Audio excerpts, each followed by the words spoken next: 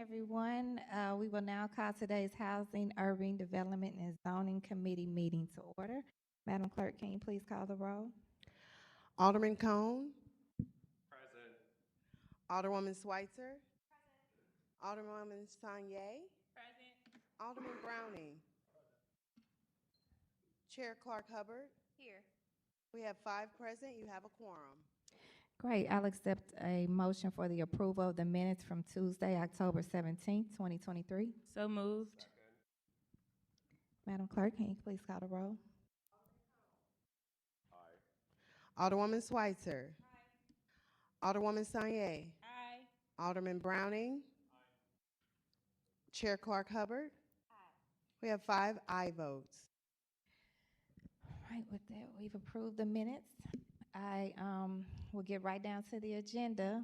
I would like to call our Madam Vice Chair, Sanye, to the podium for an introduction of her board bills. And while she does that, I just want to invite and welcome everyone into the HUD's committee meeting this morning.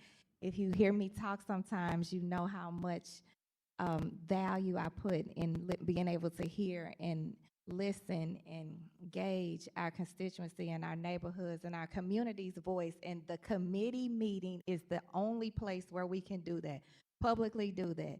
So I'm always excited to see so much engagement in our committee hearings. You can watch them more, send in comments, you can do things, but being here to actually feel the energy in the room is a totally different space to be in. So thank you all for being here this morning. We look forward to hearing from you all. And with that, Madam Vice Chair Sanye. Madam Chair, just a quick point of order. The President of the Board of Aldermen is here and should be noted for roll call purposes. Oh, So noted. I have you down. Thank you. I appreciate it. And Madam Chair,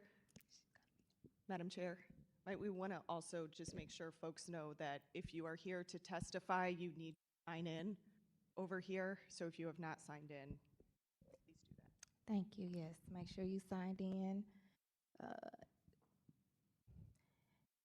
Anything? Okay, all right. Okay. Good morning, Madam Chair, members of the committee, and President Green. Firstly, I just want to thank you all for giving me the opportunity to come before you today. This isn't the first time that the Unhoused Bill of Rights has been filed. It's not the second time that the Unhoused Bill of Rights has been filed, but it is the third time. But this is the only time that it's actually gotten a hearing and gotten in front of committee. And so I think that is a great first sign. And I just want to commend you all as colleagues for really making sure that we are at least having the discussions. What's in front of us is a piece of legislation or multiple pieces of legislation. I know typically in committee hearings, we go one bill at a time, but obviously board bills 126, 127, and 128 are so tied together that we're going to kind of, have a conversation about each of them in unison. And so each of these bills are really holding up a mirror to the city. I think a lot of times we talk about poverty and we talk about it being a policy choice. And in the state of Missouri, we're usually well within our right to point to the state legislator and to point to federal legislation and lack thereof. But we would be remiss if as leaders, we didn't also look at ourselves and look at the powers that we hold as a city and as a municipality and what we're doing. And so the board bills today proposes a solution and a pathway forward to do better on some things as a city that haven't been done before some time. I also sent out to the committee a committee substitute, so I would ask permission from Madam Chair to bring that committee substitute in front of you all.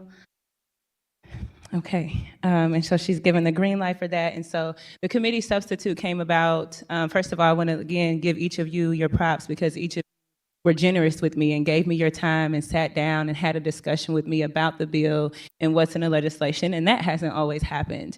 And so following those conversations with Alderwoman Schweitzer, Alderman Browning, Alderman Cone a bit, the police chief, the director of human services, the committee substitute adds to some things and took out some things to bring clarity and address some of the concerns that came up in that process. And so with that being said, I also want to thank folks who are not here, but I want to thank the police chief. I want to thank the mayor's office. I want to thank the Department of Human Services for taking the time to sit down and work with me on this legislation as well. And then I just want to, talk about the first part of this is usually when you talk about unhoused issues, a very valid point is to say, well, we need more affordable housing. And we certainly do, because we know that we're in an affordable housing crisis. And there's so many things as a city that we could be doing better to focus on our housing crisis and to focus on the unhoused. So I've asked President Green if she could speak about what are the things as a board that we are doing to address the spectrum of housing and the need of housing across the board, and what that vision and what that agenda is. So I will pass it over to her.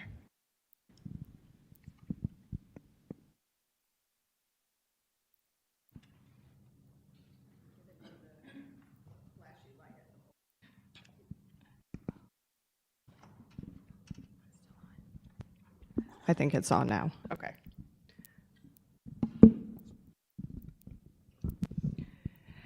So what I wanted to do, just to do a little bit of grounding before we get into the bills themselves, is talk through some of the legislation that has already passed the board, some that's been filed, and some that is going to be filed shortly, and how this fits into a larger housing strategy to make sure that every person in our community achieves housing stability.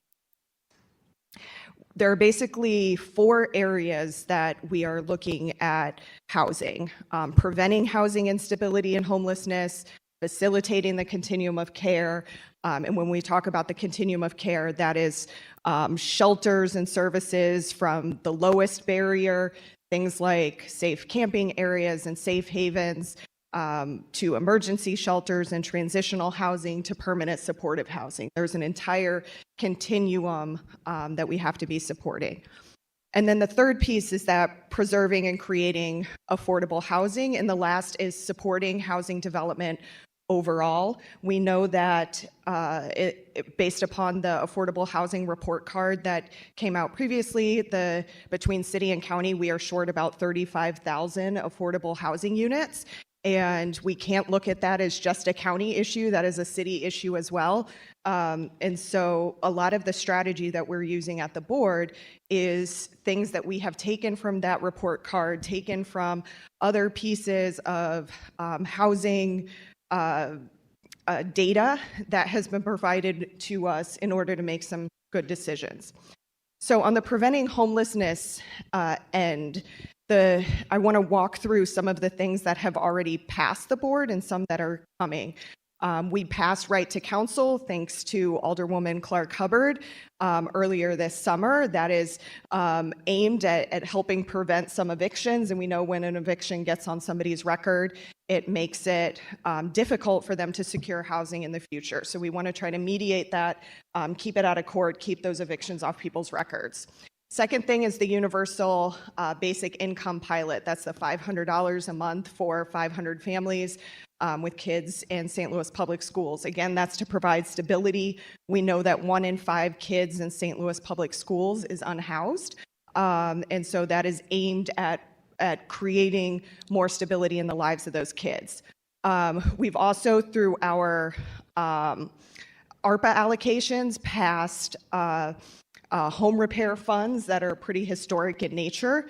The goal of those funds is to help keep people in their houses, especially older adults who have lived in their houses for a long time. They can't keep up with the maintenance costs. They might have really expensive repairs that are needed, but we want to make sure that folks can stay in those houses. Just cause for eviction. This is a trigger law bill that was just filed by Alderman Browning not too long ago, which will go in conjunction with some state level organizing around this issue to again make sure that we are very narrow in what is allowed to be used in eviction proceedings to again help keep more people in their housing. Also coming soon, hopefully within the next month, is a rental registry with an impacted tenants fund for folks who are being displaced because of inadequate housing through no fault of their own, and a tenant bill of rights to ensure that tenants who are living in unsafe conditions or uninhabitable conditions have the support and the backing that they need to get into stable housing. So then the next section is where we are today. And this is working on expanding shelter capacity and on the unhoused Bill of Rights. So after we've worked on trying to put some things in place to prevent homelessness, we are now working on putting some things in place to address those who are currently unhoused and make it easier to get them into housing.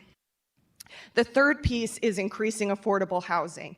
We just passed short-term rental regulations, and one of the reasons for forwarding that is this concern that short-term rentals have been taking a lot of rental property off the market. And when we take a lot of property off the market, it increases prices across the board, it decreases supply, it makes it harder to have affordable housing. So props to Alderman Narayan for getting that passed last Friday after 5 long years of working on that bill.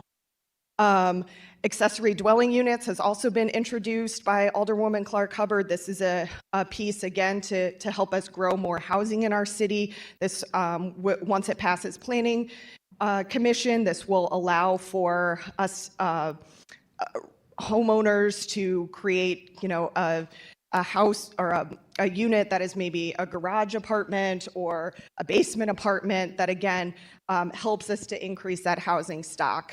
Updating of zoning processes. We just introduced a bill last week that is reallocating some ARPA dollars. And one of the things that money is going into is a comprehensive zoning plan, because we recognize a lot of our zoning policies in the city are really outdated, and they're pretty restrictive on being able to create the housing that we need for our city.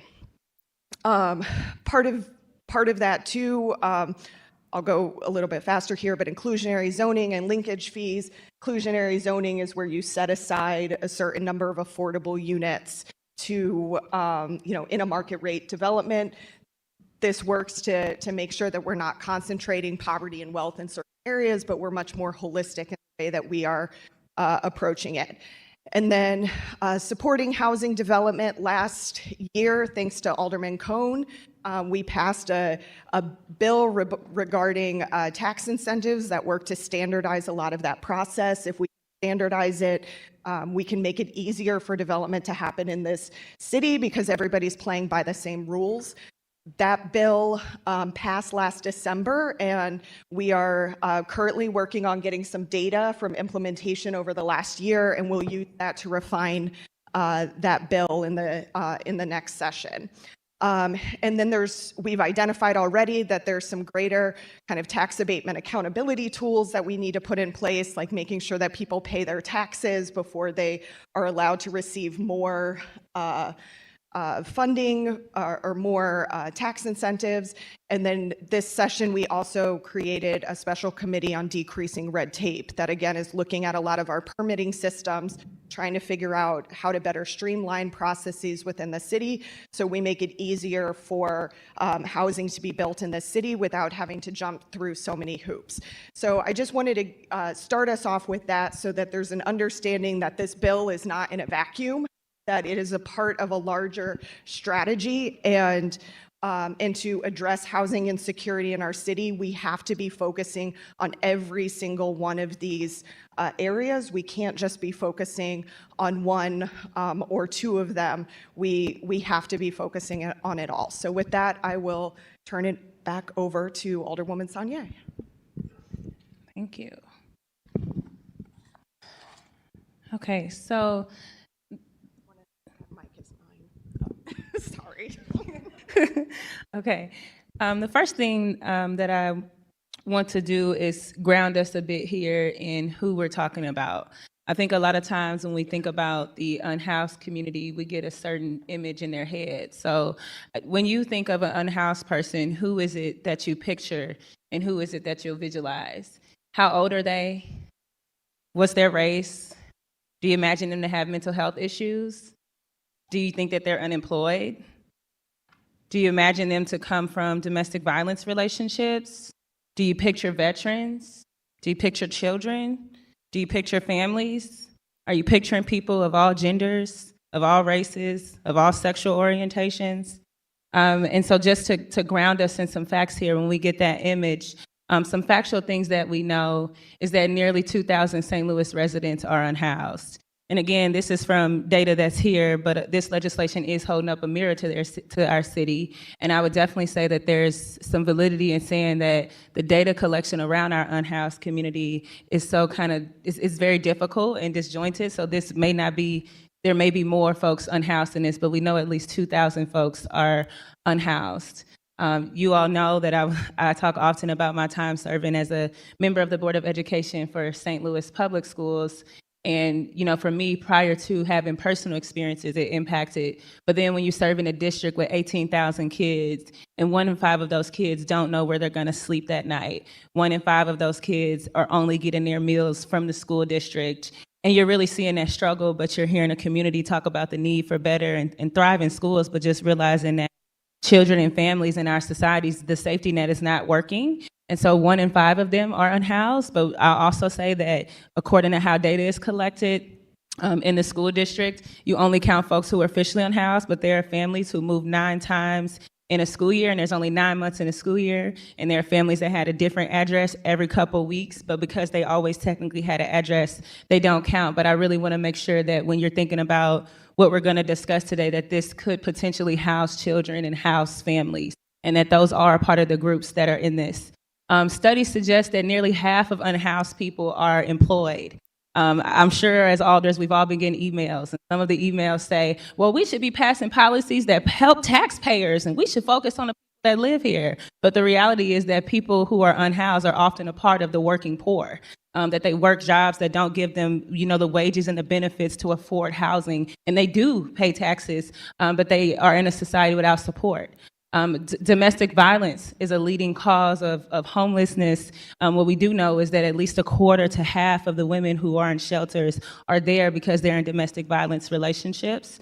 I know we all had a touching moment at a Board of Aldermen meeting recently where we passed a resolution around domestic violence, and we learned that some of our colleagues had been in those positions. And so there are people in our city, if I want to leave my abusive partner, my only option is to leave with nothing. And that's my only way. So I just want to make sure we're picturing that. And then, you know, there's some articles here because we're talking about the faces of the unhoused, but I also want to be really sensitive to not use people's vulnerabilities and struggles as a prop while we have the conversation. So this is an article that you can read, and there's plenty of articles out there that really talk about this issue, and especially a lot of them where they go talk to St. Louis Public Schools because those are a lot of the families who are hurting. Around 20% of folks who are unhoused struggle with serious mental health issues and substance use issues. Before coming to the Board of Education, my career was as a mental health advocate. And so I worked with folks in this community. And so it's a lot of situations. It doesn't always look how you look. There's chronic mental illnesses where you don't have onsets until you're in your 20s. And you just have an episode and become destabilized. And so many of those folks do have those struggles. 1 in 5 LGBTQ adults have experienced homelessness at some point in their lives, and LGBTQ youth have 120% higher risk for homelessness than non-LGBTQ youth because you would come out or you would start to have things that show, you know, where you may land on the spectrum and be possibly displaced by your family. And another fact is that at least 9% of St. Louis's homeless population are U.S. veterans. So that is not common. And then I also think it's important that while we have this conversation, we do know that this is an interconnected conversation. So when we talk about the unhoused, we are talking about a class issue, and we are talking about a race issue.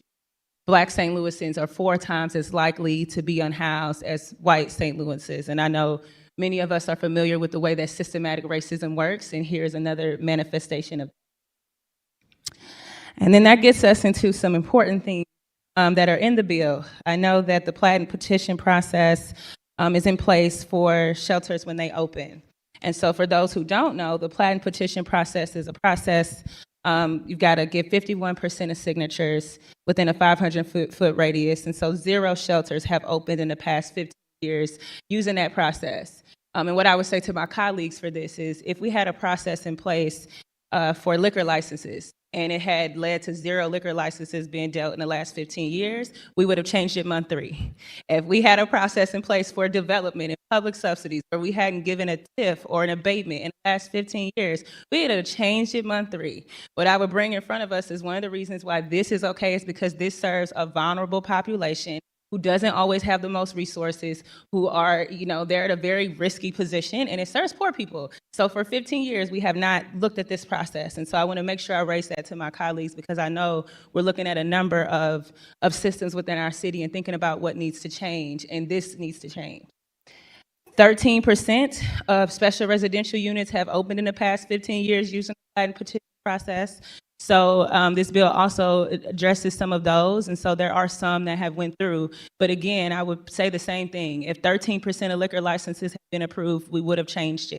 If all these other programs that are meant to be things that the city is in charge of gave out, only had 13%, we would have changed it. This is sitting stagnant for a reason, and I'm going to keep saying, because this is something that's particularly for those who are vulnerable and poor amongst us. And so taking us back to homelessness in the city of St. Louis, data shows that it's nearly increased 20% in just the last 2 years. And I know that many of us are very passionate, and we stand with unions and we stand with those who working, but we recognize this trend that right now there are workers who are being vocal because the cost of living is rising, but wages are not. And so I would really say we really need to address this issue and do whatever we can, because the data doesn't show that this population is going to increase. It shows that it's increasing. And the data doesn't show that it's going to increase because of people from other places. It's going to increase because people right here in our city are having a hard time making ends meet. People right here in our city are having a hard time getting the wages that they deserve. And again, St. Louis Public Schools is such an issue. They have an entire office called the Students in Transition Program, where they have specific staff that are dedicated to supporting unhoused students. And we know how stretched resources are in public schools. And so rather than them being able to spend these funds on other things tied to education, they're having to dedicate funds and staff capacity to just helping to stabilize children and stabilize families. But I do applaud them for doing their part, but we need to do ours. Homelessness, another thing I saw, commonly mentioned in the emails and in media is this fear of, if someone is unhoused, they're more likely to be violent, they're more likely to be a criminal, but that's actually not true. People who are unhoused are actually more likely to be victims of crimes than perpetrators of them, and particularly victim crimes. And I think that's really important as we get into some of the other things in the legislation. 4 permanent shelters have closed in St. Louis since 2013.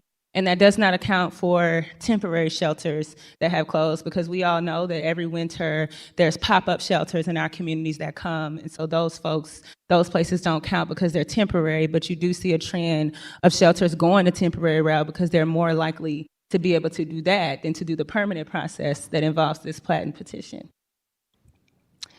I want to talk about the timeline of this bill, because some of the commentary that I see too is like, this feels rushed. This is so quick. We're in such a hurry to do this, but that's not true. The first time that any homeless Bill of Rights was introduced was in 2017, and that was by Alderwoman Green. It was also introduced again in 2019, and that was by Alderwoman Gracia. But unfortunately, at the time, we had city leaders that didn't feel like this was a priority or that it was worth a conversation, and it didn't even make it to the hearing process. And I'm gonna just call it what it is, because that's what it is.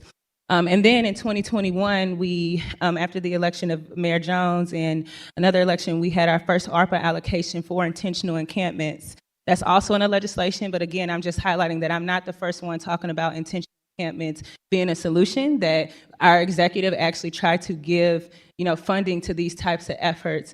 But in response to that, at the time, the previous Board of Alders put some intentional encampment bans in their wards, which kind of halted that conversation. Beginning from my time, we got elected April 18th, 2023. And then in May of 2023, a working group was comprised, because you'll notice that Board Bills 127 and Board Bills 128 are recommended by the Planning and Commission, which means that it didn't just come out of the blue air, that there was discussion. And so there was a working group that was involved in those bills, and that working group consisted of the President Board of Alderman offices, the Mayor's office, Planning and Urban Design, the Zoning Department, the Department of Human Services, and myself. And so that working group had been meeting regularly since May.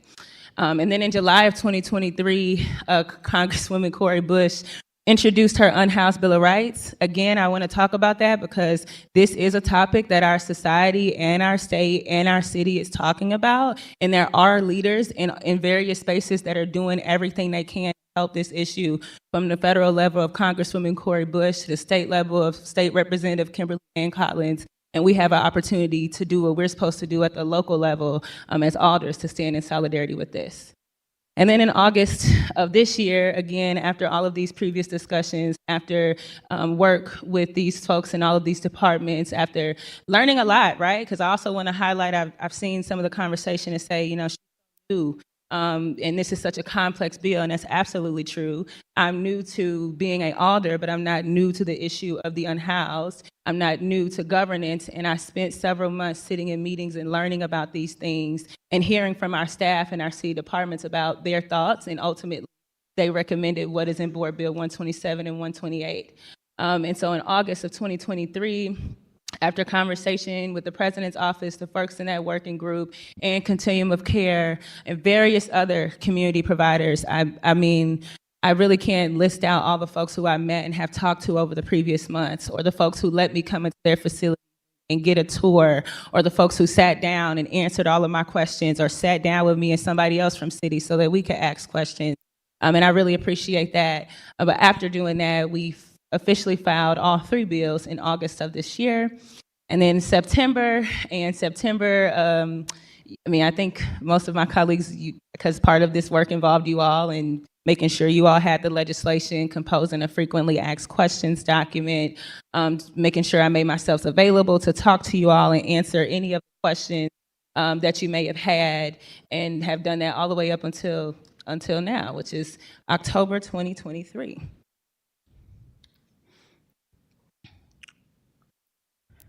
Okay, so I know that the legislation has changed since it was first emailed to you, and some of our first conversations. So first, I just want to talk about some of the changes that have happened in this bill.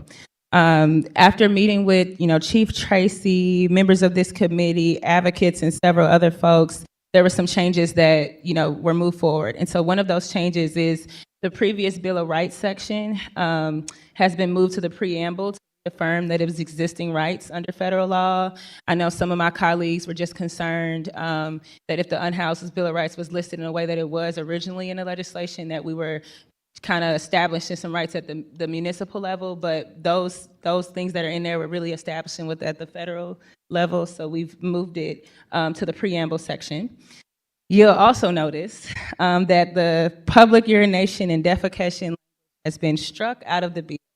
A lot of the conversation and commentary that I heard from media and from colleagues really focused on this particularly part of the bill.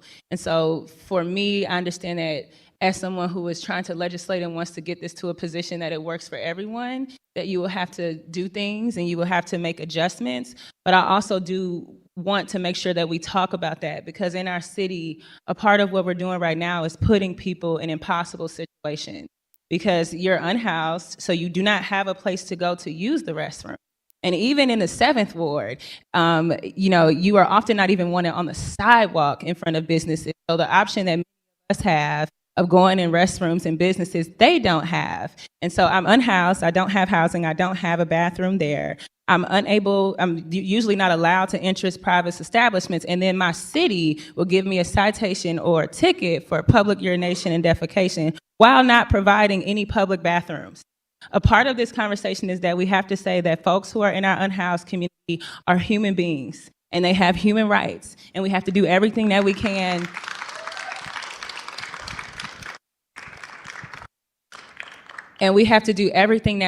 to not put them in possible situations.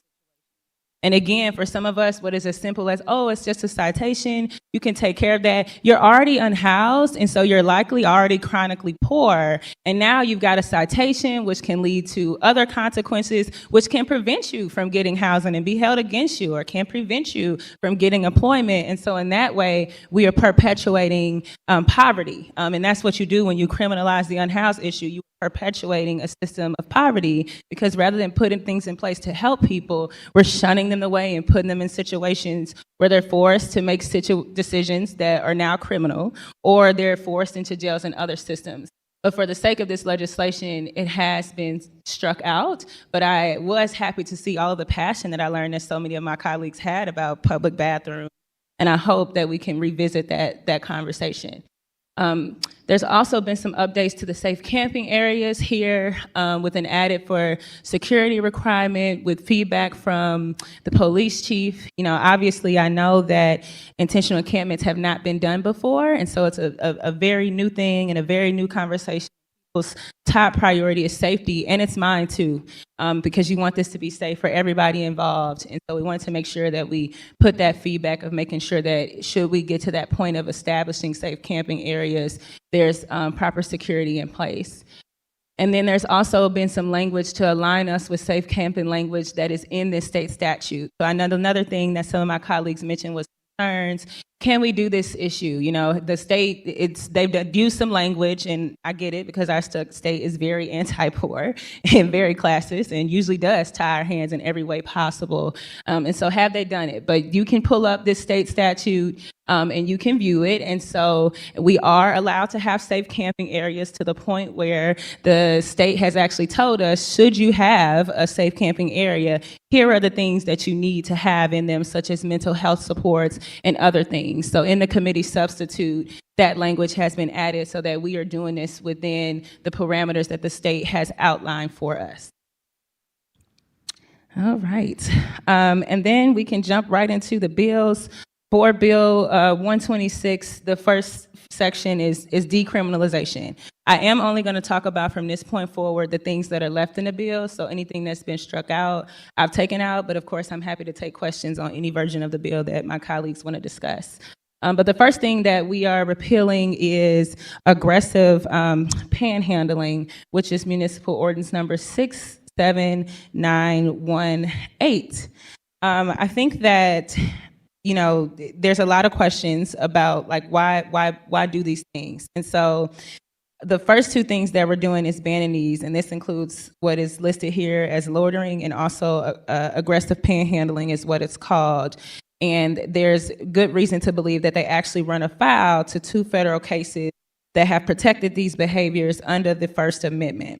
And so the first one in United States Supreme Court, Reed versus Town of Gilbert from 2015, there was basically a ruling that said, you know, they struck this down in this court as well as several other federal courts, saying that, you know, this was a violation of the First Amendment rights. And similarly for the loitering ordinance, same thing. Except that court case would have been Chicago versus Morales. And I'm happy to send my colleagues any of this. But again, the language just says, you know, it's an arbitrary restriction, it's impermissibly vague, and it's a restriction on personal liberties. And so in other words, when our laws say things like in a manner not usual for law-abiding citizens, and that we have to provide a lawful reason for using public right-of-way, these types of laws are usually found to be unconstitutional. And so by repealing these two criminal ordinances, we're trying to get ahead of potential litigation against the city, as these has held up in other federal courts. And then I skipped over, but also the other thing that is also repealed is the intentional encampment ban that I mentioned. Obviously, some of you were on the Board of Aldermen then, and after the ARPA allocation happened, some alders came out and banned the allocation, banned their wards from being considered for intentional encampment. And because of the way that ban went, it ties to every one of our wards now, and so that has to be repealed in order to get us to a point where we could have a conversation about that. And that ban was in 12 out of the 28 wards. So I also want to be clear, it's not that every single one not even half of the board at that time put their ward up for a ban, but it wasn't in 1228. And I also want to be clear that this board bill does not establish locations for intentional encampments, but instead it opens the doors for us to use the ARPA allocation that is there and to begin the citywide, engagement and conversations that we would have to have as a city and as leaders about where the place that would be to have these intentional encampments. This is sort of paving the way of saying, okay, we're getting rid of the ban on intentional encampments. We're starting to talk about and put on paper what are some of the requisites that this would have to involve, but not establishing a location on purpose, because that's definitely got to be another conversation that we have to have as a city. So I want to be clear about what the bill does and does not do. And then further, the next section in the Unhoused Bill of Rights would get us to the protections of displacement or protections for the city's unsheltered. One of the things that I really want to make sure that I'm clear to say and to put on record is that everything that I'm saying is about the people. Nothing that I'm saying is about anybody sitting in any other political seat. It's not about any other office. It has nothing to do with that. Everything that I'm saying and pointing out is about the people who were in those tents outside of City Hall, but also those 1 in 5 that are unhoused in the school district. Because I think when we start to talk about this, and I get it because the city has had a role in this, it's going to turn into this political fighting of who did this and who did that. I really don't care about who did what or why we did it. I just care about us doing things differently. I don't care about who the blame goes on or who's responsible for what. I just want us to move forward. So I want to be clear that that's what it is, because that has happened a lot. And what this is about is now that we are all city, we have to be accountable for what we're doing. And when you are going into these unintentional encampments and breaking up communities, just as we have policies and processes that guide us for everything else, we should have a policy and a process that guides us for this. It's good for everyone involved. It really is. It's good for the unhoused. It's good for the community. It's good for us because we all know that this is a process and this is a procedure in place. So that's at the heart of this. Just like if you get evicted out of a home or displaced from your community, there's a policy and a process in place here. There's a policy and process here. And I will also say that we have a responsibility to put a policy in place because we know that we don't have shelter capacity. We know that there's often no beds available. We know that there are no encampments, so we are short on places for the unhoused to go. And so the least we could do is be clear of when they form communities amongst themselves, when we have to go and break that up, this is how we will do that. And we have taken serious time from unhoused members themselves, from unhoused providers, from city departments to look at how are the ways that these are handled now, and how does it need better? How can we still treat people, again, like human beings, even when these things are taking place? So some of the things that are in there is a 30-day requirement of notice. And I know that have gotten questions from a lot of my colleagues too.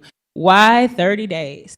A lot of what came from unhoused providers and folks in the continuum of care who do those works now is they say, hey, when you guys as a city go and break up the encampments, because you're sometimes doing them without us knowing or having any notification, you're not giving us time to go in and get people connected to what is available. We need time to build relationships with the people who are in that community. We need time to do intake. We need time to do assessments. We need time to do evaluations. We need time to gather resources, in 2 or 3 days or 4 days is not enough. The day of is not enough. We really need time. And so what this requires is a 30-day notice that would have to be put up around that encampment to let folks know, hey, 30 days before this will be decommissioned. And then at that time, the Department of Human Services and other providers will begin to start that work of getting folks connected to resources. I know we've had some instances too our city where we needed to do immediate removal because of natural disasters and things like that. And so there is a 48-hour emergency clause as well. So if there's an emergency that is a natural disaster or non-man-made or violent, a threat of violence has happened or something like that, you can enact that emergency and do it within 48 hours. It also defines the role that law enforcement would have in the process, which most of this work would be up to the Department of Human Services, and it would be up to the city of whether or not they wanted to add law enforcement that process at the end. And again, I want to be clear, I'm talking about right now what we would do for unintentional encampment. So like for what's right next to us, next door at the civil court case building, if that somewhere like that or any other place for something like that, then this would be the process, and it'll be different for intentional ones, obviously. And then we do establish safe camping areas in the last section of the bill. And so I know that this is something that the city of St. Louis doesn't have, but it is something that other cities have, and it is a model.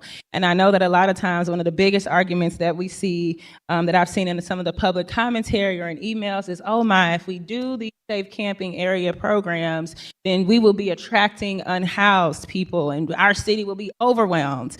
And that is so interesting to me because that actually sounds like a Republican talking point where you say, well, I don't want to give people food stamps because then people will get a dependency on food stamps. I don't want to give people student loan forgiveness because then they won't go back and do their work.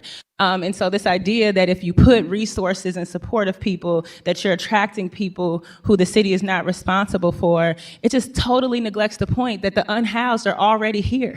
We're not, creating a problem. We're putting solutions in place for things that are already here. There's not a single part of our city that doesn't have member of the unhoused. Now, what we don't have is spaces for them to go. So they are in parks, at the civil court case building, they are in abandoned homes, right? These are the places they are because we are short on places for them to go. And so this really says, as long as we don't create places for the unhoused to go, they will create it for themselves because they are human beings that have no choice but to exist. And if we don't have the right processes in place as a city to put support in place and put regulations and processes in place, then it will always be disruptive because that would have been the situation that we have forced them into. Okay. Board Bill 127. Again, this gets us into reducing the barriers to open shelters.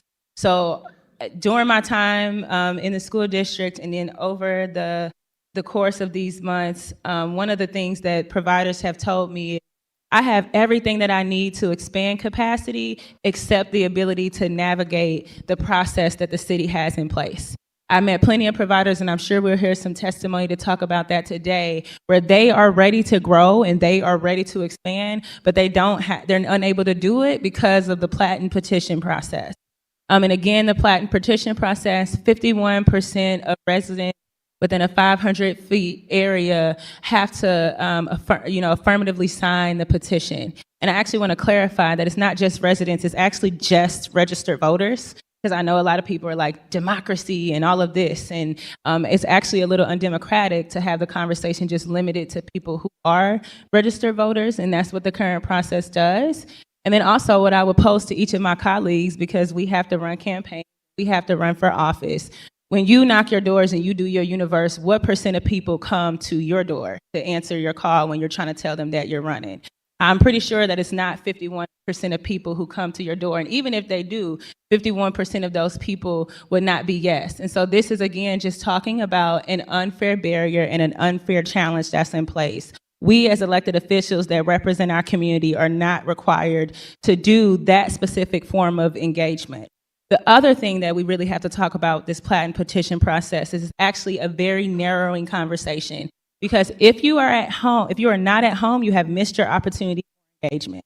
If you are not within a 500 feet radius, you're not required to be engaged with. And we know that these facilities have much greater impact than just 500 feet. The other thing, again, that I'm charging us to say as city leaders, and I feel very boldly and strongly, is that it's very important when we talk about these facilities that we desperately need, that are so critically short, that we're requiring people to have a conversation. It is so easy to just check a yes or no box. What would be more conclusive to all parties involved is to go to what this bill proposes, which is a conditional use permit, and to create a conversation. There is a CC house that is in the 7th Ward, and one of the requirements that they have is that they have to go to the neighborhood meeting every month.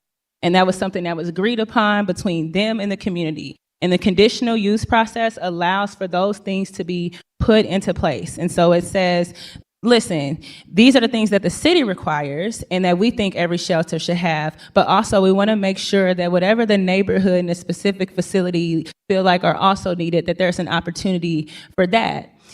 The other thing that I'm going to say over and over again is, again, 0% of shelters successfully opened in this process for the last 15 years. And so I think this means we are obligated. We have a responsibility to change this. And so in the event that we get to the point where we're having conversations and you're saying, no, this isn't it, I would challenge you to give me a solution, because this is not a solution. This is not working. So we have to do something different that works. Okay. And then Board Bill 128, which is the zoning special residential use. It updates the zoning code to categorize homeless shelters as special residential uses.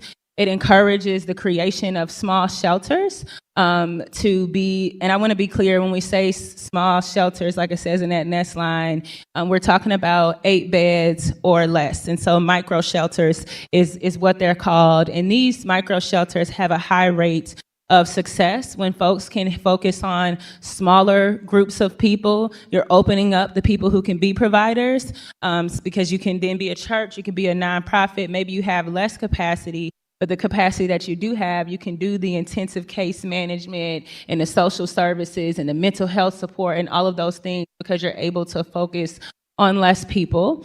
And the other goal of this is to deconcentrate poverty. Again, this is a conversation we're having as a city, and I know that we hear our colleagues often, rightfully so, talk about how we have concentrated specific resources in specific areas. And so right now, shelters are majority in North St. Louis, or they're majority downtown. And I think that's important to highlight, especially because, like I said, we're going to get to this conversation about where do we put resources. And what I hope that we'll do is we'll take a look at our city and we do our best to spread them out amongst each other so that they're not cluttered or concentrated in one place.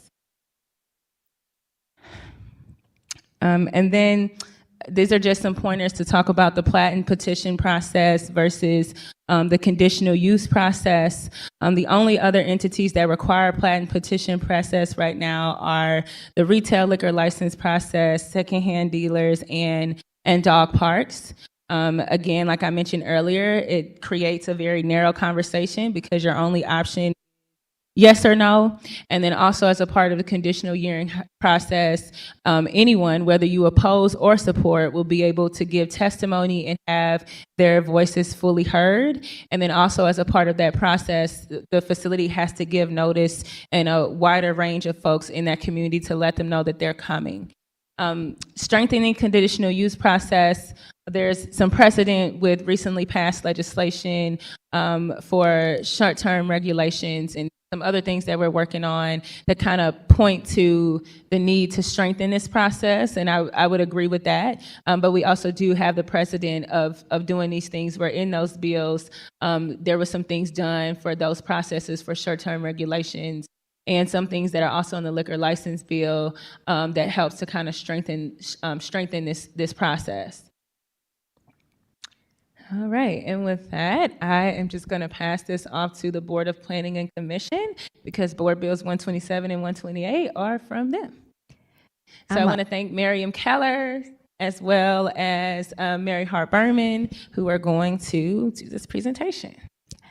And before we go into that, I do want to make a few points that I know normally we would have broken these bills down individually, but since the sponsor has not asked or called for a vote today and has asked that we intentionally go ahead and talk about all of them, and you all are able to receive this presentation on all of them, I want to make sure that when you come up to speak, if you want to, make sure you clarify which bill that you are speaking in support or non-support of when you come up and speak. But now we'll receive the presentation from our Planning Commission and Zoning Department. Planning Departments and Zoning Department.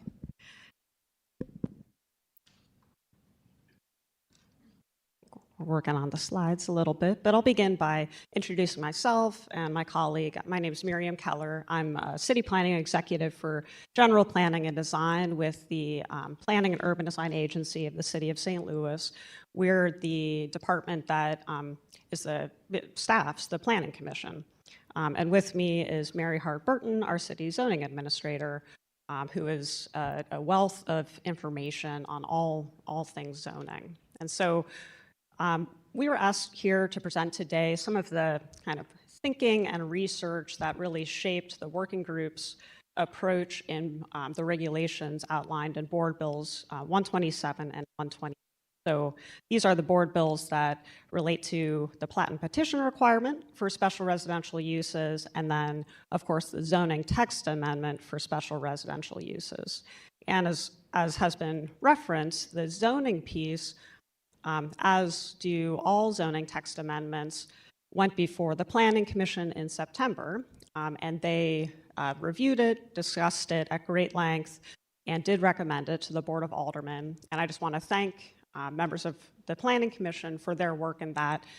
Many of our members are citizen volunteers who are very generous with their time, and we had a really great discussion.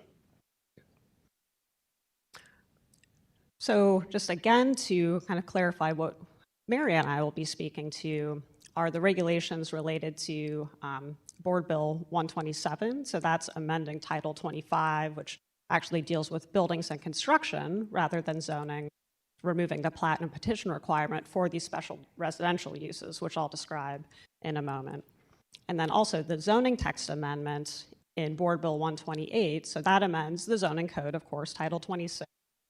By creating actually a new chapter, clarifying and updating zoning regulations for special residential uses, and these were reviewed and initiated by the Planning Commission in September. So I'll begin by answering the question, what is this term, special residential use? It's a term in our code that describes a range of sort of unique options for community members who find themselves inadequately served by other types of housing. So this is inclusive of shelters, but actually goes beyond that. It includes boarding houses, dormitories, group homes, transitional housing, and so on, as you can see on the slide. And I think a distinguishing characteristic is that all of these special residential uses often combine housing with social services or some other form of support for residents of these properties. Here was something that we shared with the Planning Commission, but I think the Alderwoman really shared in greater depth than what's here on the slide about why special residential uses play a valuable role in our community. I think the only thing I'll add is that access to housing and emergency shelter for people experiencing homelessness or housing insecurity also really does provide relief from extreme weather. And so, this is, of course, cold in the winter months, but also extreme heat, which St. Louis is seeing more and more of, unfortunately, and can cause or seriously contribute to major health risks.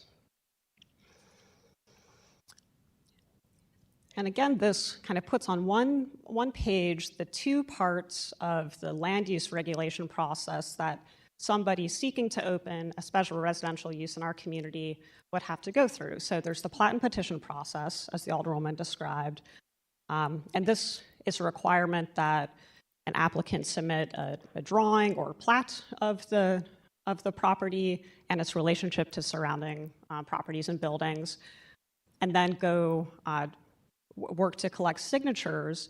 And I do want to specify that those are signatures just from property owners and or registered voters in this radius.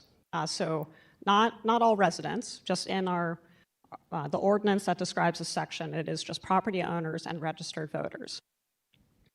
So that's the first step, and assuming somebody can make it through that, the next step would be to submit an occupancy permit and go through the zoning approvals process. Most special residential uses in our code currently actually are permitted as conditional uses, which means that they have to go to a conditional use hearing. We'll describe that process in a little bit more detail in a moment. But in our current zoning code, the definitions of special residential uses are pretty unclear and inconsistent, and there aren't clear requirements for what a conditional use would be, what requirements that conditional use would have to meet in order to be approved or considered as appropriate for a given location. So that's most special residential uses, but shelters in our code currently are actually not allowed in any zoning district. And so what that means is you apply for an occupancy permit and it is denied, and then you're sent to the Board of Adjustment that could either grant a variance from our zoning code or not.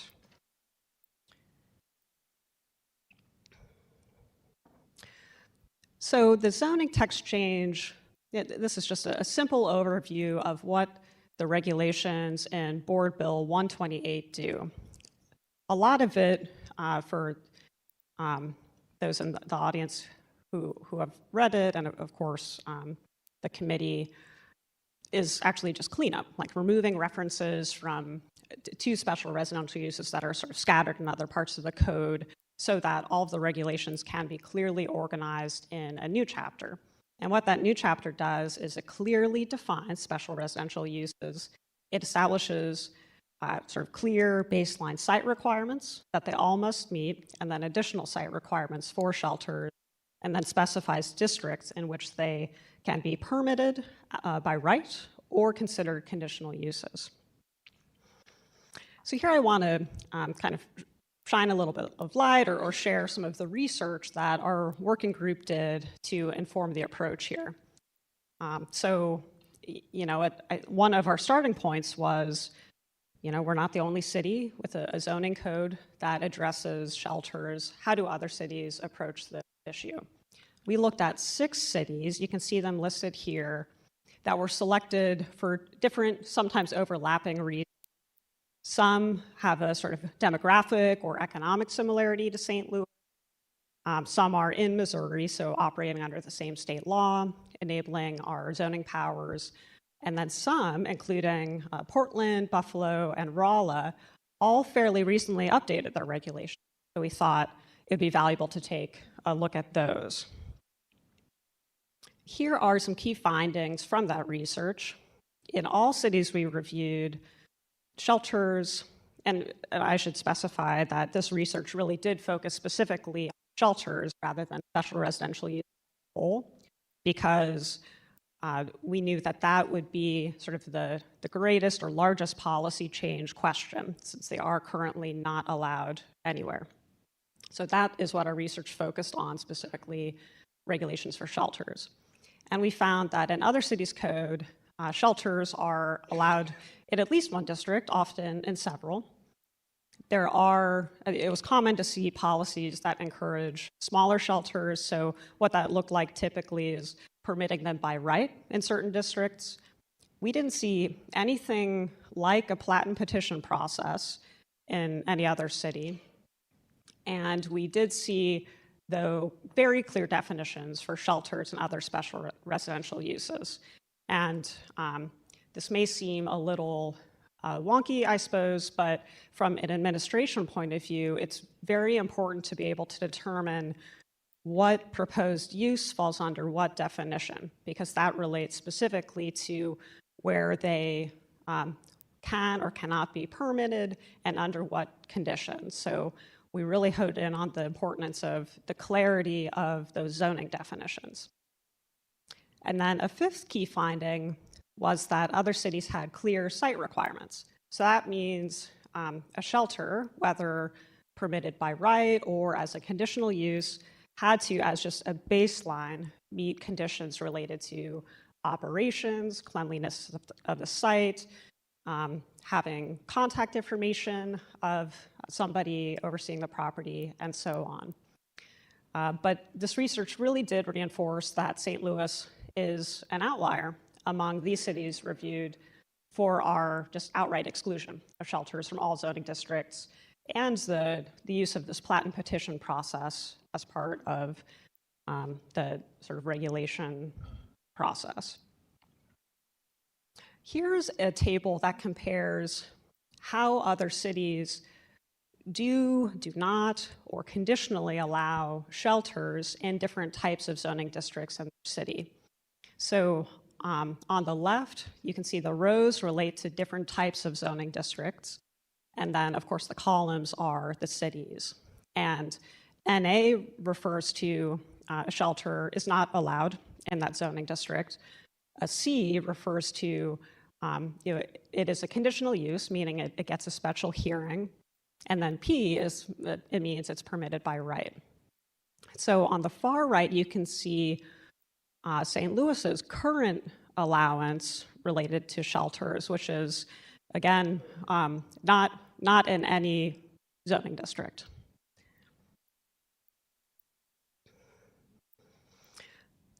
So here I'm going to walk through the zoning text amendment in a little bit more detail to expand on the overview I provided earlier. First, with the definitions, I have provided them here in their kind of complete form, but I'm not going to read them through. What I do want to emphasize is that our working group really iteratively, many times worked through these definitions to make sure that any proposed special residential use would very clearly fall into particular categories, and to make sure that we had definitions that reflect the whole range of types of uses that serve those currently inadequately served by other types of housing. And specifically here, too, you can see actually two types of shelter definitions that are proposed. So congregate shelter, which I suppose it's in the name, but refers to sort of a congregate sleeping or shelter space, but also a single room occupancy shelter, which is a sort of a different and perhaps emerging type of shelter that provides a more private sleeping areas for people being served in shelter. The second piece of the recommended zoning regulations is these site requirements. And there are two kinds. This first kind are site requirements that relate to all special residential uses, so shelters, transitional housing, boarding homes, rooming houses, all of those would have to meet all of these site requirements.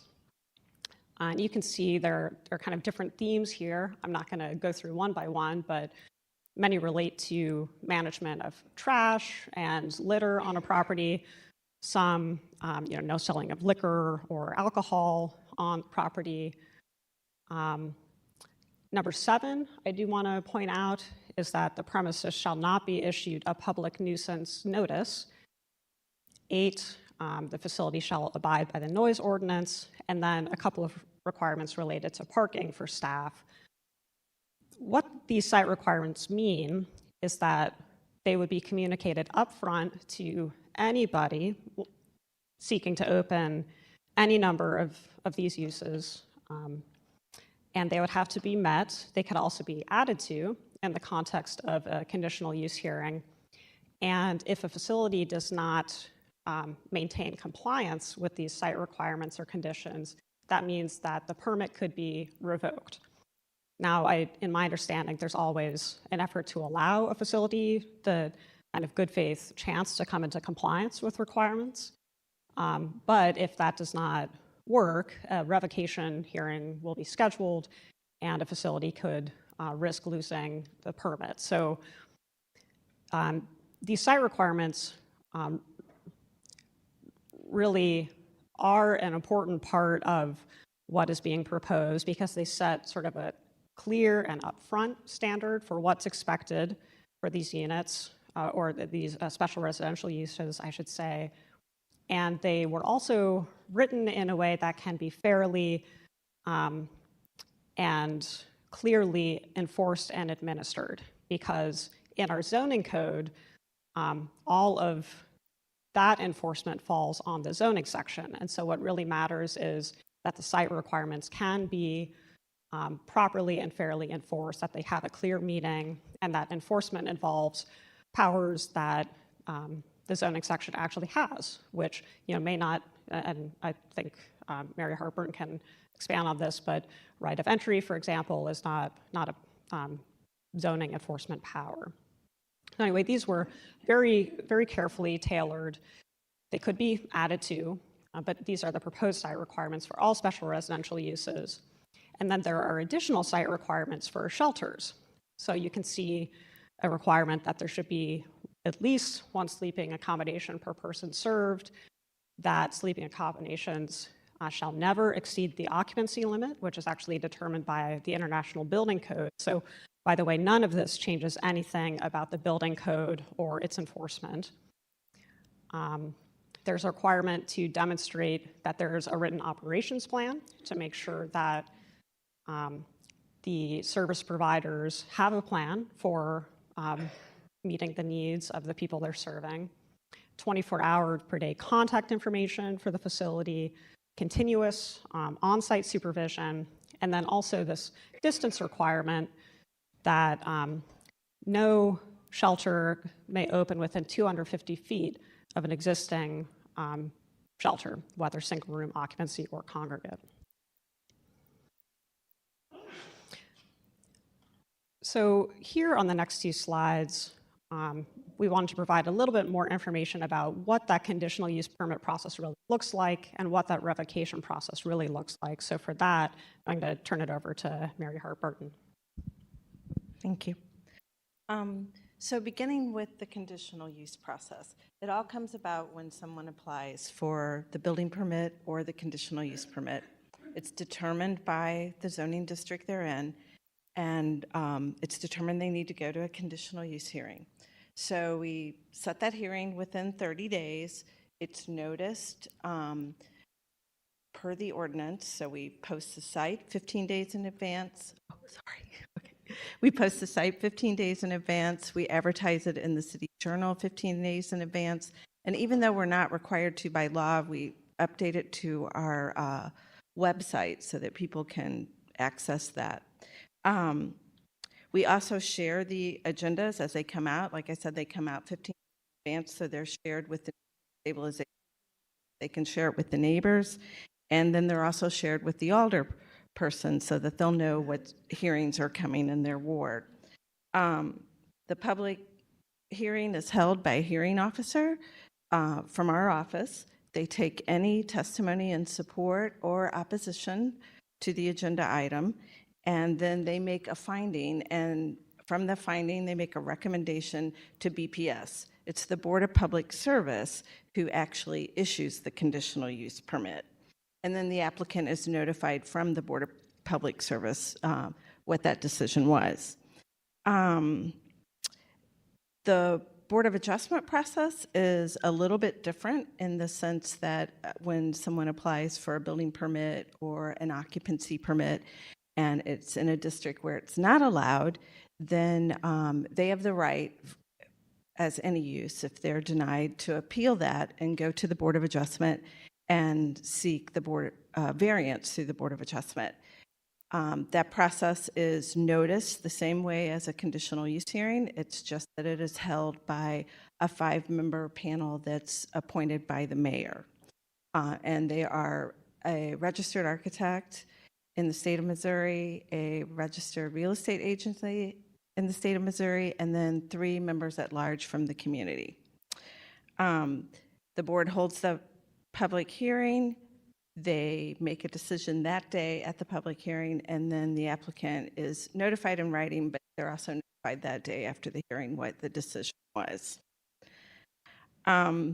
So then that's how the permits gets issued. Now we can talk about the revocation process. The revocation process is a little bit different for the conditional use permit versus the variance, but there is a revocation process for both. It starts with a complaint being received. We receive complaints a number of ways. We'll take telephone calls or emails directly to our office. We'll sometimes receive them through the Citizen Service Bureau. And then we also, on our website, we just have a general zoning website that you can respond to for general questions, and we'll sometimes receive those complaints in that general question. We have a staff member also in our office that works with the Problem Properties Department. So sometimes we will find out that people are in violation of their conditions through the Problem Properties process. Immediately when we're notified, we determine if it was a conditional use or a variance that was issued. Then we send a staff person out, they do an investigation. At that investigation, they always try to make an effort to take with them a copy of what was issued, either the conditional use or the variance, and have some communication with that business owner or property owner, whoever is being investigated, about, the conditions. Are you aware? Sometimes there's a manager that maybe isn't aware of the conditions, but the business owner is. So we do try to have some communication with them. If we find there are violations and it's a conditional use, then we present that information along with the investigation and any pictures or supporting evidence to BPS, because they are the ones that issue the conditional use permit. So BPS is the one that will hold the revocation hearing. Right away, we work really well with BPS. Right away, they will schedule that hearing, and then once the hearing is done, the applicant is again notified by them. If it's determined that there's a variance that they are not meeting the conditions of, again, we do the investigation, we communicate with the business owner, property owner, and then within 30 days, we set them for a hearing before the Board of Adjustment for the revocation. And then the board will either make the decision to revoke the permit, or the hopeful outcome is that by the time they come to their hearing, they have come into compliance with those conditions, because the board is not really in the business of shutting businesses down. What they want is they want to make sure that businesses or institutions abide by their conditions so that everybody can exist in the same place. Next. Great. Yeah, thank you. So kind of now that we've described the conditional use permit process, kind of in comparison to the plat and petition process, just want to expand a little bit on, I think, some of the kind of what can be gained by changing to a different process. I think we have mentioned that plat and petition really is an odd tool. Other cities don't use it, but that in and of itself is not a reason to change. I also wanted to highlight some of the working group's other thinking, which relate to points 2 and 3. So the second point is that the conditional use permit process really creates a venue, or ensures that there is a venue where more voices can be heard in the process. Like I mentioned, plat and petition really is just property owners and registered voters who are even asked. So renters who are not registered voters are not asked in that process, but very much would be welcome in a conditional use hearing.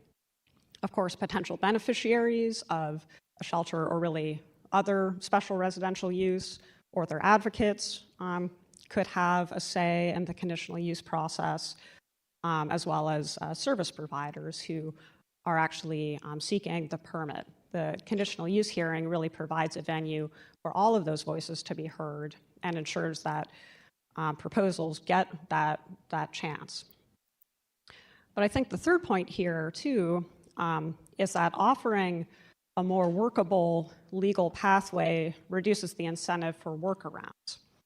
So while this is really hard to kind of put our finger on from a data perspective, it is very possible that a provider seeking to open a special residential use or shelter learns about the plat and petition process and just sees, like, hey, this is a non-starter, and may try to open under the auspices of some other type of land use definition in our zoning code that doesn't have kind of the same challenges associated with it. And what you lose in that process is those clear site requirements that are proposed as part of this bill, which can be effectively enforced and communicated. So somebody opening, I'm not even sure what these could be. It could be, a hotel or some other sort of use, but really with plans to operate, providing this type of special residential use, would not have to demonstrate how they meet these requirements, and then we would be left without those site requirements, which can be effectively enforced. So just wanted to add kind of a little bit more of the working group's thinking that formed this thought, though to clarify the Planning Commission's recommendation related just to Board Bill 128, the zoning piece. So the third piece of the zoning bill is this use table. So what you see here are all of the special residential uses now defined or proposed to be defined in our zoning code. And then each column represents a different type of zoning district that we have in our city. And C refers to where these uses could be allowed as conditional uses, and P, where they could be allowed to be permitted by right.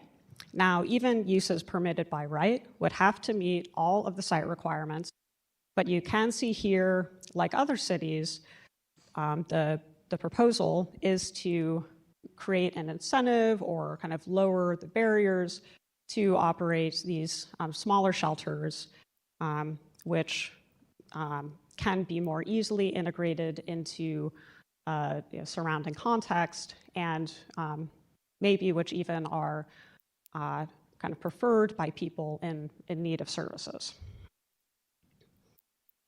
Here for reference is our zoning map. So now you can see how each of those letters relates to different locations on the map. I do want to speak to the A and B districts. These are our sort of lower density zoning districts in the city. And you can see here that that the proposed use table allows for these uses as conditional uses, and I want to explain why. I think the map really drives this point home that A and B districts really cover an incredible amount of our city, as much as really 50% of all zoned land in the city.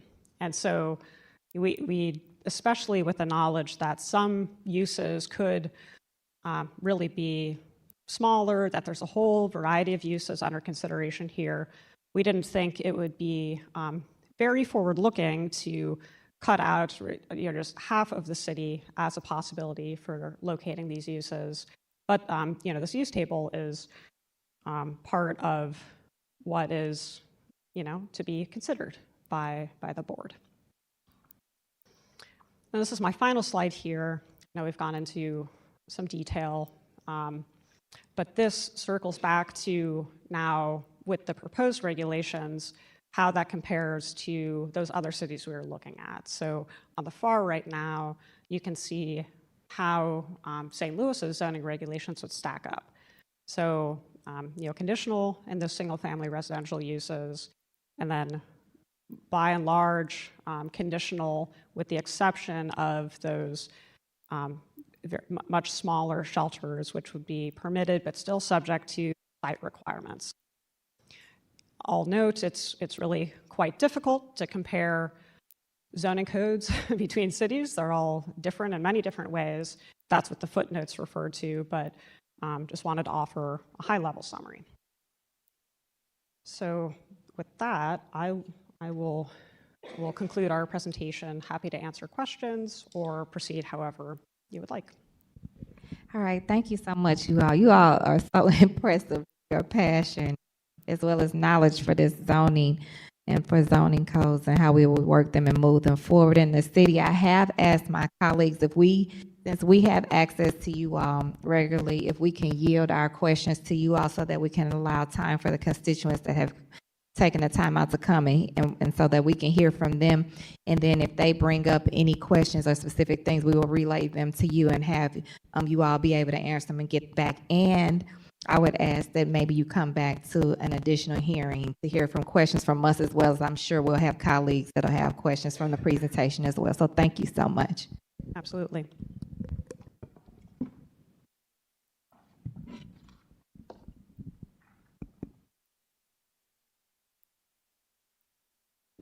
Okay, Madam Clerk, we can begin with the speaker list when you get a chance.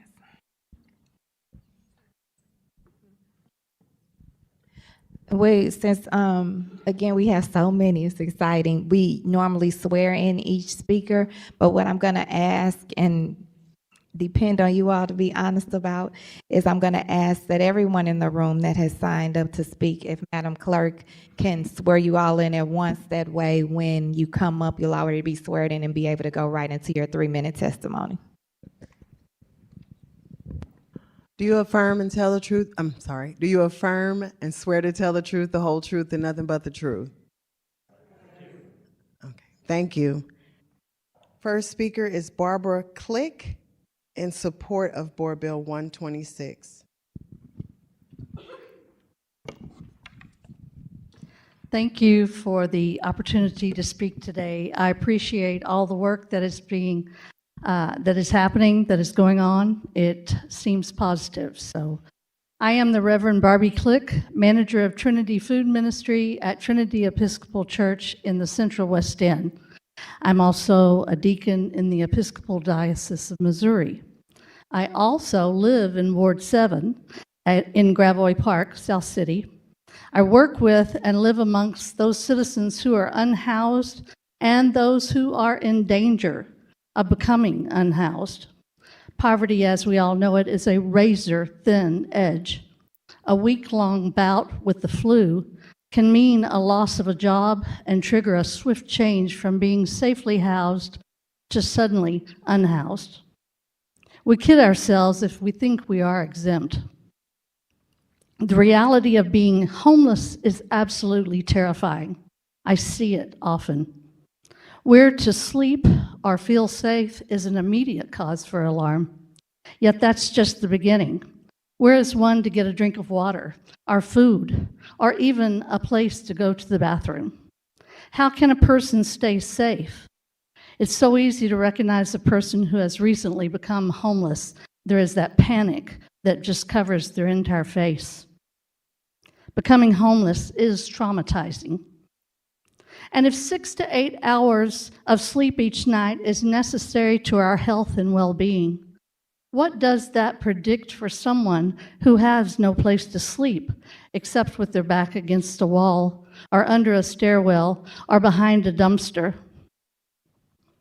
The reality is that the current system as it exists is a failure. Those shelters that have opened are inadequate. This process needs an overhaul. It also needs compassion. As we saw today, there are more than 1,500 unhoused people existing, not living, existing in our area. The need for this overhaul is immediate, and it's vital to saving lives.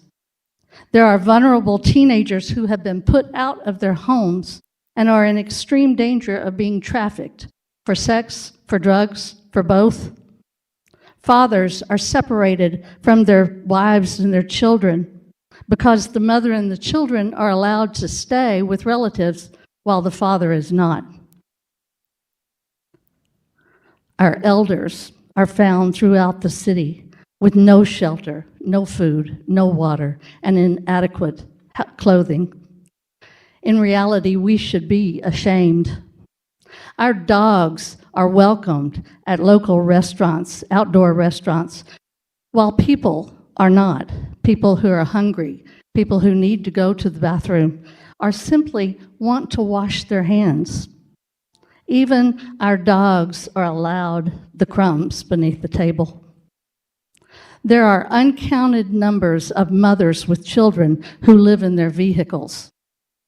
And as we saw earlier, 20% of our St. Louis public school students are experiencing homelessness right now. How can a child succeed in school when the basic human needs of security, safety, water, food, warmth, and rest I'm are sorry, not Ms. met? Click. Yes. Your time is up. Oh, dear. Okay, there was no notice of how long that time was. There'll be I- a 3-minute speech. Okay, Each thank you person very will have much. 3 minutes. I had 4. I'm sorry. Okay, thank you. Donna Agay, might be saying it wrong. I just want to also note that if you send your entire testimony, ma'am, you can email it to the clerk and it'll be entered into the written comments. My name is Donna Aga, Ward 5. I'm the president of the Southampton Neighborhood Association. And unfortunately, I'm standing before you in spite of all of the compassion that I have for homeless, saying that I object to one section of Board Bill 126. I know it's hard to believe looking at me now, but I used to do overnight backpack. I used to do several nights in a row. I've been caught in storms, flash floods, and living in a tent that's portable, which is what most of our homeless people are doing, is not something I wish on any human. Why I took it on as a hobby still escapes me. So we have to do better than that. That has to be a policy of this city, that we have to provide at least a roof and protection from wind and rain and storms, emergency weather. What do you do in a tent if you have a tornado warning? We just send a bunch of buses out there and take them somewhere else? If we have extreme heat, extreme cold, I mean, we're approaching winter. A tent is not very much protection. So I have to say, do better on a policy. If you need to raise money, ask us for money, not property tax. Ask for donations. Ask for some way to help the city's homeless that's better than this. And when we're sitting on top of RAM settlement money, I'm really struggling with figuring out how a tent encampment can be safe. I'm sorry. I just can't figure it out. And I haven't heard anything so far that tells me that's the dignity we want for our humans who exist in our city. It's not very dignified. And it's pretty scary to be out in a tent in a thunderstorm with lightning. If you've never experienced it, I suggest that you try it. It really will change your mind about tent encampments. So, now I had other stuff for Board Bill 127 and 128. Do I go on to those or do I come back? You can proceed. Go forward. 128, I just wanted to point out that I didn't find this. It's just a minor, well, it's not a minor point. From the plat and petition, we removed the building commissioner's ability to confidentially okay domestic abuse shelters and emergency shelters, and I didn't see it put back in.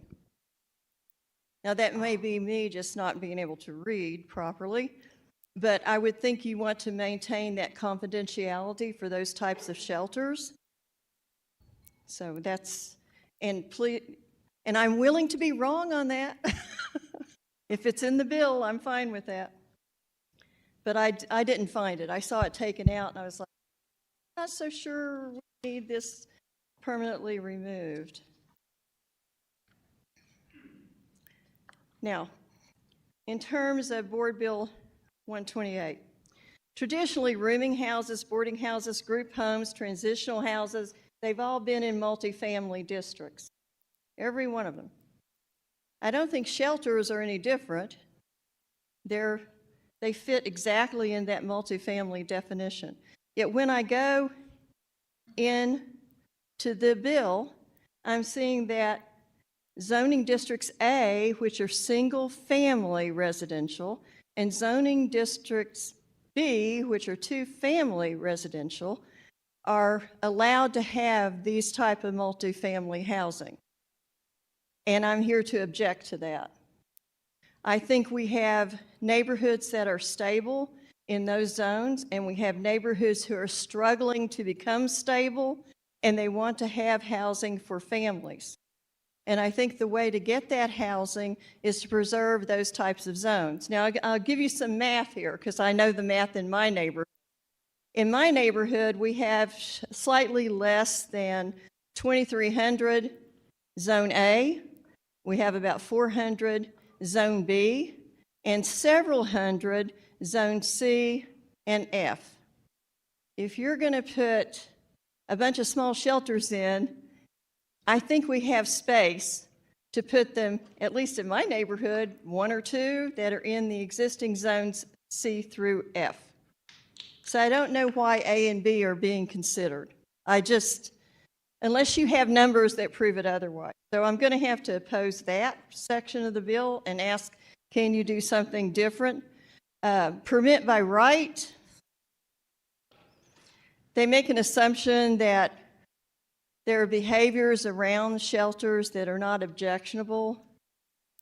That's your time, Ms. See, Aga. done. You want me to stop? Yes, ma'am. All right, I'm done. Thank you so much. I appreciate the opportunity. From this moment on, we're going to just cover 3 minutes per person on each bill. So, yes. So I have Les Fields.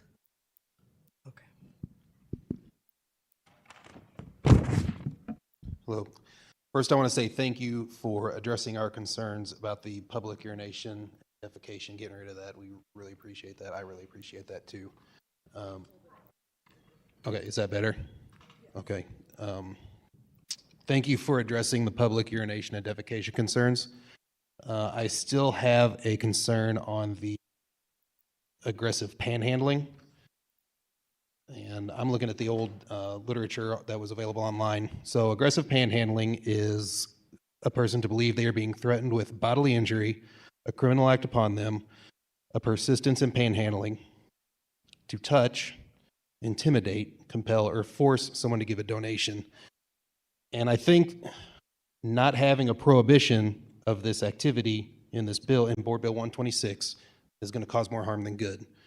Because say, I live in Soulard, I live on the 800 block of Allen, gas station a block away. I get panhandled every other day or more. Someone comes up to me now, you know, if they're asking for money, no, okay, go on their way. But if it's not prohibited, if someone comes up, gets aggressive, touches me, compels me, blocks me, gets my money, I'm calling the police. I'm going to ask for a charge of assault, a charge of robbery, you know, where before a police officer could write them a citation for a municipal order of, you know, against aggressive panhandling. If you get rid of that, I think it's going to hurt the people that it's supposed to help, because now the police have to escalate it to assault, to robbery, and now that person's going to jail. So I just wanted to voice my concern on that. Everything else, 126, I support everything else. I just wanted to bring up my concern on that one point. Thank you.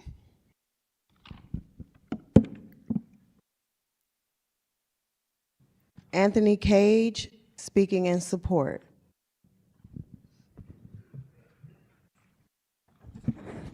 How everybody doing? My name is Anthony Cage. I live in Ward 12, and I am a registered St. Louis voter. And I just want to say about Board 126, I just want to first thank Ms. Sonia for bringing it to the light, whether people got oppositions or how it got presented or what's in it. That's another thing that they could work on. But just the fact that she brought it up here and we talking about it is a step moving forward. So I want to congratulate you, and I appreciate what you're trying to do. I know some people may not agree with everything that she got in there, but what we have to do is make sure, I know my job when I'm out there is to make sure that they have a voice that speaks up for them and stand for what they believe in. And some of the things that I just saw really don't address nothing that will help these people, the unhoused, try to get better. especially when we know it. We got some of these people out here. I've been doing this for years. We got some people that's been out there for years. And the main thing you have to do is have people that know them. Don't have people addressing an unhoused issue that don't give a damn about them. Because we got people that you got out there that's supposed to be addressing them or helping them and don't care nothing about them. So we don't need them on board with this particular bill. We want people that's going to support them, that's going to try to help them for real and mean it and can it just as much as we are. And so what I saw out there the other night, that night when they was moving them people up out of there, that's just like somebody taking one of us and taking our whole house and everything we own and throwing it in the dumpster, say, get out our hood, get out our neighborhood, and we don't want you here, and take everything with it and throw it away. Now you got to start from scratch. That's the same thing y'all do. When you do them people like that, that's all they got. That's in them tents, that's all they got. The pictures of their loved ones, whatever. And some of them may have mental health, the drug addiction problem. That's another issue that we have to address and work on. But just to throw them away, they humans. They humans. We care about them. I care about them. I tell them I love them. I don't even know them.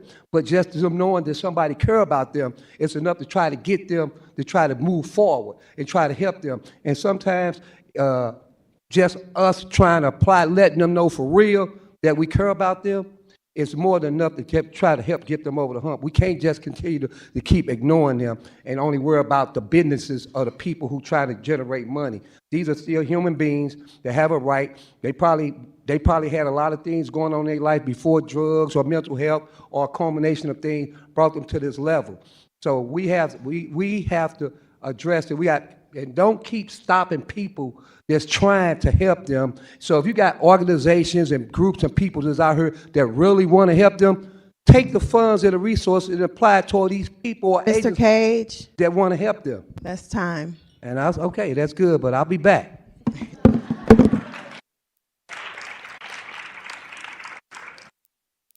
Matt O'Leary in opposition.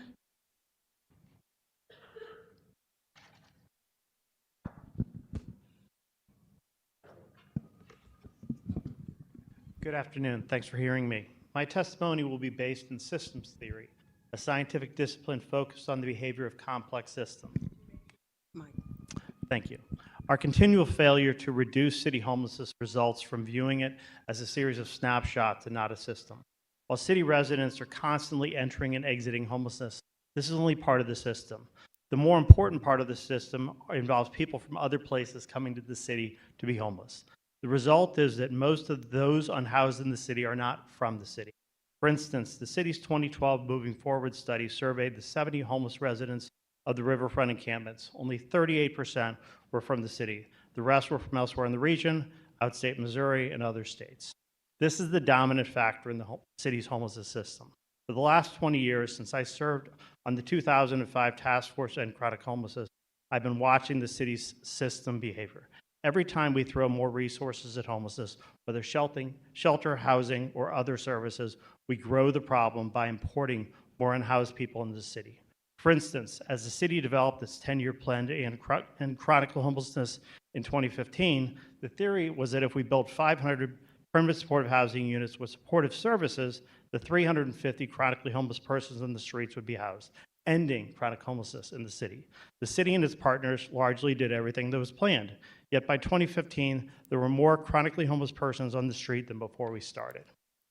Also, in the last 5 years, I have watched encampments increasingly being established and promoted as tools to reduce homelessness. Instead, the homeless population in these encampments and the city generally has soared, resulting in the sense of crisis driving these board bills. So why aren't these policies working? The answer is a systems trap called policy resistance. You know a system is in policy resistance when the harder it works to solve the problem, the worse the problem gets.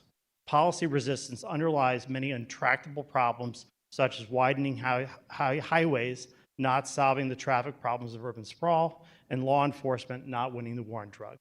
Policy resistance was also, in the Iraq War, the culprit in the failed policies to end the Sunni insurgency. It took the US military years to realize it couldn't kill its way out of the problem. Instead, every time it tried, it induced more Sunni insurgency.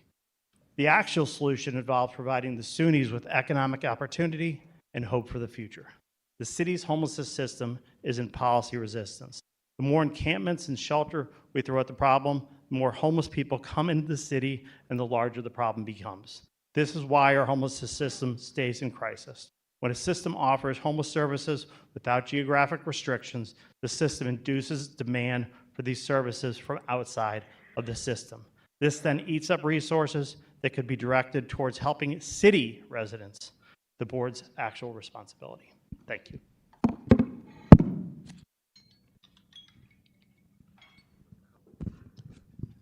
Virginia Shelton in support.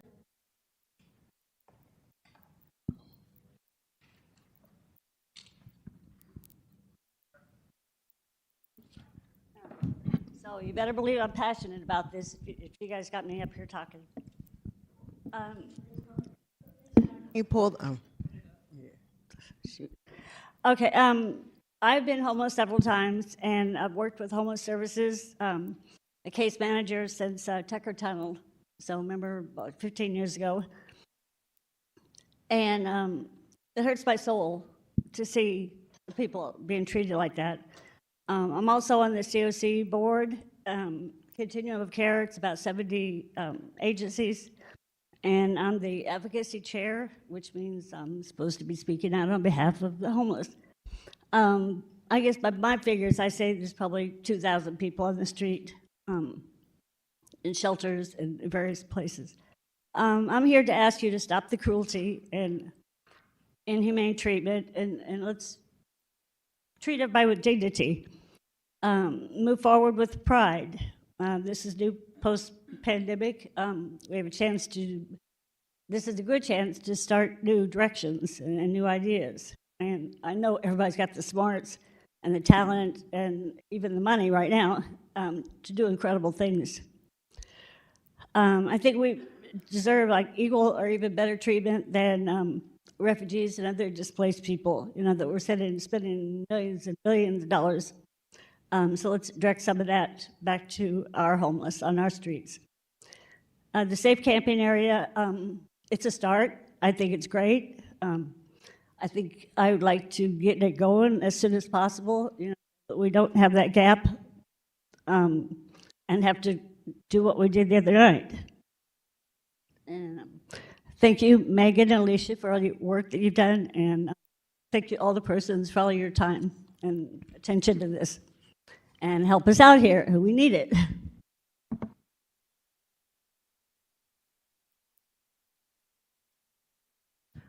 Bill Shelton in opposition.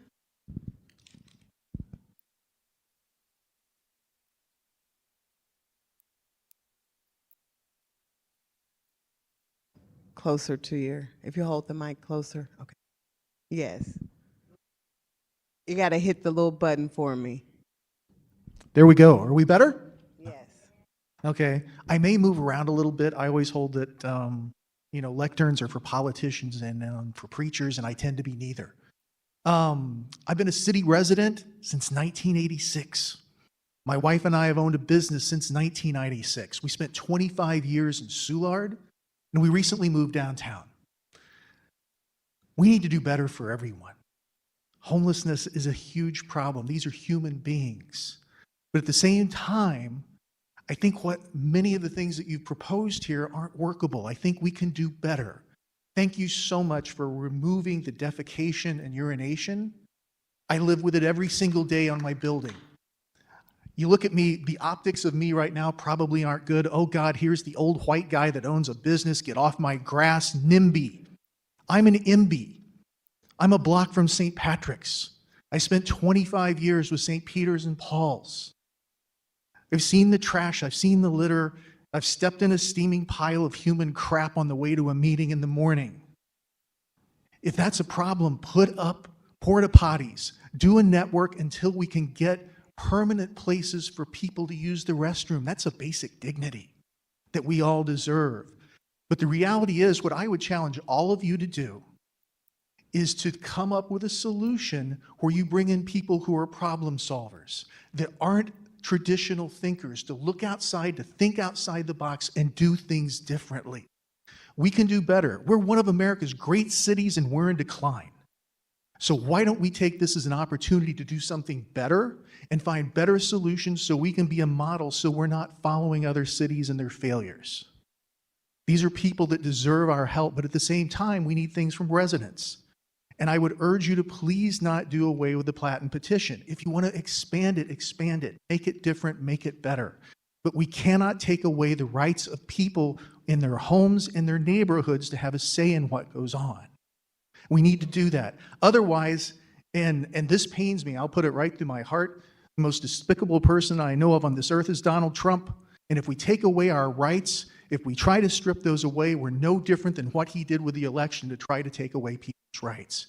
We need the voice. But if you need to include other residents, if you need to include renters, do that. But none of us want to sit and look in the mirror and go, oh my God, I'm like Donald Trump. None of us. Right down to the orange skin and the hair, right? But the reality is we need to do those things and we need to do them better. Lastly, on aggressive panhandling, there's a real perception reality here.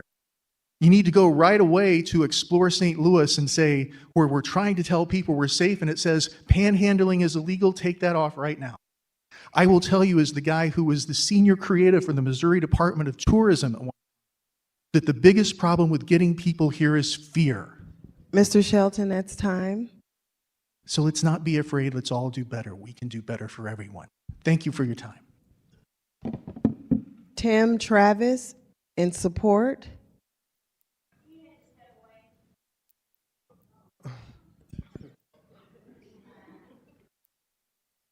Yeah, the arthritis I have, you got to stand up. Anyway, hey, I am in support of that. Homeless people aren't bad people. They're just people that need a handout. They don't need a handout. They just need. I don't work with the homeless or anything like this here. My wife does. I don't. But boy, do I hear it.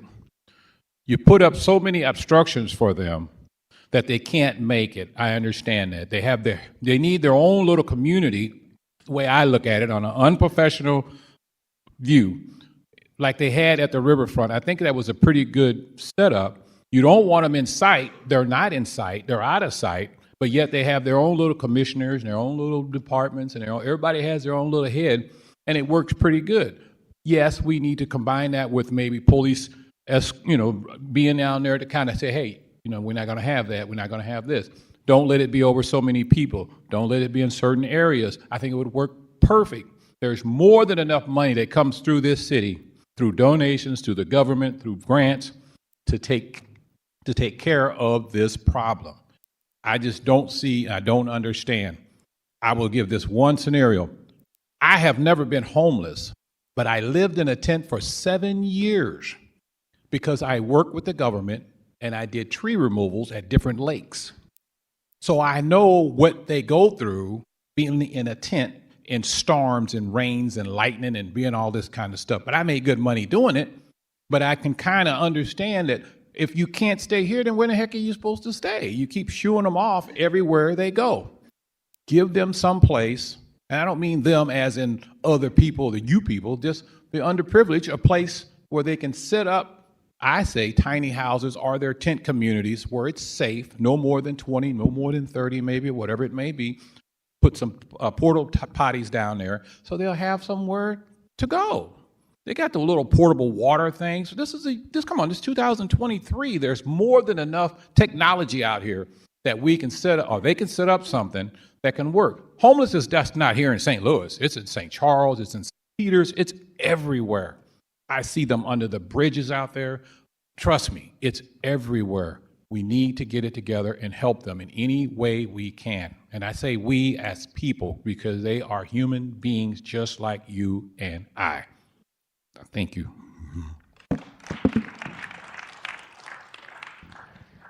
Rob Gibson, in opposition. Hello. I respect my homeless neighbors. I sympathize with them, and I give for the food programs. I wish I could be here advocating for a specific plan to do something good for the homeless with funding attached. Instead, what we have here is a vast unfunded mandate. Even the advocate admits a lot of it's not been thought through, but it assures us it will be afterward. But that's not the way it should be. It should be the other way around. We should be putting forth very intentional plans with funding and then monitor them as they succeed. The unrealistic promises will, in Bill 126, would only encourage more unrealistic expectation and disappointment and more tensions between the homeless and the taxpayers who have to fund these programs. I'm glad to see that we've addressed the issue of defecation and urination, but the elimination of rules against aggressive panhandling would make the streets very uncomfortable. I'm solicited many times a day, and that's fine. I don't mind that. I understand it goes with the territory. But a lot of my suburban friends are not so comfortable. If you remove the rules that I have been aggressively solicited a couple of times, and it can be, when does it cross over into mugging? It can be pretty close. But to my suburban friends, they won't understand the difference. If you allow aggressive panhandling, they're going to be even more frightening to come downtown. We're dependent on outside visitors to maintain our institutions and to maintain our tax base. And if you were to proceed with this vast unfunded mandate with great uncertainty as to how it would work out, you'll threaten both. And ultimately, these projects would fail because you won't have the tax base to maintain them anymore. And concerning the camping, that's been tried before many times, and these camps tend to degenerate, towards bad behavior. There was one on the riverfront for many years. It ended badly, and it will attract people from other places. The cities south of us are not going to allow tent camps. So for those people who don't want the rules or who cannot follow the rules, I sympathize with their problems. They will be drawn here, and I'm not a Republican. Okay, thank you very much. Thank you. Victoria Dempsey, in support. Hello, my name is Tori Dempsey. I'm an attorney with Legal Services of Eastern Missouri's Youth and Family Advocacy Program. In this capacity, I represent unaccompanied youth between the ages of 15 and 19 years of age who are experiencing homelessness in St. Louis City. Prior to joining the Youth and Family Advocacy Program in 2019, I worked with Legal Services Housing Unit defending tenants in eviction proceedings and subsidy termination and advocating for the rights of the unhoused. I am also a resident of St. Louis City. I reside in the 6th Ward. I am here today in support of Board Bill 126. The city's current system of forcibly evicting encampment residents is a counterproductive strategy that is not only inhumane, perpetuates the cycle of homelessness, but also exposes the city to litigation for constitutional violations under the 4th, 8th, and 14th Amendments. It is also fiscally irresponsible and is costing taxpayers tens of thousands of dollars per encampment eviction. Board Bill 126 outlines an encampment strategy that aligns with the U.S. Interagency Council on Homelessness 7 Principles for Addressing Encampments, published in June of last year.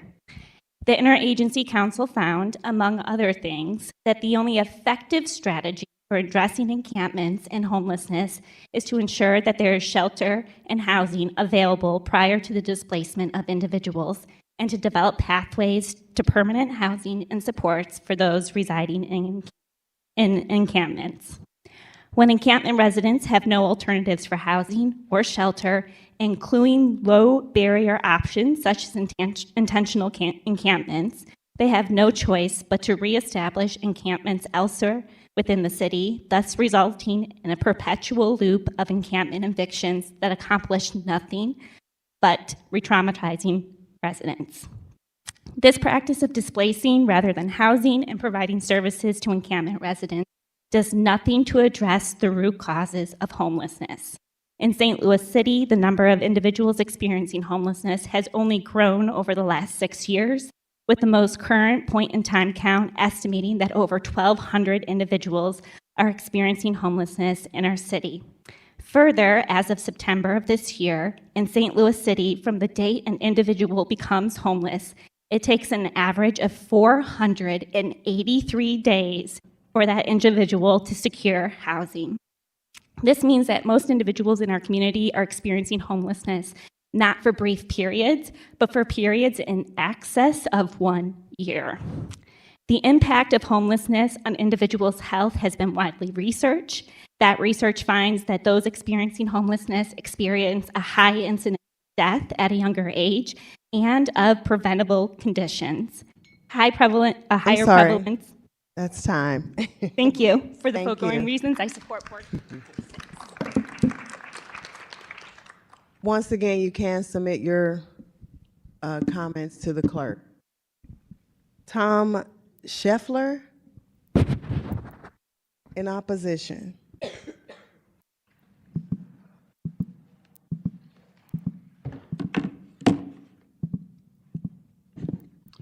Thank you. Tom Scheifler, Ward 2. This frequently asked questions document that was provided at the sign-in table contains editorial language to support the bills being discussed today. The document has the seal of the St. Louis City, but does not identify the author. Please clarify for the next 2 meetings whether the rules allow anyone to similarly distribute printed material in opposition to the bills. Now, regarding Board Bills 126, 127, and 128, collectively, they propose an incomplete and ill-conceived approach that will further destabilize city neighborhoods. Rather than pursue new alternatives for collaboration with city communities to gain approval from residents, the bills eliminate the approval step by the residents most impacted. The fact that 0 shelters have been approved by the current plat petition process is not an indictment of that process. It is an indictment of the outreach and collaboration by supporters that preceded the petition process. Expand and improve the plat petition process. Don't eliminate it. Rather than consider options to improve the role of law enforcement, the bills create restrictions and penalties. Rather than implement solutions to temporary encampments, the bills legalize a perpetual cycle of 30-day encampments by allowing them to physically relocate in a marginally different area. Rather than establish a regional approach of shared responsibility and commitment, the bills establish a city-only approach, which will have numerous unintended consequences, including a continuously increasing unhoused population that will always exceed the capacity to provide services. In summary, good intentions are not sufficient and certainly not a substitute for a good plan or good policy. These bills are irreparable. So I ask the members of this legislative body to set them aside and start from the beginning with a foundation encompassing a regional solution that will be beneficial for all residents, housed and unhoused. Thank you. Madam Clerk, can we get clarity on his question, and can I see the handout? I didn't see the handout that he received. Or President Green, if you have clarity on it. Was the FAQ that was distributed by the sponsor of the bill.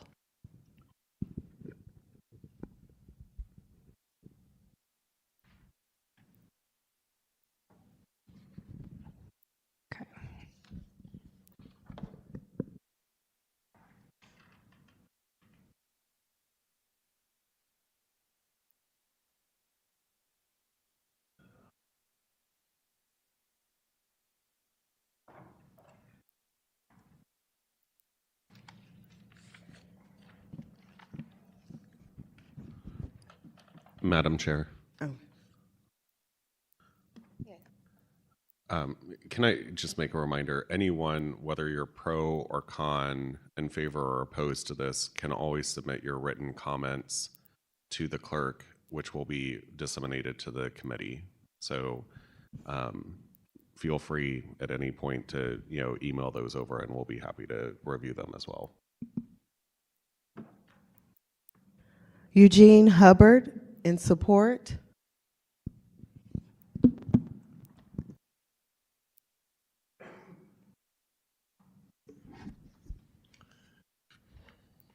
My name is Eugene Hubbard, and I'm currently a resident outside of the city limits. I'd like to first say good afternoon to Board Chair Shameen Clark Hubbard, Board President Megan Green, and the rest of the board panel, plus all of the other aldermen and alderwomen that's in the room. I'm speaking to you today in support of Bills 126, 127, and 128. According to the Institute of Community Alliance, since last year, the number of families without homes is up 11%. Chronic or long-term homelessness is up 13%. The number of homeless people who can't find shelter is 36% higher. Yet unreasonable bureaucratic obstacles have prevented the city from opening a new shelter for the last 15 years. As a union member for 17 years, I have been fighting to respect and dignity, not just for SEIU members, but for all St. Louisans. I ask you to join me in this fight by creating safe, stabilizing spaces for those experiencing homeless, ending the inhumane sweeps on unintentional encampments, and decriminalizing public urination and or defecation while there are virtually no accessible public restrooms. I heard something on the news the other morning about the city of Chicago want us to help them with their migrants. Now, I'm in favor of helping migrants who is here for their safety or a better life. But we got homeless people that's been here long before we had a migration problem. And I think we ought to do whatever we could do to help them out. And I thank you for your presentation and you put together a bill that you put. I support bills 126, 127, 128 because they should be supporting the most vulnerable in our city, not punishing them. And I ask for your favorable vote on boards 126, 127, 128. Thank you very much.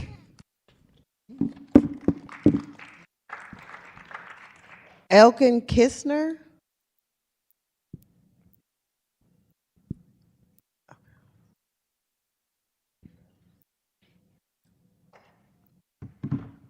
Thank you. My name is Elkin Kistner. My name is Elkin Kistner. I'm a lawyer.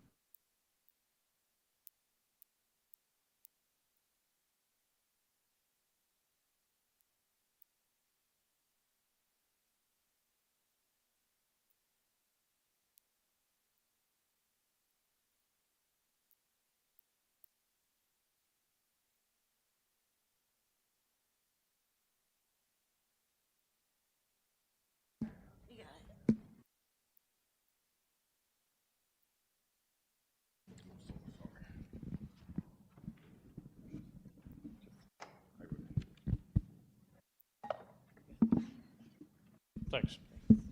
Sorry about that. My name is Elkin Kistner. I moved my law firm to the city of St. Louis, 1400 through 1406 North Broadway in April of 2021. My partners and I, who made that change, were so delighted that 3 months into our lease, we exercised our option to purchase. We just formed, together with other business owners and property owners in our neighborhood, we just formed the Rivermound Neighborhood Association, which is actually kind of a sub-portion of the Near North Riverfront area. One of the things that we have been discussing at the outset is we have a lot of abandoned buildings that are actually fairly worthy, have structural integrity in our area. Why don't we think about asking the city of St. Louis to cooperate with us in putting in a responsible shelter? We have homeless people who wander through the neighborhood. They're not a real big problem. I think maybe they do a little bit of littering. I think there's some drug use, but they don't commit major crimes. but they deserve better. I also happen to have been pretty active in litigation involving homelessness. I believe that my clients have been on the right side of this. Since 2012, we've been attempting to curb what I believe is an extremely irresponsible shelter that we managed to get closed down on Locust Street downtown. I'm not going to name it. I think it was a warehouser of people. It provided no services. Through that experience, I learned that real homelessness experts say you cannot enable chronically homeless. You have to provide services to them. I think the focus of this legislation is misguided because I think we'll actually enable the homeless people without providing protections for the neighborhoods, preserving those protections that exist. I think the homelessness problems will be exacerbated if you pass this legislation. And I think that the legislative discretion should be directed more appropriately at figuring out what you're going to do to actually provide transitional housing and shelters that are responsible in terms of delivering services to the homeless. We at the Rivermount Neighborhood Association would like to hear about opportunities for our neighborhood to cooperate with the city with assurance that services will actually occur. Mr. Kisner, that's Thank your you. time. Thank you for letting me speak. Thank you. Asia Hayes, in support.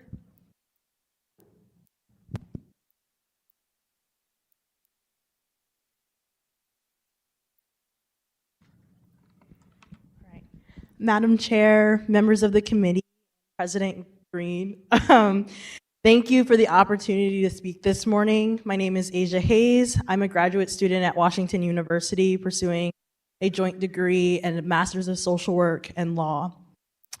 I'm speaking today in support of Board Bill 127, 126, and 128. As mentioned by Tori Dempsey from Legal Services, current data from the point in time count in St. Louis City underscore the urgent need for additional housing options in St. Louis. From the date that an individual in St. Louis becomes homeless, it takes an average of 483 days for that individual to secure housing through coordinated entry. Research from the National Institute of Health demonstrate that protracted waiting periods and prolonged exposure to homelessness can make existing conditions and create conditions that create a risk of early death, increased severity of acute and chronic conditions, amongst other negative health outcomes. At the beginning of my policy course this semester, we were tasked with defining our mission and social work. As a social worker / future attorney, my mission is really grounded and rooted in housing policy. As a legal clinic student at WashU, I'm working with Legal Services Youth and Family Advocacy Program, where I've had firsthand experience working with young people in St. Louis who are experiencing homelessness. And to the point that was made earlier, homelessness has a broad definition, not just individuals who are living in encampments. This expanded knowledge of what homelessness can look like, doubling up, being transient, going from home to home, is something that I think needs to be brought to the forefront. While I am having new experiences working with Legal Services, my understanding of homelessness and what it looks like in the city of St. Louis is not unfamiliar. My uncle struggled to find stable housing in the city of St. Louis for decades. 3 years ago, he was connected with a social worker who was able to find him stable housing for the first time. At 67 years old, he had somewhere to call home. Yes, each of these bills have something aligned with either my academic goals or my personal life, but what really drives me is the ethics of each of these professions that honors and the value and dignity of each individual. Thank you.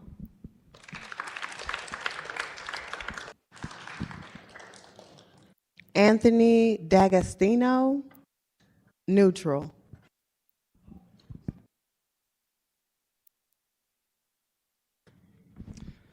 Good morning. I'm Anthony D'Agostino, CEO at Peter and Paul Community Services, and I'm also chair of the Continuum of Care, a consortium of service providers I just first want to say thank you to the alders and everyone in the room for being here and highlighting this issue. Whether you're for or against or neutral, this is an issue that needs more discussion. And even though we all, I think, can agree that this might not be the perfect solution, it's getting us talking about a solution, which is really important, because everything we need to keep talking about is coming back to, as a service provider, I'm speaking on behalf of Peter and Paul, winter is coming. And I think we need to keep that in mind as we talk about long-term, medium-term, and immediate solutions. Every winter we run into major frostbite and death with our unhoused population. That's not acceptable. That is a prioritization that we must face and take care of. I will speak specifically of the zoning issue. At Peter and Paul Community Services, I think it was brought up before, someone who was associated with us. We've been around for 42 years. The actual reason why we were created was that a man in the neighborhood of Soulard froze to death on the front steps of the church, and the neighborhood said enough, and so they decided to open up the shelter in the basement of the church. The church was built in the mid-1800s. It has heating and cooling problems. It floods every couple of years. It is not a sustainable place to keep someone for any period of time, let alone 42 years of operations. But the reason why we haven't moved is multifaceted, but mostly recently it's because every property we've looked at through the patent petition process, we have been denied the process. The process has denied us a ability to go forward.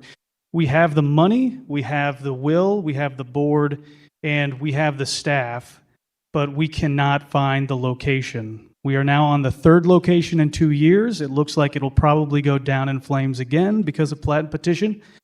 I don't know the solution, but the example I give people is that if housing was like healthcare, and it is, but the healthcare system, yes, we need to get everyone healthcare. We need to get comprehensive healthcare for everyone. But I think we can all agree that the healthcare system also needs ERs, and the sheltering system is the ER of healthcare. And if someone is outside, I don't like hearing someone tell me, well, we just need to make sure we get them comprehensive health insurance. First, we need to get them into an ER to take care of their issues. And right now, we don't have that. We don't have enough shelters. We can't expand sheltering, as we've heard, 15 years with nothing. So many more issues on the process of these bills, but just on the zoning requirement, I'm really hoping that we can understand that we need to get people in this winter, and we need to take care of them as we continue this process. Thank you.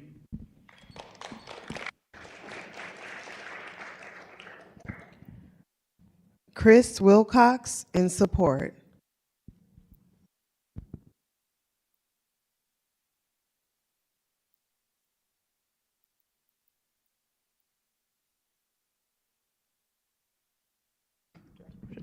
Good afternoon.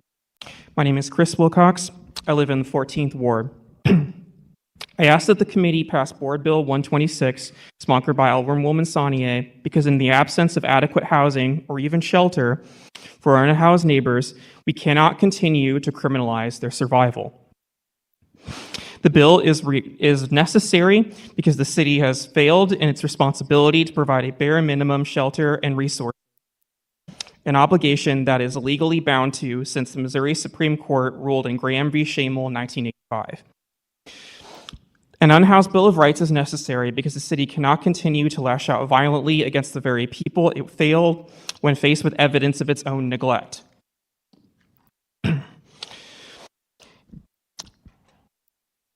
Years before the city destroyed the encampments at the riverfront community, I, along with other volunteers, provided supplies and assistance to the people living there, right up until the moment when the city's Bobcat snuck behind us to break and throw away everything they had.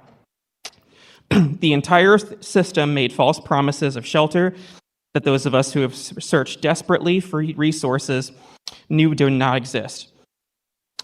It also demonstrated that for all the supposed concern about theft, it is perfectly legal to steal someone's belongings when they are unhoused. None of this changed when the city did this again right outside this very building I was there that night speaking with people who were never getting shelter, some of whom were explicitly forbidden from using them. I spoke to an old man sleeping on the grass that night just 2 blocks away from the gates the city put up that are still outside there right now. And to state the obvious, tents are not housing. The current policy of the city is to throw people's tents away. And if people have a problem with the rights in Board Bill 126, if they want to complain about it, they cannot also complain about permanent solutions to the problem. If that makes it difficult to look in the mirror, maybe look a little harder.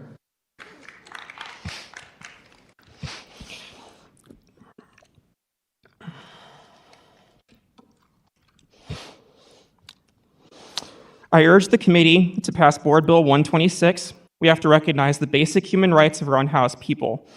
We will not allow our neighbors, our unhoused neighbors, to be locked away in a notoriously deadly jail or die alone on the street.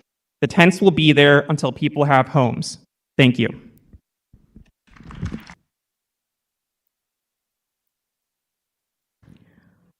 Samantha Smugala in opposition.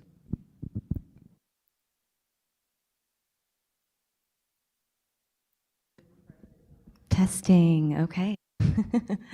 Hello, my name is Samantha Smugala. I am the Executive Director of the East Loop Community Improvement District. I know I sent some written comments in, and they were very difficult to write.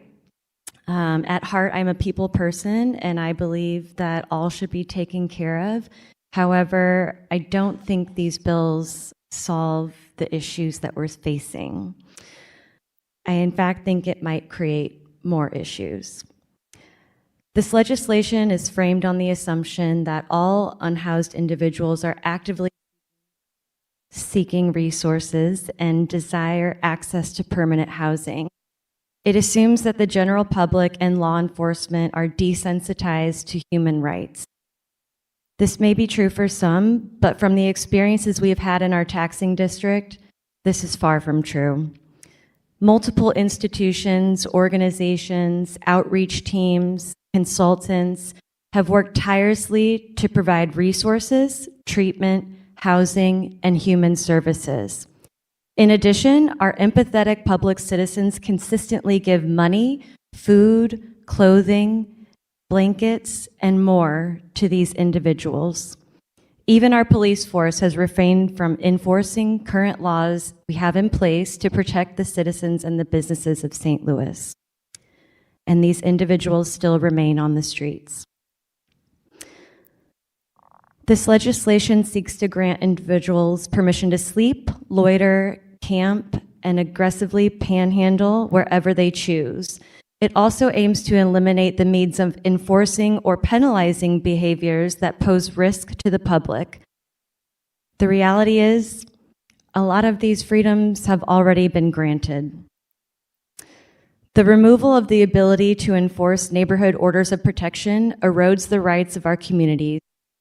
This is incredibly dangerous for the unhoused individuals and the general public. The bill requires the city to establish intentional encampments with various services for individuals who camp outside instead of taking shelter. This would cause major strain on the city, as well as enable the unhoused individuals to remain unhoused. The more resources offered to perpetuate the homeless epidemic, the larger this issue will become. This is not a housing solution. This is not solving homelessness. The legislation talks about the rights of the unhoused. If we are to speak of rights, we need to think about the rights of the entire population. The unhoused individuals are not the only ones suffering from their unhoused status. As in any other planning process, all stakeholders should be consulted when making these decisions. That's time. Thank you. Thank you. Molly Mesler in support.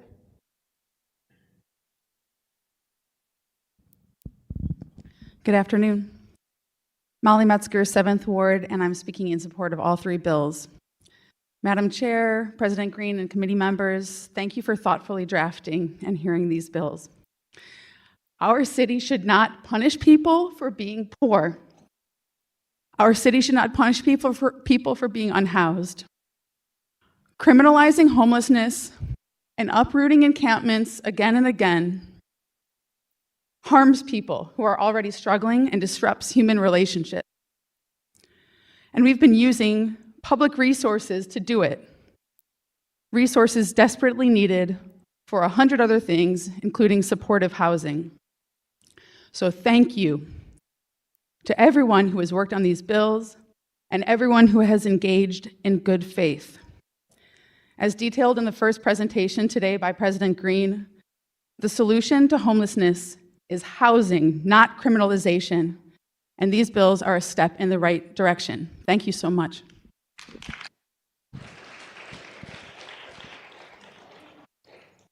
David McCummings, in support.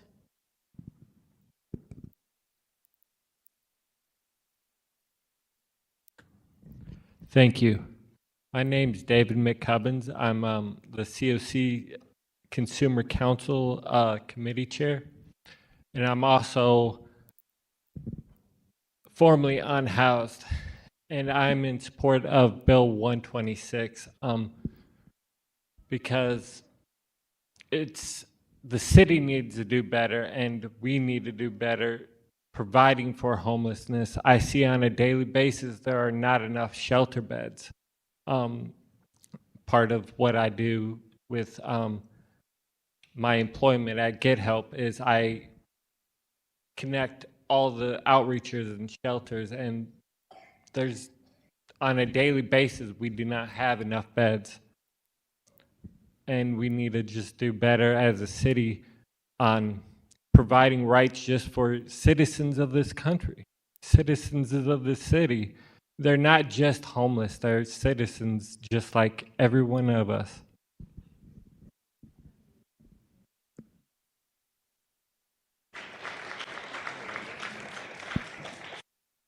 Miss Rachel Witt, in opposition.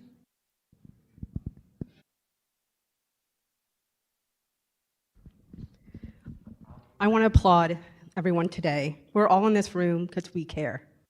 We have an issue. I agree. We have an issue with the unhoused, and we're not addressing it in the best way. But there's holes in these bills. And I think we need to form a focus group with our social service agencies, our taxing districts. I run the South Grand Community Improvement District for over 17 years, representing the 7th and 6th Ward, and live in the 8th. I interact with the unhoused every day. I know a lot of them by name. And a lot of them are refusing services, urinating, pooing, vomiting, picking up needles on a daily basis. I have a business owner who has to spray his front door every day with bleach because of urine. We have a problem. We are failing. I agree. We need to do something. But there's a lot of problems in these board bills, and we need to address them. A lot of people in opposition today have stated a lot of those issues. I am more than happy to sit on a focus group and a committee to help address this. We need to solve it because we are failing the unhoused, and we also failing our business districts.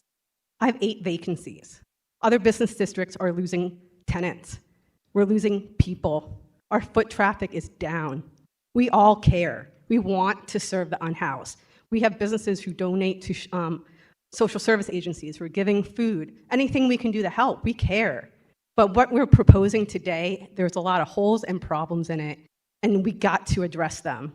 And again, everyone in this room cares. We are here. We have a problem. We are failing. But this is a regional issue. It's not just a city issue. We need to get our counties, other counties involved, because we will become a dumping ground. Because we already are. A lot of municipalities, other police departments bring the unhoused to our city.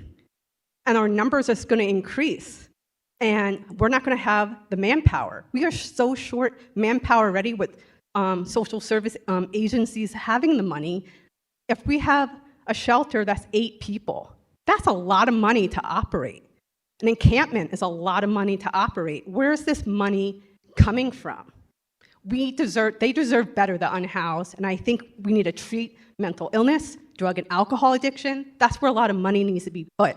We need to give the facilities to place people to get the help they need, not a temporary shelter, because that just puts a Band-Aid on our problem. We have a bigger issue in this nation of mental health, and we need to address it. And these board bills have so many holes in it, like Swiss cheese, and we need to fix it, but we need to come together as a community. I applaud all of you on what you're trying to do today. I agree, we have a problem, but these are not the solutions. So please, let's form a focus group. Let's bring great minds together and address these issues and solve these issues so everyone can live, work, and play in the city of St. Louis and have a better life. Thank you. Sarah Sunseri, in support.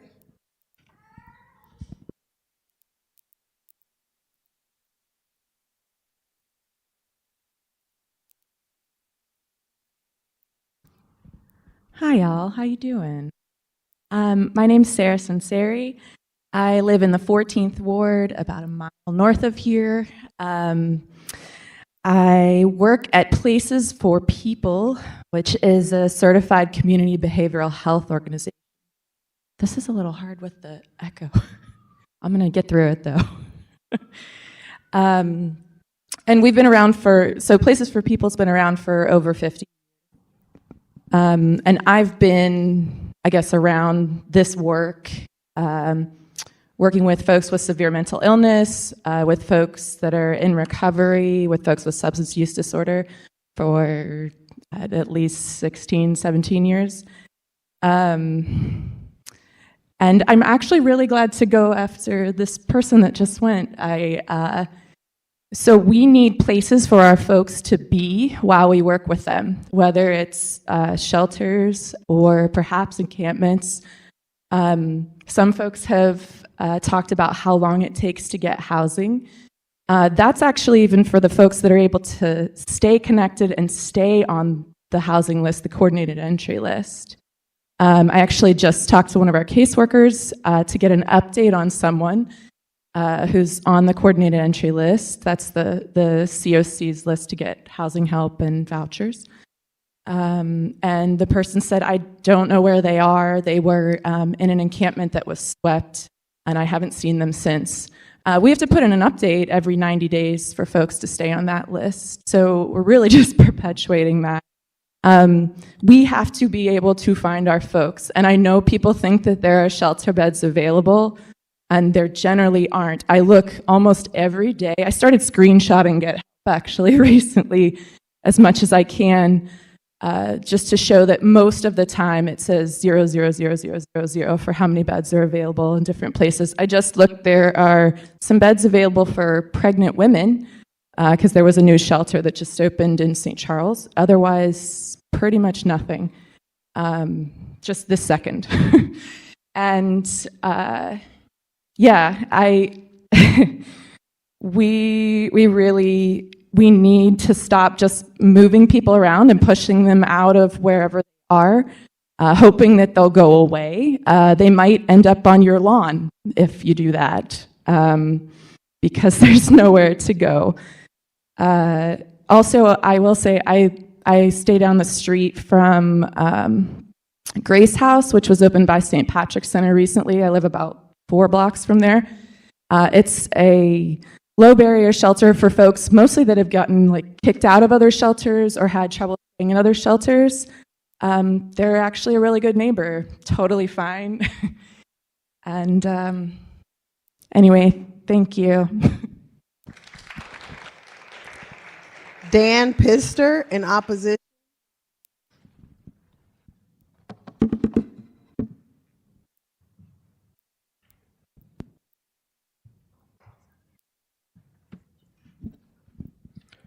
Good afternoon, everybody. My name is Dan Pister, and I've been a city resident for 21 years and a downtown resident for 16 years. I currently chair the Downtown Neighborhood Association, and in my time downtown, I've observed how the homeless situation was handled, and we can do a lot better. We're not doing very good right now, and these bills will take a major step backwards. The proposed bills will open the floodgates for the unhoused to be exported into the city from other areas. And that places the extreme burden on the city to service 90% of the region's homeless when we're only 15% of the region's population. It also disenfranchises residents and voters by removing plat and petition. Also worth noting, the public defecation provision, removing that will not improve these bills. There are still a lot of issues with these bills, so it's not going to make that big of a difference. Instead of adopting policies from cities that have failed with their approach, Portland was listed on there. They've done a very bad job in handling a lot of things recently. We should look to other cities like Houston, which have been a lot more effective. We should hire consultants such as Ian DeJong, who's a national expert in homelessness. We should reestablish the continuum of care so it's an independent board mixed with nonprofits and private sector individuals. We should set rules for the providers so they are obeying different situations for the unhoused and coordinate among dozens of the providers. And we need to attack the reasons people are homeless to begin with health, mental health and substance abuse treatment. We need to move past the shelter and warehousing model. We can provide rapid rehousing and permanent supportive housing, which does not require plat and petition. We should service the city residents first and provide a limited capacity for those from outside the region and for some of the other counties to handle their homeless population. Elected officials and service providers should reject this proposal. Anyone that supports this proposal has a fundamental misunderstanding of homelessness, and this is a major step backwards. It's not a progressive policy, it's a regressive policy. Thank you. Carla Streetler? Okay. Father Bruce? I'm sorry for not knowing the last name there.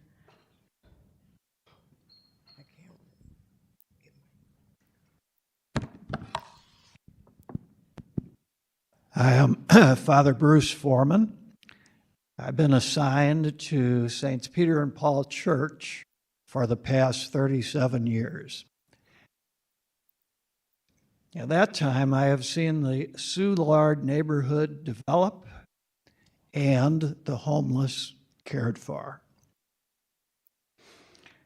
The Catholic Church teaches that the human person, created in the image and likeness of God, deserves the utmost respect, for each person's dignity is inherent and inviolable. Over 40 years ago, a homeless shelter for men was opened in the basement of our church. And this was a combined effort with Trinity Lutheran Church and St. Vincent de Paul, our neighbors in Soulard. Any decisions made concerning the homeless should promote their dignity. By way of example, we serve around 100 poor and homeless people each night at our meals program. Meals are served in our parish hall, in a beautiful dining room, seating 6 at round tables, cushioned chairs, crystal light fixtures, windows with beautiful drapes and valances, real plates and silverware, and home-cooked food brought to the guests by servers, just like a restaurant. Volunteers from the city and county, churches, schools, businesses, and families make this possible.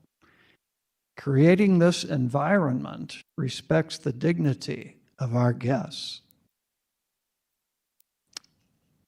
Restrooms are available at the back of the dining room, and many guests avail themselves of the restrooms as soon as they arrive, before going to a table. I told our guests last Friday that I would be here today. I said, if there's anything you want me to bring to the attention of our aldermen, let me know.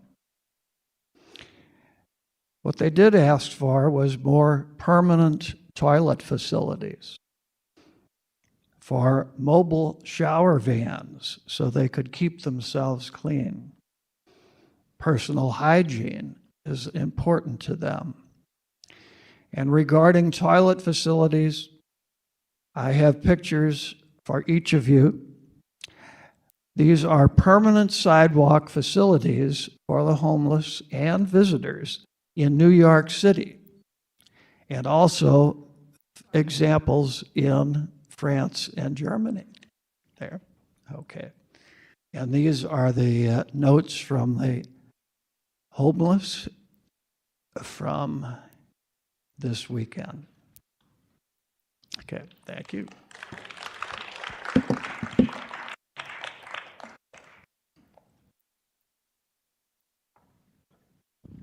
Fee, Matei, Ruth, Irshman, in support. Ishmael Moore, in support.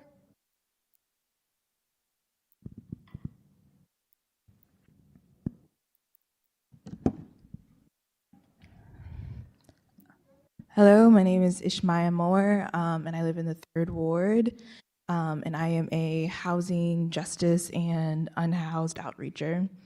And I would like to thank Alderwoman Sonier for acting with urgency on this issue. For present issue, and 15 years without a shelter has created a lot of the tensions that we are currently facing when it comes to public relations to the unhoused community. We need shelters and safe encampments immediately, and historically low barrier shelters and intentional encampments have had great success when they have opened here locally in recent years, like Camp Cole, and nationally. The only thing that will ensure citizen safety for all citizens is resources. Every class, every special taxing district, everywhere there are people use drugs and illicit substances, struggle with mental health, and need to use the bathroom. The only difference is the resources and genuine access to those resources. For example, I pile up trash all the time, but someone comes and collects my trash. So as a human being, if I'm using things that need to be disposed, there needs to be a process for when those things are collected, such as an intentional encampment. Low barrier encampments allow for those who are suffering from chronic homelessness to have, for sure, a safety net, and that safety net needs to exist while we engage the continuum of care. Now is the time to lower barriers. We have the funding for it, and we have a room full of people who are willing to problem solve, and so this issue should not be pushed off into the future. And lastly, I think any solutions for homelessness need to be proactive, innovative, and long-term, and I think this is a great example of doing that.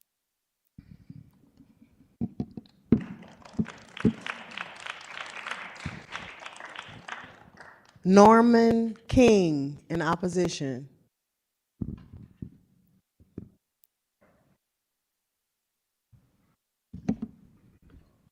Good afternoon, committee members.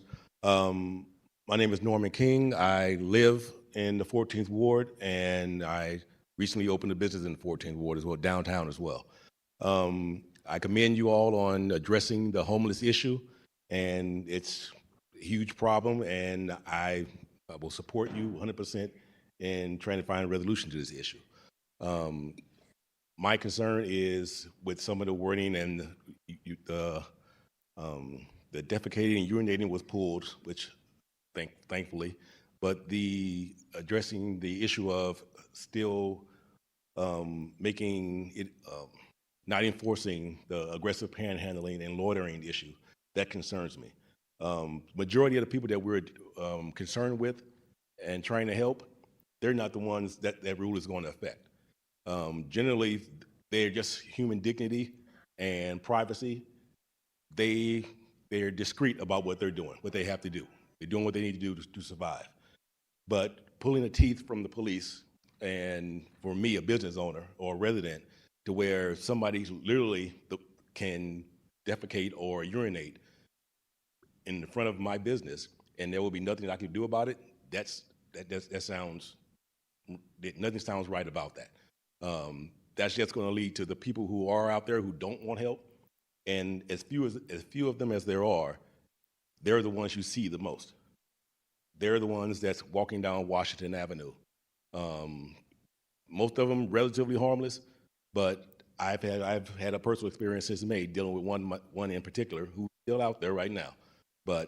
And whenever he gets the wild hair, he's gonna pull out his stuff and urinate right in the middle of the sidewalk. The store that I run was closed for a year before I got there. My front door was his urinal. Every day, 3-4 times a day, he literally walked up into my front door, where it is now, and urinated. And it took me 4 or 5 months just to get him to stop doing that once we did take over. And to say that, okay, with these new laws, with Bill 126, that the police would have no power to stop him from doing that, that nothing seems right about that. And as far as the businesses go on Washington Avenue, and anywhere for that particular matter, that's an untenable situation. I'm trying to conduct business and have people come to my location or just come to downtown, period. And to have the sidewalk in 20 yards of my business literally smell like a latrine, to where people walk and you can literally sit there and watch it hit their face when they walk past down the sidewalk. We can't have that. We're way too big of a city. And to myself, as a native St. Louis, and too proud of a city that That's time. tourists do that and see that on their face. Thank you very much. Thank you. Jesse Matthews, in support.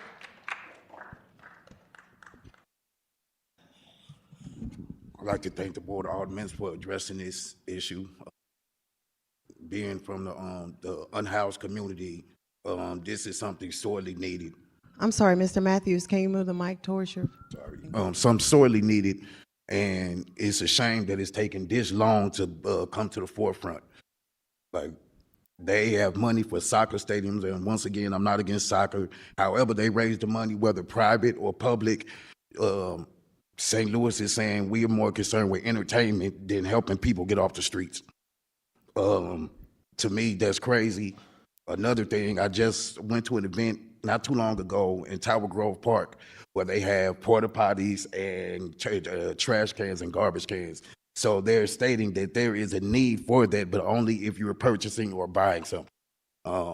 If there's a problem with the bill that was removed, may I add, about the defecation and urination, then do something about it. When you have tourists, you have your porta potties, you have garbage cans. I was gonna say these people, the unhoused, we are not going anywhere.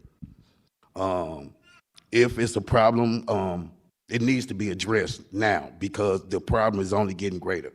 400 some days to get in, and what the numbers don't show is the people that wait that long, a lot of them never make it indoors because you don't know where you're going to be tomorrow or the day after that.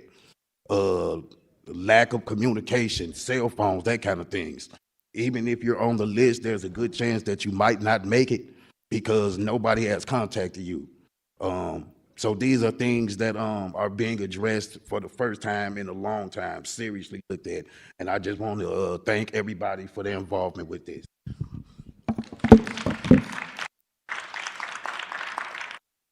Ann Stanley in opposition.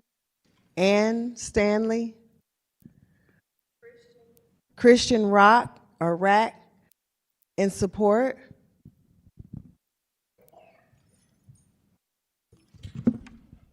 Hi, good afternoon. My name is Chris Rack. I'm the Missouri Director for SEIU Local 1. We are a union that represents about 5,000 members in the greater St. Louis area. I'm a resident of the 6th Ward, and I'm speaking today in support of Board Bills 126, 127, and we represent about 2,000 janitors, and many of our members struggle to make ends meet. And those are the ones with a union. For non-union folks, it's far, far harder. And for far too many people, many of whom work full-time, end up unhoused. And as we've already heard, due to a broken system, there hasn't been a new shelter built in St. Louis for 15 years. I agree with some of the comments before me that it would be great if we could wait for a national or a regional solution. But the reality is when 1 in 5 kids in the St. Louis public schools is unhoused, we can't really afford to wait anymore. So I want to applaud Bill sponsor Sonye and Board President Megan Green for taking the steps to address this issue, and the other supporters, because we don't have time to have kids sitting unhoused any longer. So fines, fees, and jail time for having to face the realities of living outdoors hurts employment and housing options, access to education, family stability. It's not an effective way to keep our community safe. So I support Board Bills 126, 127, and 128 because we have to do something. It is a good first step. It may not be a solution, but is a step toward progress, and I applaud the folks on the board for taking this step. Thank you. Kennard Williams in support.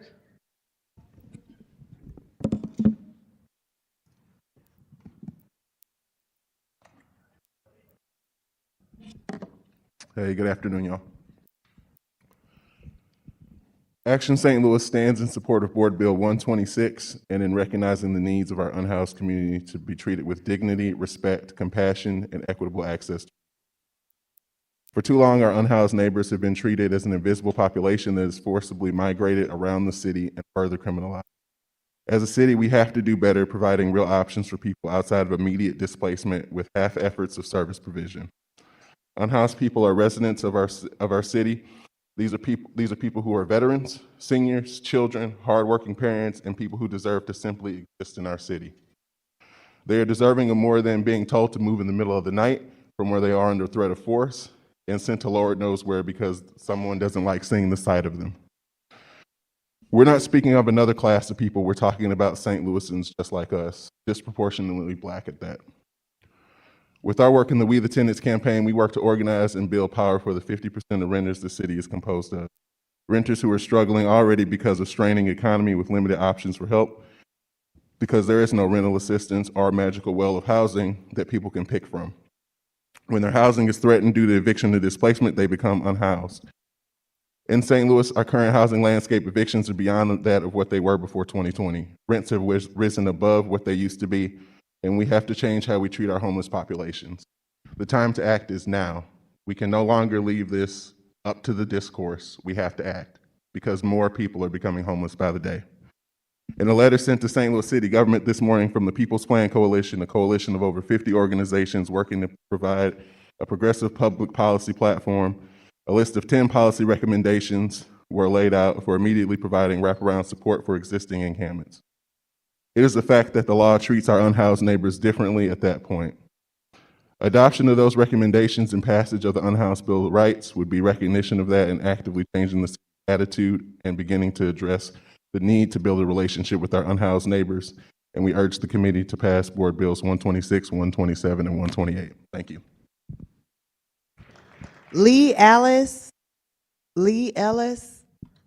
in opposition.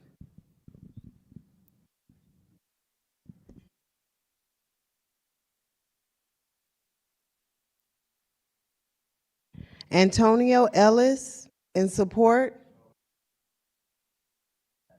Opposition? Okay.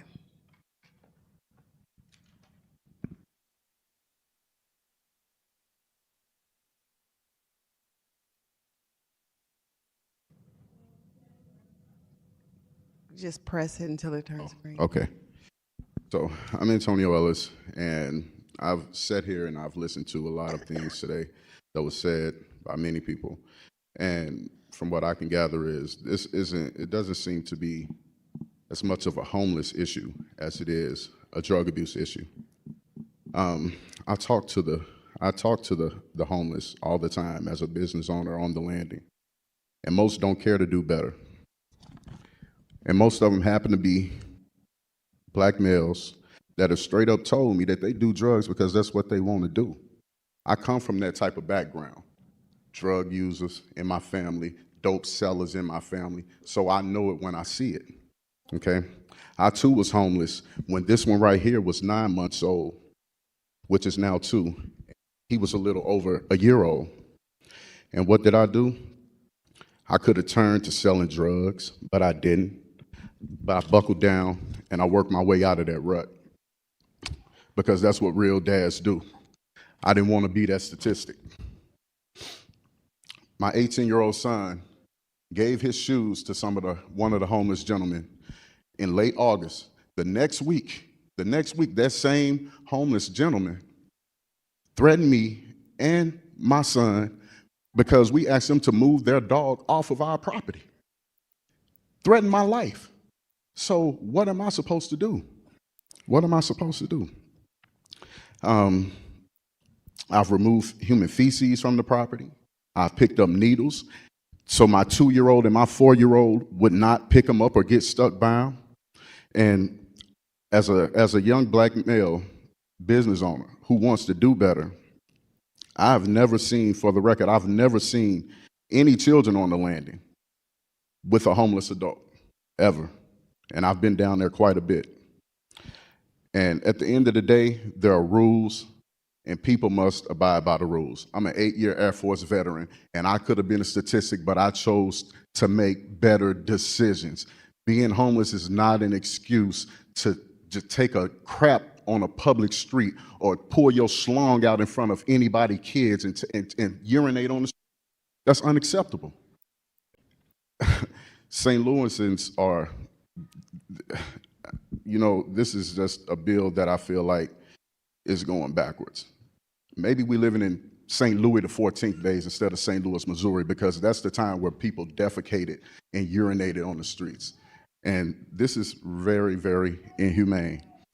Thank you. I'm sorry, Mr. Ellis. Where, Mr. Ellis, where's your, you said it was the business, and where's your business? At 724 North First Street. I will be opening up there real soon. Okay, thank you so much. James Dyer. Opposition.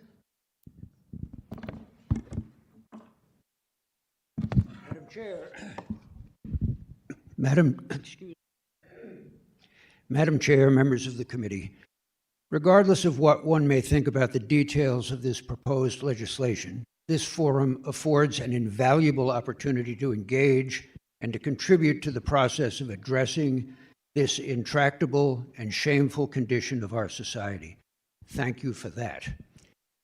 That said, I offer for your consideration the notion that the proposed legislation, however well-intended, presents little promise of success in solving this societal dilemma. Rather than attempt to legislate solutions in a vacuum and hope for the best outcome, a far better approach, it seems to me, would be to first take time to devise a comprehensive, well-defined strategy intended to identify and address the many facets of this challenge with long-term solutions, and then to develop and implement initiatives to support such a plan, supported by appropriate legislation if required, and funding. As an alternative, I suggest that we develop targeted strategies designed to address the discrete needs of subsets of the unhoused population. Just as there are multiple conditions and circumstances that lead to a life on the streets, there is no single cure-all. This is not a zoning matter. Instead, it is a form of tragedy at both the individual and societal levels that requires an intense focus and unbridled commitment on the part of many if there is to be any real hope of making progress toward meaningful, enduring solutions. This proposed legislation would not accomplish that. I believe there is a better, more responsible, and potentially more promising approach to addressing this complex dilemma, and I urge you to give it consideration.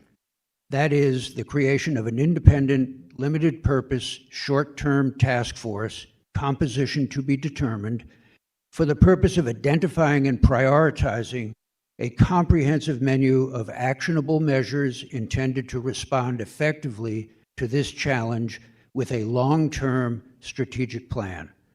Such a process would involve participation by experts in the field, would build upon existing models that have demonstrated success, and would produce meaningful, actionable recommendations. Meanwhile, progress could be made with intentional focus on several targeted initiatives, including funding outreach teams now, begin the necessary process of establishing relationships built on trust, intended to determine who can be assisted now or in time, and in what ways? Number two, designate density-limited interim campsites, and they've been all over the page on this one today from both sides of the equation, but I propose limited density interim campsites to accommodate housing needs short-term, assist in funding and offering incentives for the development of scattered site, long-term housing options, and offer income opportunities and training for those who are willing to accept it. Thank you for your consideration.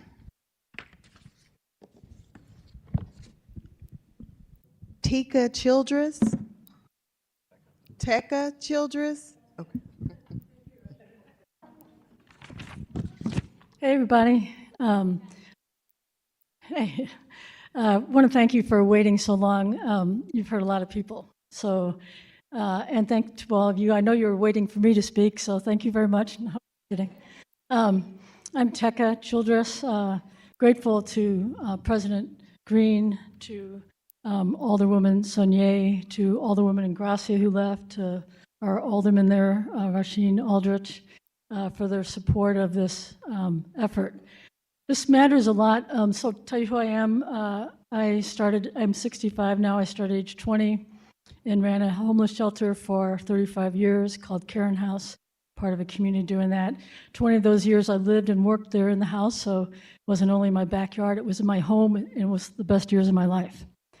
Then after that, during that time, I began working for BJC Behavioral Health as an outreach worker to people who live outside and people in shelters. And now I work for a permanent supportive housing provider, Gateway Housing First.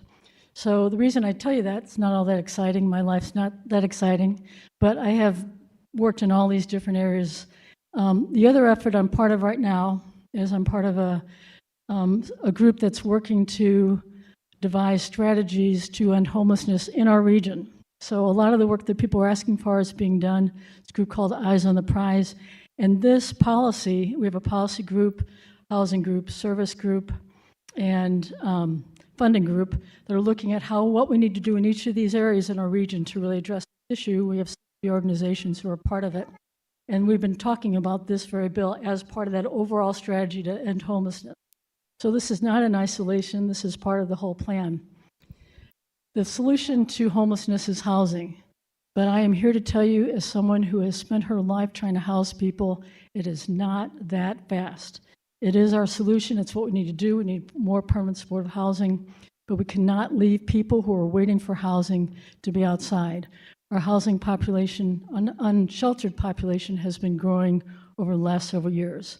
In fact, chronic homelessness has doubled between 2018 and 2022. I want to take the rest of my time today to really talk to the things that people raise, because I think after hearing Alderwoman Saunier, I could not be more eloquent. So I think what I'll do is just focus on a few things people said. Comprehensive strategy, it's absolutely what is needed, but people are working all over doing that right now. In terms of a consultant, we have a consultant in St. Louis City, Mandy Simple, who worked in Houston and Dallas and greatly reduced homelessness there, is here in town working with the COC and the Housing Everyone STL to work on a comprehensive plan. This is being done in St. Louis right now. I wanted to talk about people seeking housing. Actually, I'm just making more I'm so sorry, that's time. Okay, well then I will send my comments into you all. Thank you so very much. We have to check with the clerk. I'm sorry, with the chair. What's your name? So regarding seeking housing, I spent 45 years with people living outside and living in shelter, and I will tell you that almost everyone wants housing. It is rare in my life to have found somebody who, when I really found a path for them that they could believe in, that they could believe would work, that they believe I'd stay with them, they wanted housing. There was a man who lived on the riverfront who was famous for being out there for years, and when I housed his partner, he came in as happily as he could have ever come in. So I believe that is a myth. I think we need to I really appreciate you want to feel safe. We need to make an absolute distinction between panhandling and assault. Those need to be absolutely distinct from one another. People have a right to panhandle. They do not have a right to assault, and we need to keep those really clear, and that's why this bill is important. I want to say that Well, I'll end really with this. We have left people out there way too long. It's getting worse. We cannot wait any longer. While I was sitting here, I got a text that a person that I've loved for a long time and been trying to help who's living outside passed away. We cannot wait any longer. People are dying, and we cannot leave them outside any longer, and I appreciate everything you're doing. Thank you. Rochelle Taylor, and I'm sorry, in support. Good afternoon. My name is Rochelle Taylor. I'm just going to tell you guys who I am and why I'm here. I am the homeless community. I am that drug person. I am that trafficked adult now. I am that domestic violence, that person that was abused. I am that person that was left for dead, shot, stabbed, molested. Any form of abuse that you can go through, I've went through. Thanks to BJC and ARCA and places like that that deal with things on hand, I'm here with 4 months clean and sober. And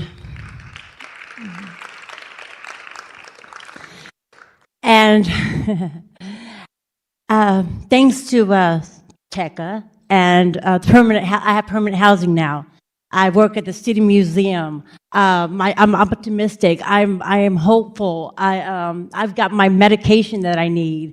I've got support people. I've got things that are going on in my life that I never thought I would have. You know what I mean? I thought I'm 48 years old. My life is over. I've been washed up. I'm used. I'm no good. I might as well go get high. So I was homeless in the park across the street. And when I heard somebody saying that, oh, they come from out of somewhere, they're not from St. Louis. Well, I'm sorry that I'm not from St. Louis, but I'm here now. You know what I mean? And because I've been trafficked, because I've been through the stuff that I've been through, I'm here. And I thank you for St. Louisans for accepting me in here. But I do agree with the drug use and all that other stuff, because I've had to experience 3 days in that park right across the street. And you know, I'm gonna tell you first, there's a king that sits in the park, a dope dealing king. And you know, the thing that you guys are talking about when you focus groups, support groups, you need maybe somebody to go sit in the park just like the dope man does. Maybe that would help a little bit, because for the first time in my life, I've tried something I never thought I'd try. Sitting in that park, waiting for intake at BJC, waiting for a bed to open up at ARCA, calling 211. Oh, are you homeless? Where did you sleep last night? And if I didn't sleep on the trash can, or if, God forbid I slept in somebody's house on their couch, oh, that's not considered homeless. Never mind what I had to do to be able to sleep in that guy's house. Oh, that's not homeless. Oh, you know what? Call us back when you got an immediate need. What? So, and then other places, I went to a sober living. That's how I got sober. But there's a process. There's too many red tapes. There's too much process. There's too much wait and hurry up and wait and come back when you're sober. So you mean to tell me I got to go out, prostitute my body, go get high, and almost commit a felony for me to get help? Come on, man. So thank you. Thank you.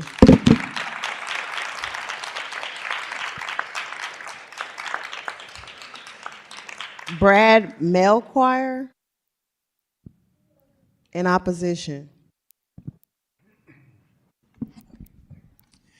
Thank you for the opportunity to speak in regards to Bill number 128, which in part deals with rezoning.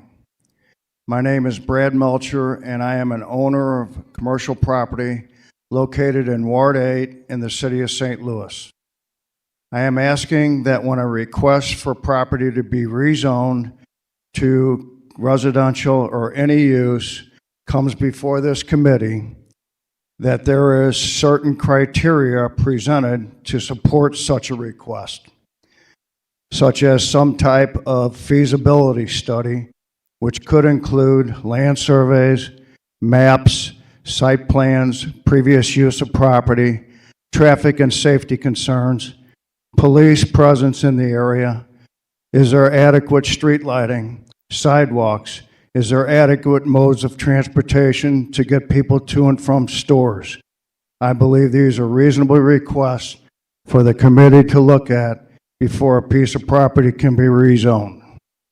I purchased my property in August of 2000, and a site assessment was performed, and the findings of this assessment, in part, indicated that my property could be used for commercial or industrial use only, K-zone. At any time in the future, if this property was to be considered for use as included in residential, that significant additional cleanup would be required and monitored by the Department of Natural Resources in the state of Missouri.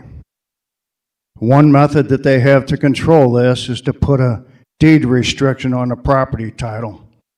I was told that that condition and restriction is common for properties in this general area.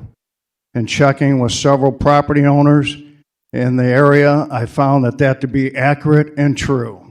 So I am suggesting that before the committee approves any rezoning requests, that such factors as mentioned above be presented for your review. Thank you for your time and consideration. Kim Jane, in support.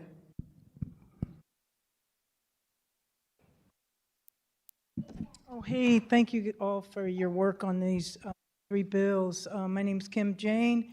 I live in the 9th Ward, and I also work at the Wellston Loop CDC, which is in the 13th Ward at Hodemont and Martin Luther King. I've been, what? Oh, thank you. Yeah, I'm a native St. Louisan since 1960. Our drop-in center at Martin Luther King and Hodemont is open 3 days a week. We help people with hot food, clothing, supplies, and a place to use the bathroom and wash up. We also assist people who are seeking housing and health care. One of the biggest needs we work on is access to substance abuse treatment. We have peer support specialists. We help people navigate the system and facilitate recovery groups. We also distribute and administer Narcan and engage people most at risk of overdose and the effects of living without housing, running water, or heat. We've had hundreds of people in the last year die of overdoses in the city. As you can see, we have sign-in sheets here, a big pile of them, 7 names on each sheet just in the last few months for people seeking help for, and most of the people that sign in write homeless on the sheet. Permanent supportive housing is really the key to tackling homelessness, but emergency housing for anyone seeking it is what we need this winter. We must prevent a fiasco like the last Christmas's cold front, which was met with false information and inadequate space. We need to address systemic failures in the public shelter system. Even if you get through to 211, they rarely have a bed for the night. The Human Services Department reported that 1,300 people said they lived in abandoned properties without utilities, and humans try to stay warm when it's cold. We lost firefighter Ben Polson last year, just a block from our building. Property loss to fire is awful, but the human loss is even more. We know sometimes homelessness and substance abuse go together. We need to realize that the drugs that are prevalent on our streets are highly addictive and dangerous to withdraw from without medical assistance. Symptoms like diarrhea, vomiting, sweats, and even the likelihood of a stroke trap people in a cycle that isn't easy to get out of, especially without a safe place to live. Why is it easier and cheaper to find fentanyl and crack cocaine in this city than bread or a blanket? If we can subsidize sports stadiums, Cortex, and a trolley, we can at least provide shelter and toilets for our own citizens. You may say all we provide are Band-Aids. Well, that's all we have right now. And we do have some thick gauze for wound care. We need more than Band-Aids. There's a humanitarian crisis in our city that needs your leadership and all of our compassion. We must move from criminalization, shame, and blame to meeting basic human needs. We appreciate you supporting this legislation.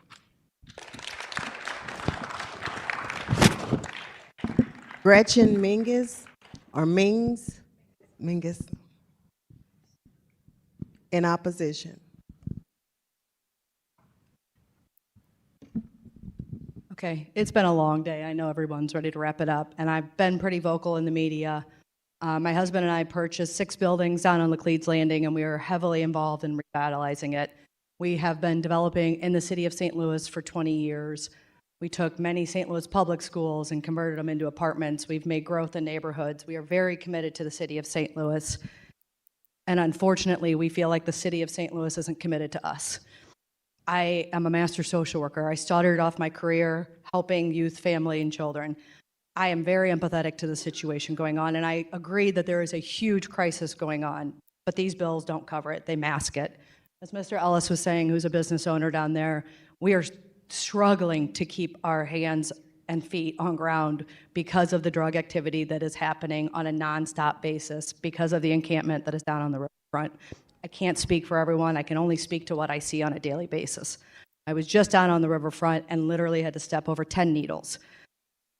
With those needles comes drug dealers. There becomes victimization. There are some serious issues going on, and I completely agree we need rehabilitation, and I think we need mental health like no other.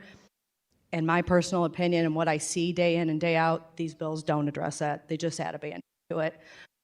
I also see a major disconnect between business owners and advocates and city hall leaders, and I wish we could find a gap for us all to come together and work together. I came from a single house parent. My mom was on welfare. I came from nothing. My husband and I started this business from scratch. I get looked at as, oh, you're just a rich developer, you don't care. It could be further from the truth. I've taken in a child from the Baden neighborhood, excuse me, I'm shaking because I'm extremely passionate, who had a 2nd or 3rd grade education in 6th, 7th grade. He is now a freshman at MICDS and he's thriving. Sports aren't his only option in life. Lowering the standard and telling him what he can achieve by telling him, oh, you just have a learning disability, and lowering the standards for people hasn't helped our society. And so the reason I'm so passionate is I do think that the homeless issue is a real issue. How we address it, I think that leaders and business owners need to come together, because if we don't do this together, we're not going to succeed.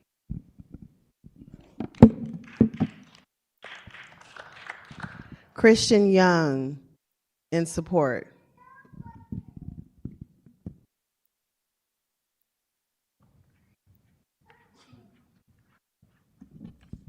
Hello, I'm Kristen Young. I'm a resident of St. Louis City's 4th Ward and a social worker with Legal Services of Eastern Missouri's Youth and Family Advocacy. Our program provides legal and social work support to unhoused youth in St. Louis City.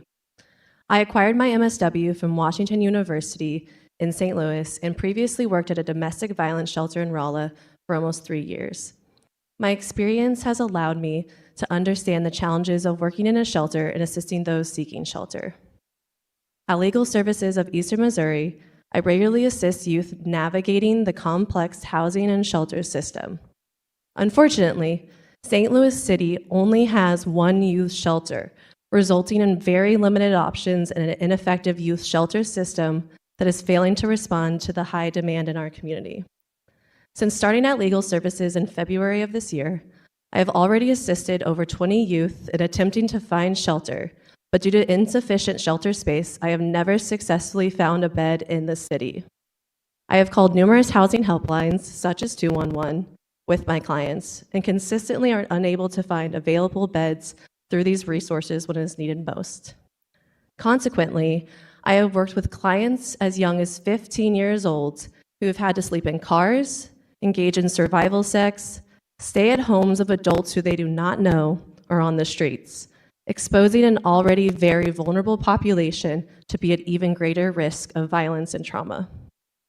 Additionally, many of the youth I work with have emphasized the necessity for more housing and shelter opportunities in St. Louis City specifically, identifying it as one of the most critical needs from their experience. Only by increasing the housing and shelter opportunities available can we address and prevent homelessness for everyone. I strongly support the bills and which represent a positive step towards ending homelessness in our city and providing the crucial housing support for our youth. Thank you for your time. Abby Leonard in support.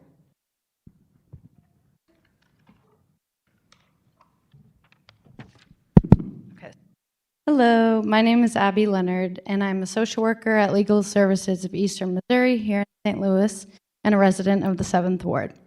I work in LSCM's Housing and Consumer Law Unit, where we assist and represent low-income families and individuals facing housing instability, eviction, loss of housing assistance, poor living conditions, discrimination, and other crises. Our work demonstrates an overwhelming lack of shelter options for unhoused and housing unstable families, and a clear and urgent need for safe and affordable housing in St. Louis. In accordance with the National Low-Income Housing Coalition and the National Alliance to End Homelessness, Legal Services uses the Housing First philosophy, which is a proven model for addressing homelessness that prioritizes access to permanent, stable housing linked with voluntary services as needed. Housing First recognizes that stable housing is the primary prerequisite for support services, and that individuals facing homelessness or housing instability are better able to thrive when they have stable housing first and foremost. In doing this work, the glaring lack of shelter options and affordable, safe housing in the city is impossible to ignore. I've witnessed over 20 clients in just the past year struggle to access shelter beds, receive misinformation regarding openings, or get turned away from shelters, so their only option is to sleep in their cars, stay with a friend or family member on the street, or other things. I've seen firsthand families with no other options moving into unsafe homes riddled with toxic mold, water, flood damage, caved-in roofs, non-functional heat or air conditioning, pests, and other dangerous conditions issues, or even condemnation. Our consumer law unit at Legal Services has handled at least 16 conditions cases in just the past year. The special residential use designation established by Board Bill 128 quite literally provides housing opportunities to families not adequately served by other housing types.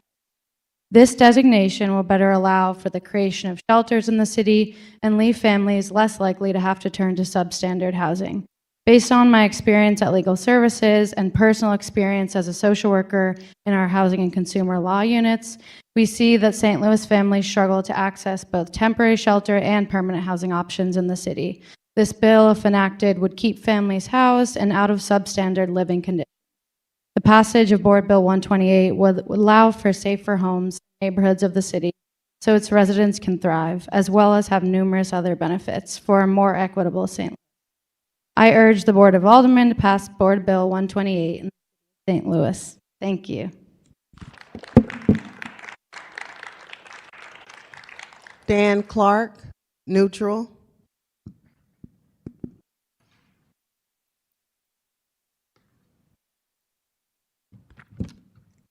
Hello, my name is Dan Clark. I am the president of Firefighters Local 73. Thank you to all the committee members for having me here speak. I'm not speaking for or against this bill, just to kind of speak on the resources that the fire department uses to take care of the unhoused. The strain, just in this general area downtown, the TWOS, who is the firehouse right down the street, runs at a minimum of 5 to 10 calls a day. For homeless individuals. I apologize. The firehouse right down the street here, just in this general area, runs anywhere from 5 to 10 calls a day for homeless individuals. Whether that be overdoses, lack of medicine, albuterol is a big thing, people having asthma. Mental health is a huge one that we run on nonstop. Takes a lot of our resources, and that's just in this general area here. So access for medical care is one of the big things that we see. So with these bills, if there could be something in there to where people knew that they had a ride to a hospital that was actually going to help them.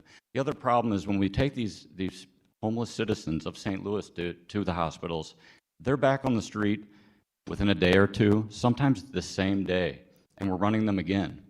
So they're not getting the care that they need. So putting something in there to actually, that we could educate them, that we can get them some type of care, whether it be a breathing treatment, whether it be some mental health care, I think that would be effective. We know that cold weather's getting ready to start. It's going to be within a month. Our calls are going to shift from our normal mental health, overdoses. It's going to be, I'm cold and I know the hospital's warm. And there's going to be a lot of those. And those are things that we could be taking care of, not in an ambulance, but with some resources, and save those ambulances for true emergencies. We don't have a lot of them in the city right now, but they are important. And that's all I really have. So I thank you for having the conversation on this, because this is what needs to happen to figure out with everybody here what we can do to make things better. So thank you, guys.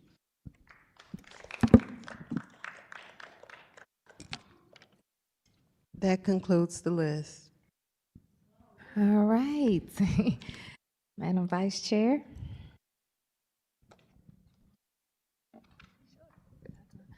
And she's coming back to the podium. She has offered to see if any of us on the committee have any questions right now. So I will start with, I guess Madam President doesn't have any questions. Okay, you want to let us ask first, or do you want to go first? So? Okay. All right. Alderman Cone. I don't have any questions at this point in time. I just want to thank all of the folks who showed up today to share your voices, share your opinions, your thoughts, your ideas with respect to the 3 board bills that have been presented. I was about to say this morning, but we're well into the afternoon now today, and so look forward to working with the sponsor and the committee going forward. I know we're not planning on taking a vote today, but certainly would look forward to having the planning folks back here, the zoning folks back here to ask them questions relative to the board bills, and then continue that dialogue. And I want to commend the sponsor of the bill for bringing the dialogue forward. You and I share some neighborhoods and have had these conversations already, and sometimes just sparking the conversation is a really important component to legislation in general, so that we can at least make some movement, if not legislatively, through other ways and means. And so I want to commend you, because this is certainly not a small effort, especially for someone who is Board of Aldermen. And I know you've got lots of experience behind you in other ways, but certainly want to thank you for taking this on as well. So no questions today, but just a couple of remarks, and thank you for indulging me. Alderwoman Slicer. Thank you so much, Madam Chairwoman, and thank you, sponsor, for bringing these bills forward. I know we've already had conversations about the bills, and I've spoken with the president as well. I do want to be very clear that as written, I do not support these bills, and I want to make sure that that is said. I have just a lot of concerns about what especially is in Board Bill 126 regarding the encampments, the safe camping areas, as well as the I guess unintentional is what they're being called, encampments. And then in Board Bill 127, I know I've spoken with you about, I'm not in favor of removing the plat and petition process, and I do have some concerns about the permitted by right and conditional permits that are outlined in Board Bill 128. So I want to echo the comments from my colleague from the 3rd Ward about the importance of this conversation. I think that, as these bills stand right now, I'm not supportive of them, and I just make sure that's clear. But I do think that the conversation and having a place to start is helpful. When you're in a negotiation, there's always a place to start and then where you end up. So I think this is where you have put us forward for starting, and I appreciate the thoughtfulness that you've brought to the conversation, and especially those who came and testified today, whether in favor or opposition or neutral. I think it's clear that there's a lot of folks in the city of St. Louis who care about this issue and want the city of St. Louis do a better job than the city is currently doing. I agree that the regional conversation is very important. It's very important to note that the services that exist for unhoused folks are largely in the city of St. Louis, and the city is taking on a disproportionate amount of that work, and that it is not necessarily capable of doing more. So I think that figuring out if the city is going to do more in a way that makes sense for everyone involved is a really important thing. So I appreciate the time today. I know we're all probably done sitting in these chairs, so I will yield my time. Thank you so much. Alderman Brownie. Thank you, and I want to echo my colleagues' comments. Thank you for bringing up this discussion today, for having the presentation on the long-term broader strategy. There's no doubt this is a serious issue in this city. It's a serious issue in every city, really. And we're seeing cities that have handled this very poorly and the effects that that's having, especially out on the West Coast. And I'd like to avoid becoming those cities. And so I think the intentionality with which we approach this is important, because this is a very serious issue and it's a very complicated issue. I think we identified the problem pretty accurately today. A lot of people talked about their personal experiences. We heard from providers. We really covered every base there. What we didn't cover a lot of was the solutions, and that's because that's a more difficult question to answer. But I don't feel that these bills right now are full of solutions. I would first point to the repeal of panhandling ordinances. Why are those included? Can you speak to that a little bit and the reasoning behind repealing those?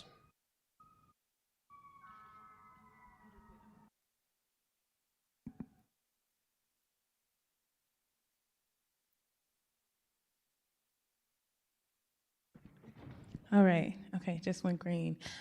Yes, first of all, thank you, Alderman Browning. I thanked everyone else, but I want to thank you too, since you asked the question, that you did give me your time for us to kind of talk about this beforehand and engaged in that process. One of the things that I do hope that people at home see and folks who are here left is, regardless of where people land now, the ability to have these conversations in a respectful manner and to hear each other out is a culture that I don't, it's the only one I've experienced since coming here, and I've heard that it wasn't always present first. So I want to say that. In regards to your question specifically, well, first in regards to your question specifically around panhandling, and I will send you the other information, but there are federal courts that have struck down those types of ordinances. And again, it is aggressive panhandling. Part of the conversation that I'm trying to have us to have is to be careful about things that we have in law that can be selectively enforced. We need to make sure that any of the laws and policies that we have in place, that they're equally impacting everyone, that they can't be selectively used. And I know today in many of the public testimonies, people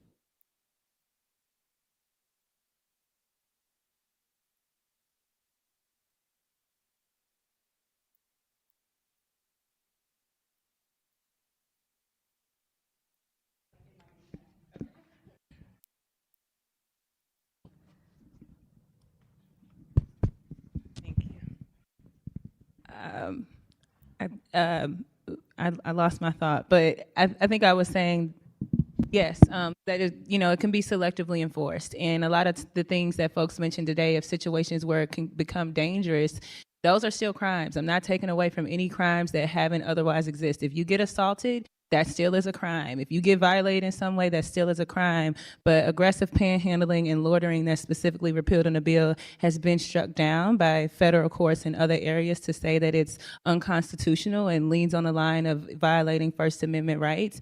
So that is part of the conversation, but the other part of the conversation is about selective enforcement and making sure that it can't be used, because many of the folks, providers, unhoused, many of the folks said that it was that it could be selectively used sometimes when help is happening, because I feel uncomfortable that you're panhandling in general, but I know that the ordinance is there for aggressive panhandling, so that's what I have to cite in order for you to get a ticket. And again, also the perpetuation of cycle, the perpetuation of poverty, that something that could be minor otherwise for some of us in more privileged positions can be detrimental and can keep a person in a certain position.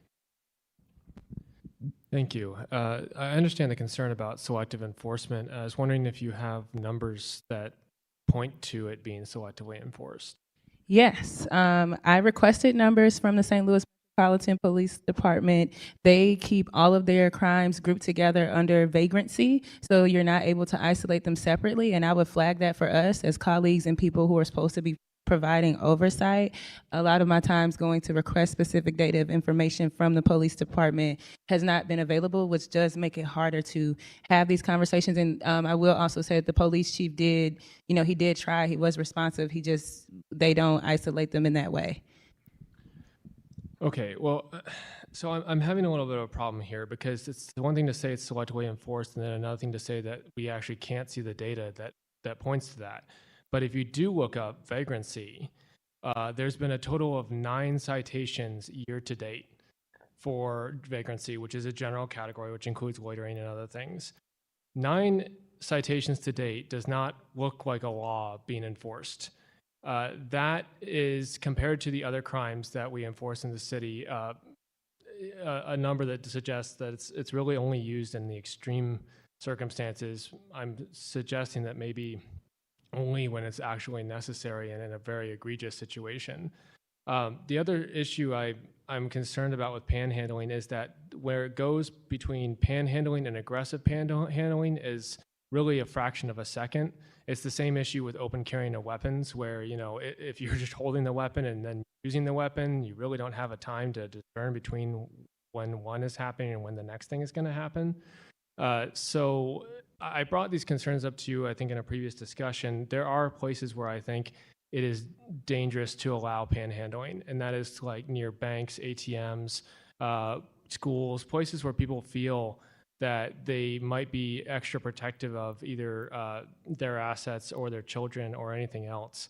And I would be cautious about repealing ordinances with regard to those areas.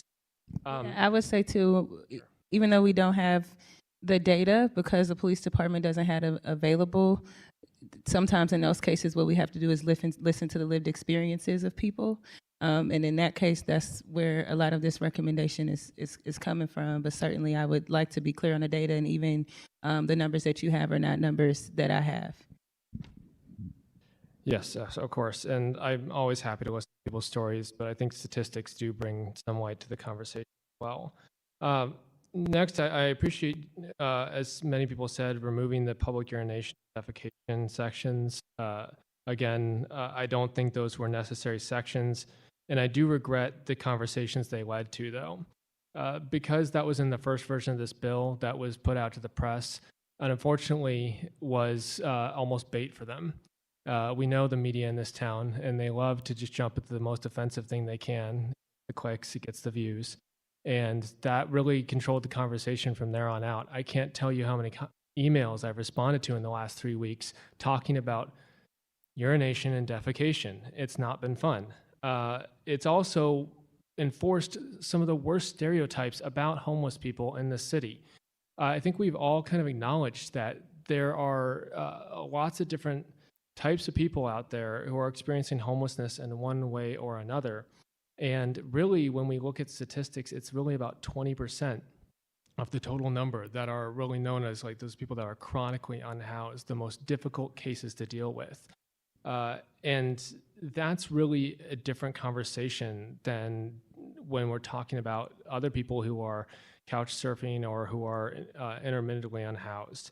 And I would love to approach this issue in a way that we could really break this down and figure out what the best approach is for each individual circumstance that needs to be addressed.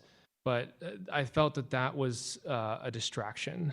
So I'm glad it's gone now, but I do think it got us off on the wrong foot. The next thing I want to revisit is cost. The original bill had a fiscal note at the bottom of it, and I understand that that same fiscal note applies to this new revised version as well. Is that correct? Yes. Okay, so in the fiscal note, I noticed that we have a cost of about $630,000 first year for one of these intentional encampments. The understanding is that these encampments would exist whenever there's a group of 10 or more people, and that the costs would escalate as you add more people, namely in that we'd have to provide more showers and restrooms and other things like that to the encampments. Where is this money coming from? Yeah, so first, I want to talk about your comment saying that public urination was a distraction. I totally agree. I think it's unfortunate that when we're trying to have a conversation about people who are chronically poor and the things that they need access to, that we would make dehumanizing statements and say things as if they just want to use it outside. But I also want to point to that it did need to be in the bill, because part of what had to happen, even folks who came out and were like, I'm opposed to it happening, they are saying that it's already happening. So the idea of the bill and what the method was to say this is happening, and it's still going to happen today, and it's still going to happen tomorrow, and it's still going to happen next week, regardless of what we pass, because people have to use the bathroom and they don't have anywhere else to go. So I know that it can be that it's a distraction, but I don't think that it was just a distraction. I think that this is a very important conversation that we had to have. I do think it's unfortunate how some people shape the narrative and choose to talk about it in a dehumanizing way, but I think us, especially as leaders, can totally have this conversation and talk about, now we know that that's a serious issue, what are the solutions available? In regards to what you mentioned about the cost of the bill, I will say, part of what the firefighter, when they came here and spoke, part of what other city services and city workers would tell you is that right now we are already spending money on this issue. But because we don't have money allocated to the issue, and because we don't have as many people assigned to handle this issue, we are having to use, whether it is police officers, whether it is firefighters, we are having to use first responders and other people to do that work because we don't have it allocated. And of course, several of the testimonies spoke about the cost of people transitioning in and out of jails and transitioning through emergency rooms. So I would say that first, that money is being spent, public dollars are being spent on this issue. We just as a city aren't being proactive about allocating sources to some of the things that could allow that EMS and firefighters and police responders to do duties. In regards to the specific fiscal note for this bill, it is averaged at $630,000 per encampment. Part of the reason that's so high is a few reasons. Number one, there was a security conversation, a 24/7 element of security that was needed. For the sake of the bill that is currently the budget, the fiscal note complies to that as a police officer and 3 officers a day per shift. That does not have to look like what it is when we get to the part of encampments. Part of the reason why I just defined kind of the criteria of what will need to be at a safe encampment is because the St. Louis Metropolitan Police Department and the actual Department of Human Services will need to talk about what are the best security options, but that is a bulk of what that money therefore is for staff. And in my conversations with the police chief, he actually was like, if you budget for officers, we tend to be more expensive than some of the other security options that are available, so you will likely definitely have enough to cover the cost of security that you would need at an intentional encampment. And then the other fees are, a porta potty per 10 person, a shower per 10 people, a hand washing station per 10 people, the Department of Human Services coordinating services, those things cost money. And so it does add up, and you do have to have enough to anticipate for the amount of folks that you might have for coming in. And as far as where would the money come from? Well, again, I think there has already been an ARPA allocation that has been, given to intentional encampments, but we have banned it, so it can't be used right now. Also, we do have $250 million, or actually $257 million now, and we'll get another update when that comes. of RAM settlement money that is here, and then also some of the things that we saw on that board when President Green gave her presentation about some of the other things that come in. If we were to do a tax on short-term regulation properties, if we were to do inclusionary zoning that has linkage fees, there are some things that are coming, other housing policies, that money can be given to this. And certainly I wouldn't rule out the idea either of private and public partnerships. There are folks that have reached out from the business sector saying they were interested in being involved and interested in being funding. But again, I'm keeping the bill germane to what's directly under our jurisdiction as alders, because I think it will be a larger conversation when you have partnership conversations. And then also, you know, it's hard to even have those conversations about some of the things around intention because the ban is in place. And so in a lot of my conversations with other folks, that ban being in place has just limited and halted some of those conversations. But those are some of my ideas about where this could come from, how we could do it sustainably, what is already on the table. Okay, thank you. I do think, just to mention, that there is a ban in place in a lot of wards, but not every ward. So there's a possibility that some of this could be used now, and I do appreciate that there is some already allocated to it. But this is an ongoing cost. I think I have some hesitancy about obligating the city to be paying for something when we don't really know where that future source of money is coming from. We have an engagement process going on for the RAM settlement money right now, and I think that's a good thing. I think we should be really making that decision among the whole board. Same with any unused ARPA money that comes back to us. That should be a whole board decision and not just grabbed for each individual bill that we want to put forward. And you know, while there might be future taxes and there might be future things that we might have, again, those are tenuous. We don't know if those are going to pass the board, and we don't know what else we might use that funding for. I know the building division has a lot of needs. I know our water infrastructure is in trouble. There's just so many needs our city has, and it's not that one need is more important than the others, but we have an entire city to govern. So that is of concern to me, and I'd like to see that a little more mapped out because what I see right now in the fiscal note is a possibility of an escalating cost. The idea that the city is going to be somewhere where people come to be homeless is kind of silly, right? That sounds kind of dumb when you think about it. But the real issue is that St. Charles doesn't have homeless services. St. Louis County doesn't have homeless services.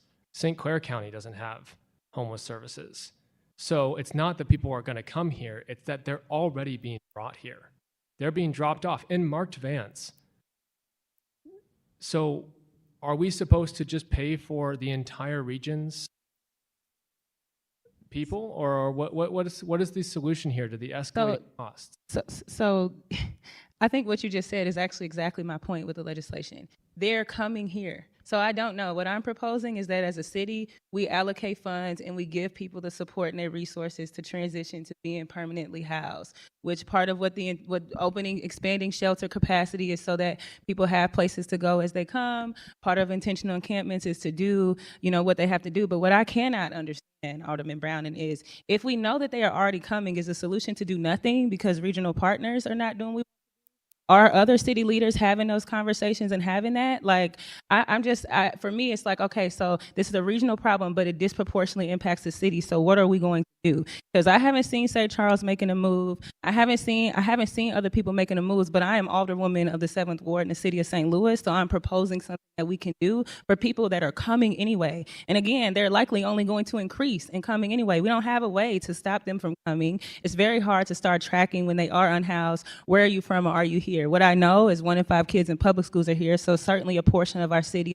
unhoused. But I also know that this is an issue, and I'm not sure what are we going to do? Are we just going to say that they're from other places and people aren't doing their part and sit and do nothing? Or are we going to do everything we can as a city to save people and give them the support that they need now?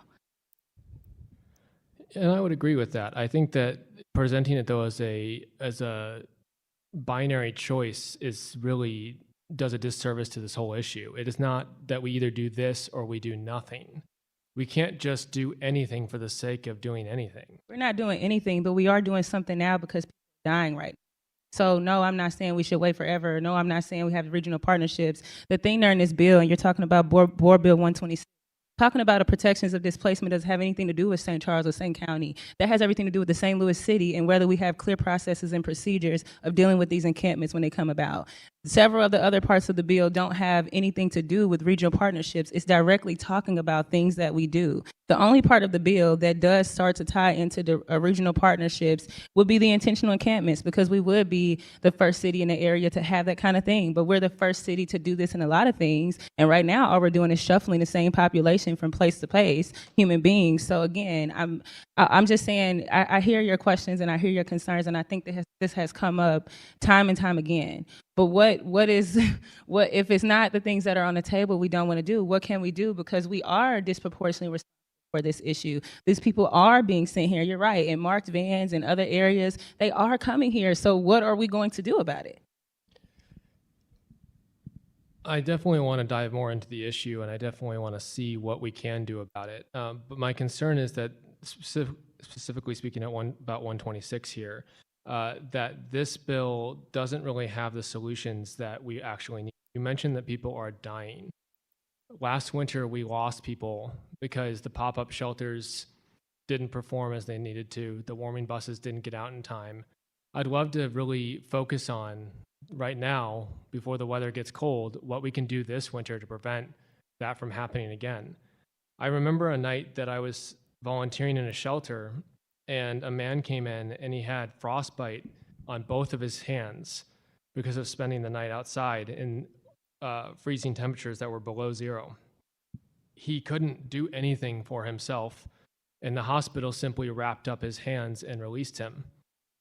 So that night he came in, and it took 2 employees of that shelter away from their duties with the rest of the people there just to take care of this man, help him do everything that he needed, help him go to the bathroom, help him eat.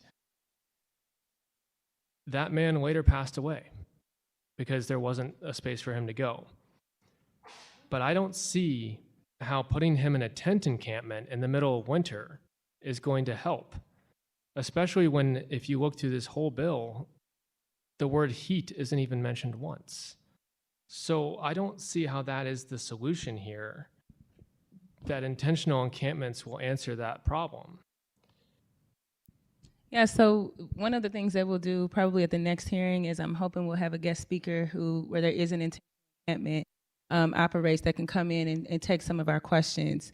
The reason why heat and things aren't mentioned, most of the place, again, the models that St. Louis has been unintentional, they're not half as resourced as an intentional encampment would be.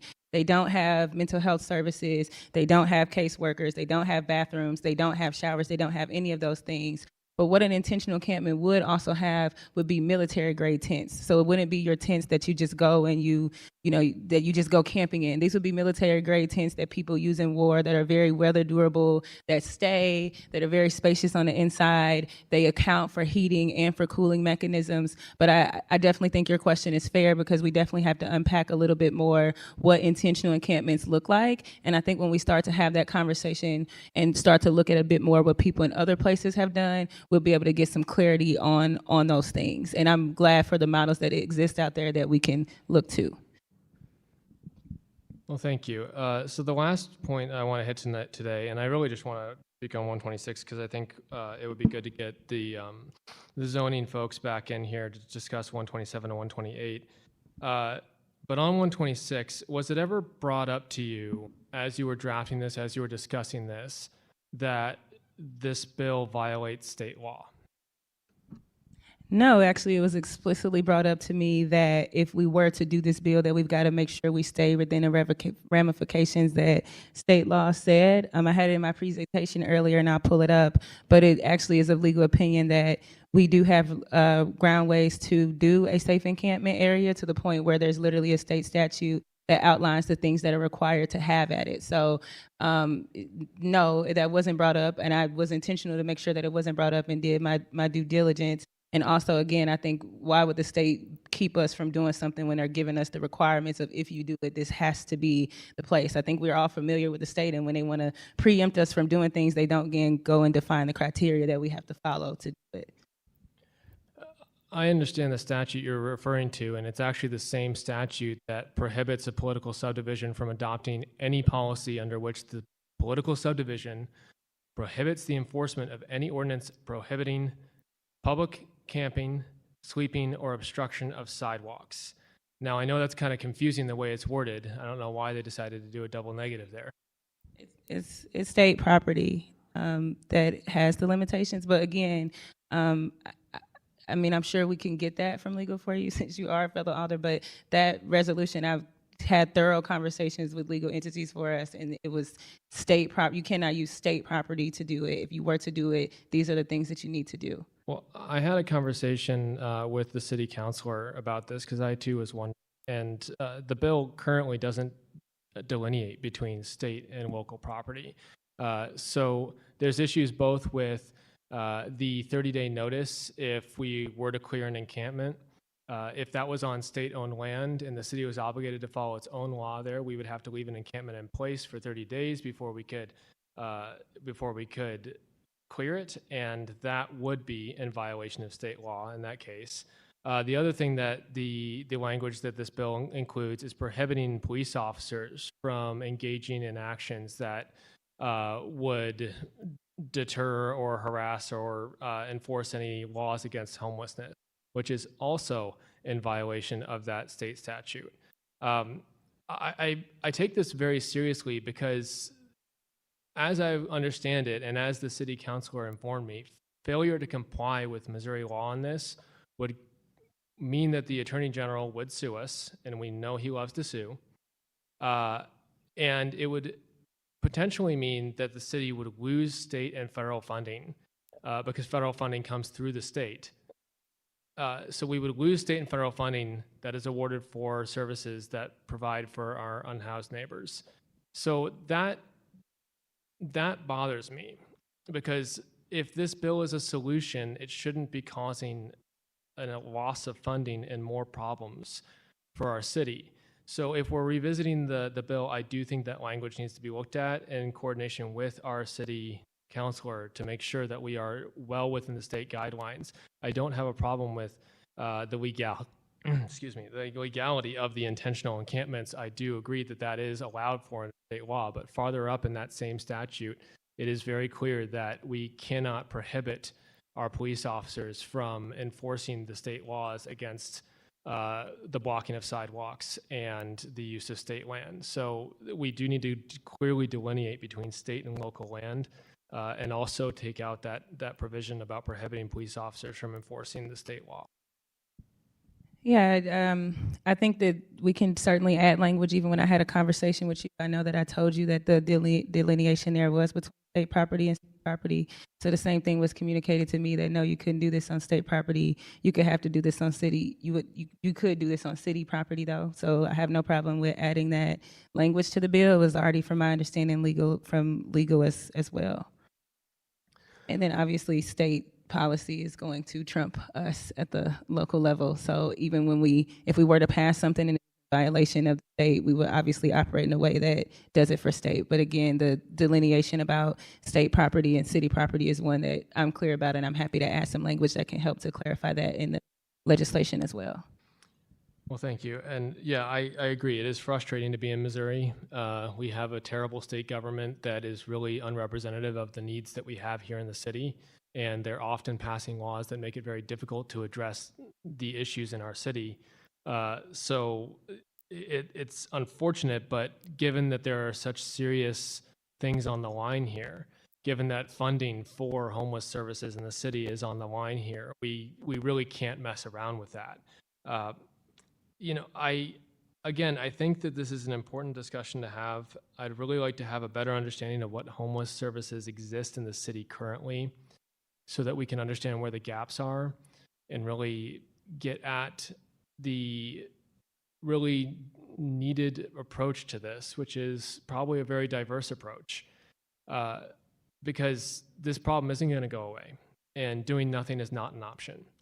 But at the end of the day, I don't think I can support 126 as it's currently written, and I can't think of revisions that would make me support it at this time.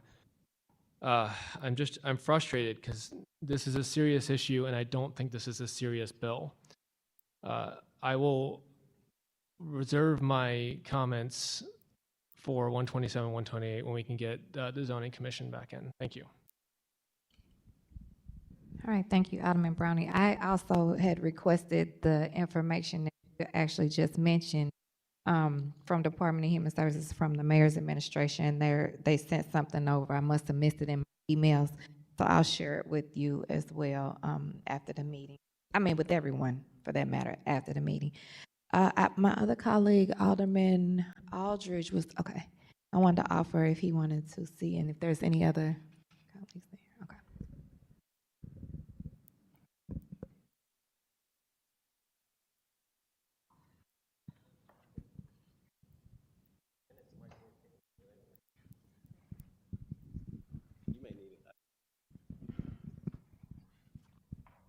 Okay, it is working. Thank you, Madam Chairwoman, for allowing me to speak, even though I'm not a member of the committee. I tried to make sure I was able to get here as soon as my 11 o'clock was over, because this is a very important issue. And I want to first thank you for taking the charge. This has not been the first conversation around legislation right this in the city of St. Louis. I know there's a lot of feelings around this issue because it's been going on for a very long time. You know, we clearly seen a very diverse group of individuals that came today to be able to speak either in favor or against it, and all their opinions is well respected, and it's coming from a place where they may have been impacted by situations or may feel how this may positively or negatively impact the city, and that's like the great thing, part of democracy. But I do want to thank you for raising, at least in starting the conversation about how can we move forward as a city. This has been going on for a very long time. As the alderman of the 14th Ward, we take in the most unhoused resources, shelters, individuals. If it's not Biddle House, if it's not Gateway 180, if it isn't St. Patrick's Center, you know, it's all saturated in one location. So I do understand some pain, especially from residents, especially in the downtown area, that speaks about it, because we've been taking on the brunt of the responsibility. And I think one reason why, you know, I like your planned petition part of the bill, I think that's 127, is it's telling the rest of our wards that it's time to take on the responsibility of ensuring that we have not large shelters, but smaller shelters, right? We talk a good game a lot of times about we care or we volunteer at places, but as soon as the door is open to say, would you want one on your block, then it's all these concerns by all these issues that they all of a sudden have, right? This is a complex situation. I think the way that you're approaching it is in a way to try to get to the root cause of something. Who knows how we end the process? Maybe one get done, maybe two get done, maybe three get done, but we have to do something. I believe that the way that this was introduced with a lot of the media just talking about the public urinating and the defecation was to get away from a bigger conversation. I don't think it got to a lot of the meat of what your bill is trying to do. I 110% disagree with the alderman from the 9th to say this isn't a serious bill. I know how many stakeholders, maybe, you know, before people make comments, they should know what work is going into it, just like they were involved in the short-term rentals. If they don't think it's at a spot, the great thing about this process is we all can work together. We have each other's cell phone numbers. We know how the process works. If you have issues, like, you know, you have conversations and say, how can I help you make it better? But to just say it's not serious is just completely disrespectful and disingenuous, because I know how many stakeholders have been at the table.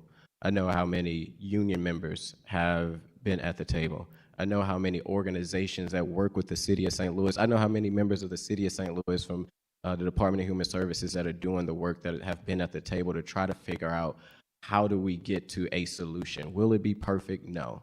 But that is the great thing about this process, is how do we get somewhere instead of just constantly saying no. We do have winter coming up, and even outside of winter, we look right outside. We have individuals that are sleeping on a day-to-day basis on our grounds. Is that the best way that they should be out there? Probably not.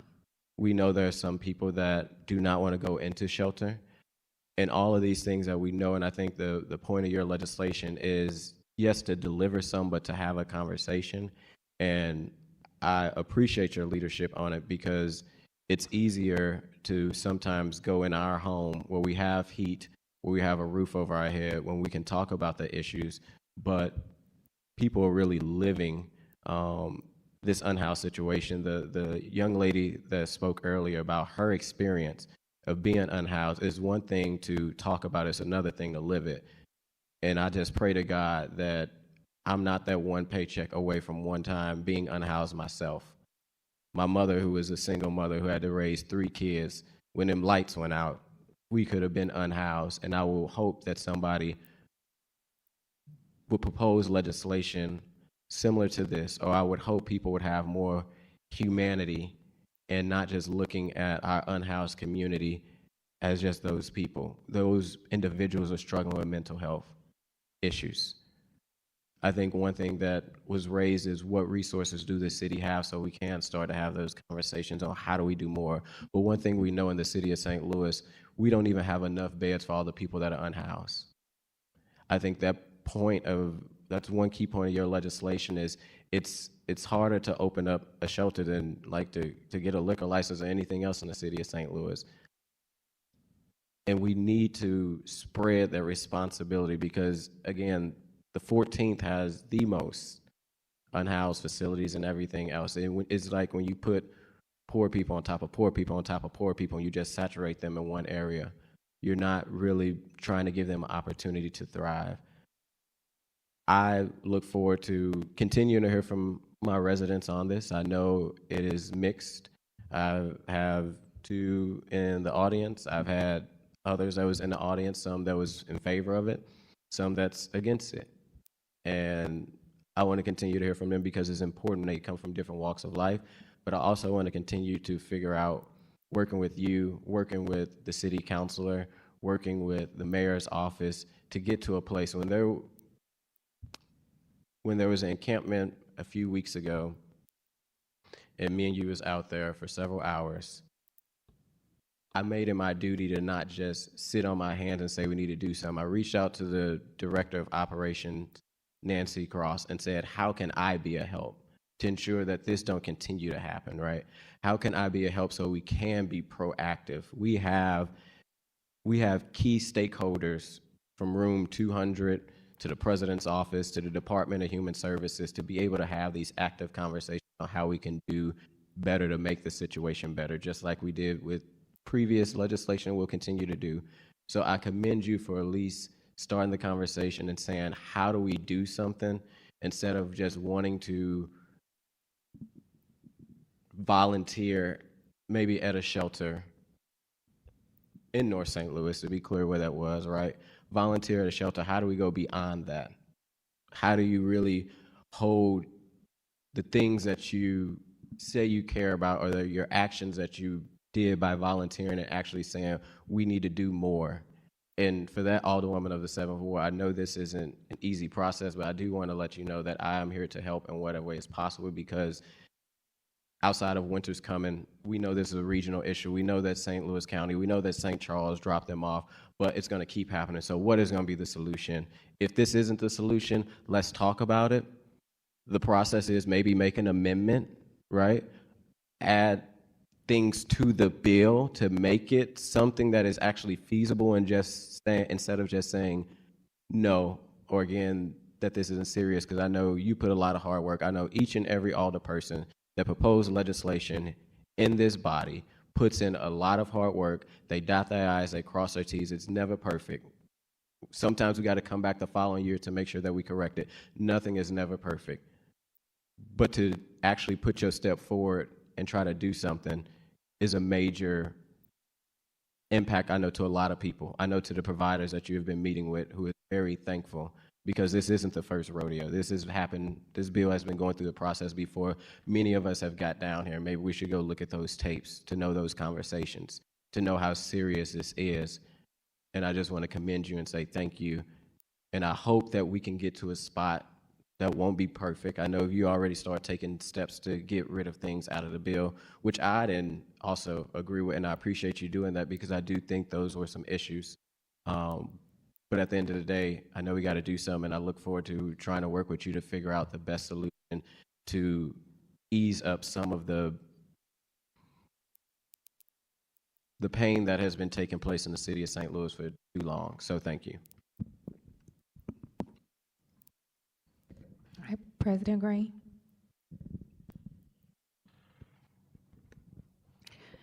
Thank you, Madam Chair.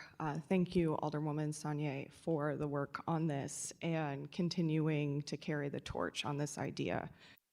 I want to first have a few comments as somebody who has seriously worked on this bill and this issue for many years. As it was first said in the timeline that we put out earlier, the first iteration of this bill was in 2017. And that bill came out after working with service providers. We had had an especially cold winter that year. We had a lot of pop-up shelters. I spent many nights in churches, sitting up, trying to help out at pop-up shelters because there wasn't bed space available. And our service providers started to come to us and say, like, we cannot continue this way. We need to be supportive of folks who are unhoused, and we need to be supportive of the entire continuum of care because a lot of these pop-up shelters were not really equipped to be dealing with the populations that they were dealing with. I mean, there was a night that I was at a church in the north side, stayed there all night with somebody who was detoxing. They did not have medical staff they did not have medical staff there. They did not have substance abuse folks, but they had opened their doors because it was incredibly cold out and people needed a place to go. And so, you know, a couple years after that, we started to see more encampments open up in our city. And it was at that time that Alderwoman Gracia kind of picked up the torch because we realized, you know, there's these calls from the community to say, we don't want to see encampments. We're tired of seeing encampments. But what we kept finding is that these encampments were being broken up and often without very much communication with the people who were living in them and with the service providers that are charged with providing them care. And so the second iteration of this bill that Alderwoman Ingracia put forth started to lay out that process for if we are decommissioning an encampment, what has to happen to make sure that our service providers in the city and the people that are in those encampments are all on the same page as to what the process is to break this up. That bill did not pass either. And so it brings us to where we are today, where we have had more encampments opening. I think I see more encampments in our city than I've ever seen before. And we still don't have a process for decommissioning them and making sure that folks get into safe, stable housing. And so what this bill does is it creates that process. It says, okay, when an encampment is identified, the clock starts ticking. We go out, we give a 30-day notice, and that 30 days gives time for our service providers and the city to come together and figure out a housing plan for the folks who are living in that encampment and identify the appropriate housing to get them there. And now the hope is that it doesn't take 30 days, right? But what our service providers have told us over and over and over again is giving 24 hours or 48-hour notice to break up an encampment does not allow them the time that they need to do proper assessment and find housing for folks. If we look at the City Hall encampment, some of the challenges that we had with folks that were there, we had families who did not want to be separated from each other. Oftentimes you can find housing for a single man, or you can find housing for a woman and a child, but you cannot find housing for a family. And the person in that encampment was pregnant. She did not want to be separated from her partner. And I think that that is a legitimate ask to say that if you are asking us to go into housing, I should be able to stay with my husband. The other issue we had with folks in the encampment is people who had pets that they did not want to be separated from. One of our domestic violence shelters in this city just opened a pet kennel, which I think is wonderful. But we need to be looking at that for some of our other facilities, because people are choosing to stay on the street rather than be separated from their family or separated from their pets. And so that 30 days notice and that requirement that brings together this team to figure out the best options for the folks in that encampment allows us to identify those special needs. It allows us to identify if there are families that don't want to be separated, if there's pets, if there's mental illness, if there's substance abuse, so that we can identify appropriate housing. And so that's the important part of the Bill of Rights piece, is it establishes that process, and it also recognizes that what happens when we get to the end of that 30 days and there is not appropriate shelter available for the people in there. They still need somewhere to go.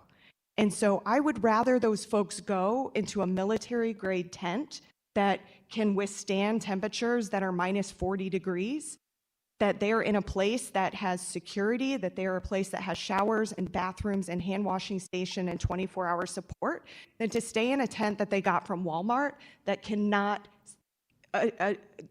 withstand those temperatures. And so that, again, that's what this bill does. This bill is saying that if we do not have appropriate shelter space for folks, then the city is creating a safe camping area that has those wraparound services, that has military-grade tents, that can provide that warmth for folks when it is really, really cold, and that it gets people connected to services. And so that's why it's really this bill is important, because it is addressing the lowest barrier shelter option that is not available in our city right now. And if we don't want to see folks in encampments, we have to be creating a low barrier shelter option for folks.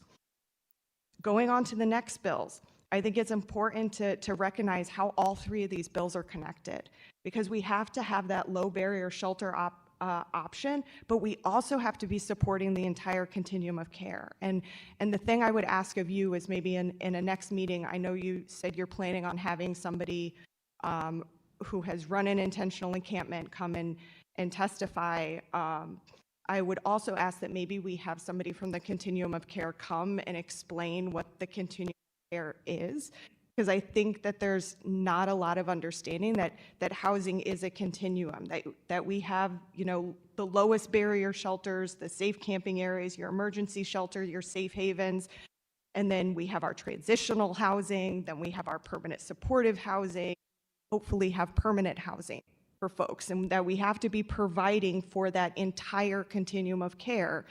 And the challenge, again, that we've continued to hear from our service providers, we had several who stood today and they said, money is not our issue. We have the money. We're ready to expand. We're ready to take more clients. We cannot find a place to go because the city's zoning laws are keeping us from having a place to go. So these bills are very serious bills that get to the crux of the issue. The issue is folks are tired of seeing encampments in their community. But we cannot continue with the same strategy of breaking them up. They move a couple blocks over, we break them up, move them a couple blocks over, break them up, move them a couple blocks over, without having any kind of pathway toward housing. And we cannot create that pathway toward housing if we also say no to shelter space in every section of this city.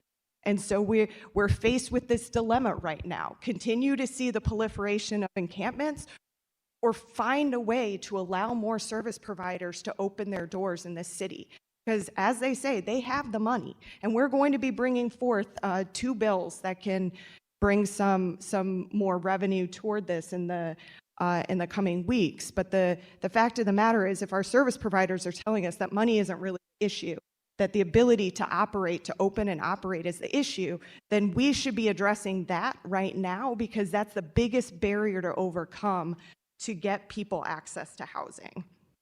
So I guess my question there is, are you willing to ask somebody from the continuum of care to also come in and kind of educate everyone on what the continuum of care is? Yes, and I'm also going to make sure that the building, the zoning and planning commission folks come back too, because I also heard colleagues lift that up. So I'll make sure that they're at the next hearing. Okay, I appreciate that. I have another question with regard to the aggressive panhandling. So if somebody is very aggressive toward you, they put their hands on you, or they impede your ability to get by them or something like that, is there another type of charge that could be leveled against those folks? Yes, harassment and assault are still very much charges that can still be pressed against folks. Okay, and do you remember the reason that those handling and loitering ordinances that were struck down in the courts were repealed? What did the court say?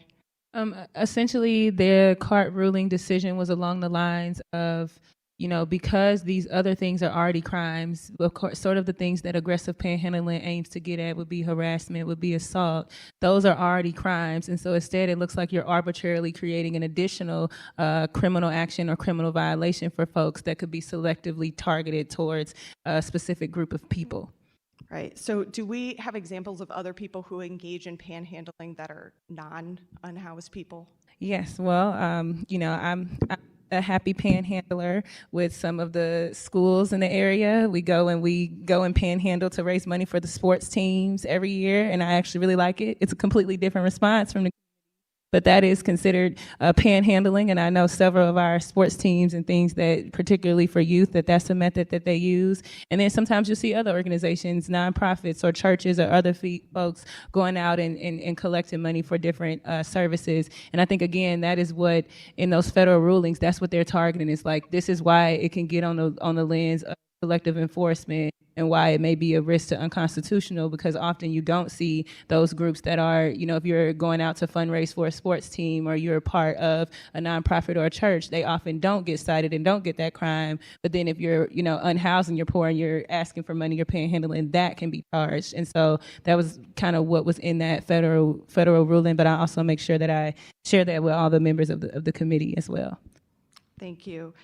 That I think would be very helpful, because I think the folks need to recognize that the goal is, not to allow folks who are assaulting people to get away with it. The goal is that, we have, for example, our fire department goes out and fills the boot, right? They are panhandling when they go out to fill the boot, but nobody is calling the police on the fire department. At least I don't think so, when you're out there trying to fill the boot, right? So the question is, if we are, if we're allowing some people, Girl Scout troops or schools or the fire department, to go out there and collect money, but suddenly it becomes problematic when the person is a sign that says, hungry, anything helps, that does create disparate treatment. And that's what those federal courts said, that these loitering and panhandling ordinances are overly vague and infringe on the First Amendment rights of people who are unhoused. And so by repealing them, we are putting ourselves in alignment with federal court ruling, and we are also recognizing that we see some people asking for money as problematic, and we gladly give money to other folks that we don't see as problematic.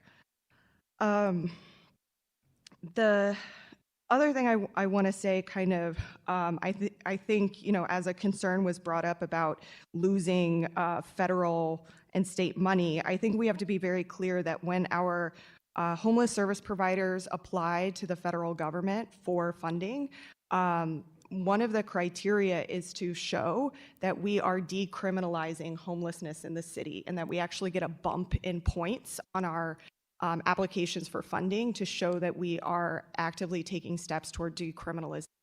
And I used to work in homeless services. I was a development director. I was in charge of the money. That's what that meant as a development director. So these are, this was a rule that was created, I think, in 2015 or 2016, because the federal government recognizes that we should be taking steps toward decriminalization.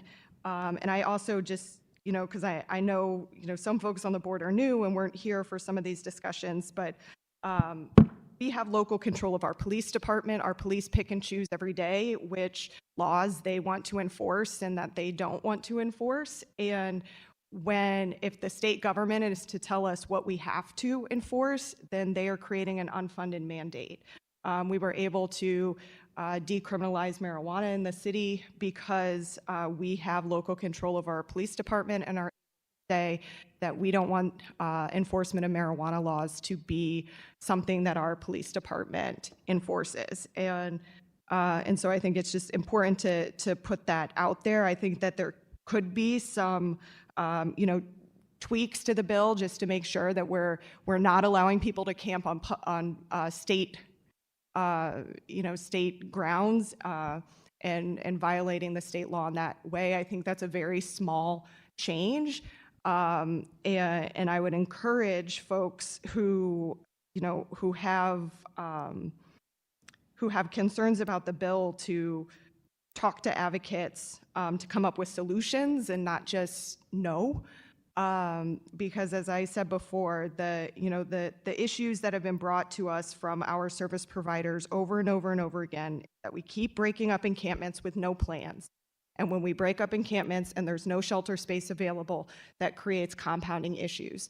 Because often when these encampments are broken up, the service providers that have been working with them then lose track of the people who are in them. And that makes it even harder to get them housed if now you're waiting 30 days, 40 days, 90 days, maybe to track somebody down again and start that process all over. And as we heard, it gets them kicked off the housing wait list if you can't find them. And so by having a safe camping area where folks who, you know, if they are not able to be housed after the end of that 30-day area, it allows for a place where case managers still know where folks are and can continue that process and make sure that they don't get kicked off the housing waiting list just because we can't find them. So I think that these bills have been very well thought through with the help of our service providers that have been doing this work for a very long time. I also do want to make clear, I know one person today mentioned like looking to Houston. Well, we have been working with Mandy Semple from Houston. We have a working group that has been meeting for many months that probably has 50 or 60 people on it. I sit on it. I am a part of the policy group, so everything that we are bringing here is things that are coming from the folks who are doing this work every day. It's not stuff that we just like pulled out of our butt or whatever. It is like actual real policy that is coming from folks on the ground. So I just wanted to be clear about some of those things, and I hope that going forward we can refrain from, you know, making accusations or calling names of folks and work towards solutions. And if there are actual problems with the bill, give some red line to it. You know, tell us what pieces of it are a no-go. I mean, I'm not going to make any decisions for the alderwoman from the 7th, but I'll say, you know, if the panhandling piece or whatever ends up being too big of an issue, like, you know what, it's against the law anyway. We should not be enforcing this if we, you know, and if we, you know, if we do end up enforcing it, we could get a lawsuit against the city, but we can always let the courts handle it out if this body doesn't want to do that work. But I think the crux of the issue is getting to make sure that we are supporting that entire continuum of care, and that we are starting with recognizing that we cannot continue just breaking up encampments to shuffle people to another place, to shuffle people to another place without places for them to go, and that the status quo of allowing people out on the streets with tents that are not equipped for inclement weather that are not equipped for freezing temperatures is a death sentence for people. And so as a city, we should be providing the best available resources. We should be making sure that we can expand shelter capacity and that we are providing appropriate housing for wherever people are along the continuum, because not everybody's ready to jump into permanent supportive housing today. We wish, but we got to make sure we have all of those options. And so I think your bills here have, I think, done an exemplary job of building off of work that's been being done for many, many years to get us to a place where hopefully we can expand some shelter capacity in this city. And the last thing I will say is, having been the alderwoman for the 15th Ward before this, I helped open a CC house that was in Tower Grove East. It was one of the 13% that managed to make it through the plat and petition process. What we found during that process is that people were not opposed. People would not open their doors. And I think that that was something that was not mentioned enough today. Like, when we knock doors as elected officials to try to get elected, we never get 50% of people to even open their doors for us. We're lucky if we get maybe 30% of people to open their doors and have a conversation with us. So having to get 51% in support means you probably need at least 75% of people to open their doors, which is just an insurmountable number of signatures to have to get.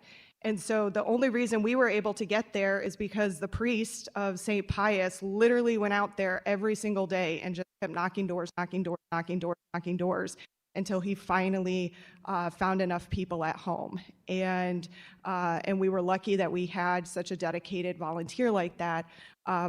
But a lot of our shelters do not have the capacity or the super volunteers to do that. Their job is to be providing services, not running campaigns. And so I hope that we create a mechanism where we can have more dialogue about these centers rather than just a yes or no checkbox at the door, and that we can get to a place where our community can negotiate with service providers in the city so that we can get to yes, because the status quo of not opening shelters and breaking up encampments with no plans cannot continue in this city. So thank you, Alderwoman. Madam Chair, if I might respond. I don't want anyone to mischaracterize my position on this. And I noticed that there's been some barbed comments thrown my way, even though I didn't call anyone here unserious. What I said is that this is not a serious bill. And what I meant by that is, if you look at the fiscal note covers 10 people. 10. The encampment outside of City Hall was, 37 people when it was cleared? You keep talking about tents. The fiscal note doesn't provide for tents. Military grade usually means the cheapest that we can possibly buy. Winter tents cost like $1,000 each. That's what I mean when I say this doesn't seem like it's very well thought through, that it definitely needs more work. And I am willing to work on that with you all. But it bothers me how we've gone through this process so far. This bill was announced before we even had it in hand. There was a press conference about it. We had to answer emails about it before we had even read the text of the bill. That was messy. Where's the mayor's office on this? I haven't heard a word from them on this. I'd like to request that if we have another meeting on this, that we have Adam Pearson come down and talk to us about what the process actually looks like. How do we currently clear encampments? Were there efforts to find housing for people that were down outside of City Hall before that encampment was cleared? It doesn't serve anyone well in the city when we deal in misinformation and half-truths.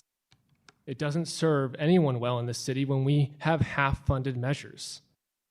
So I don't want anyone to mistake my comments for me not caring about this issue. I care very deeply about this issue. I want to see people in our city cared for. I want to see fewer people under our highway overpasses and, begging for money at intersections. I want to see fewer tents I want to see people in safe places where they can get the help they need and the services they need. And this bill doesn't provide those services. And the place that it does provide them to go, I think, is fairly inadequate for Midwestern winters. So yes, there's room to improve on this, and I'm happy to work with you. But right now, between the first version of this bill and the second, I have not seen improvements that make me think this is going in the right direction. Alderwoman, can you tell us what city does the person who runs the intentional and who's going to come and present to us, what city does she represent? Denver. Can you tell me what Denver's weather's like, probably compared to here? It's pretty much cold most of the time. Y'all It should could be a actually look fall. at Denver's process. This is not like Denver's Um, process. Madam Chair, do you mind if I just respond to Michael's? I really want to, as I said when I was speaking earlier, I do not want this. This is about us as city leaders having a conversation about the collective of people that we serve. And so I want to keep it focused there. If anyone has been offended by anything that I've said or not said, you have my apologies, because I promise you that I respect all of you as leaders and as colleagues. And so it's never my intention to imply anything. And I do understand the frustrations of a process of when things are happening and you don't have information.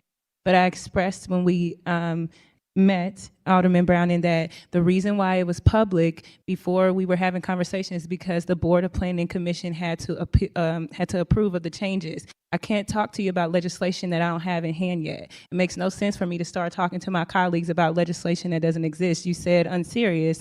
That would be very unserious. I would be coming to you saying, hey, here's what I hope to do. Here's what I'm hoping that the Board of Planning and Commission would do, with no clue where they landed and where they were. And so my intention was not to keep any of my colleagues, isolated from this process. I sent you forms of the bill as soon as I had them finalized. I sent you forms of the bill, and I sent you a frequently asked question document. Was it the cleanest and smoothest? No, but I've seen so much that has happened in the 6 months that we've been here as alders, where things are not clean and things are not smooth and things are messy. But I have certainly done my due diligence to have all the conversations with my colleagues, to open up the doors, and to have all the conversations available. So I want to address that. Some of the other things that you mentioned that has come up over and over again is, where is the mayor's office?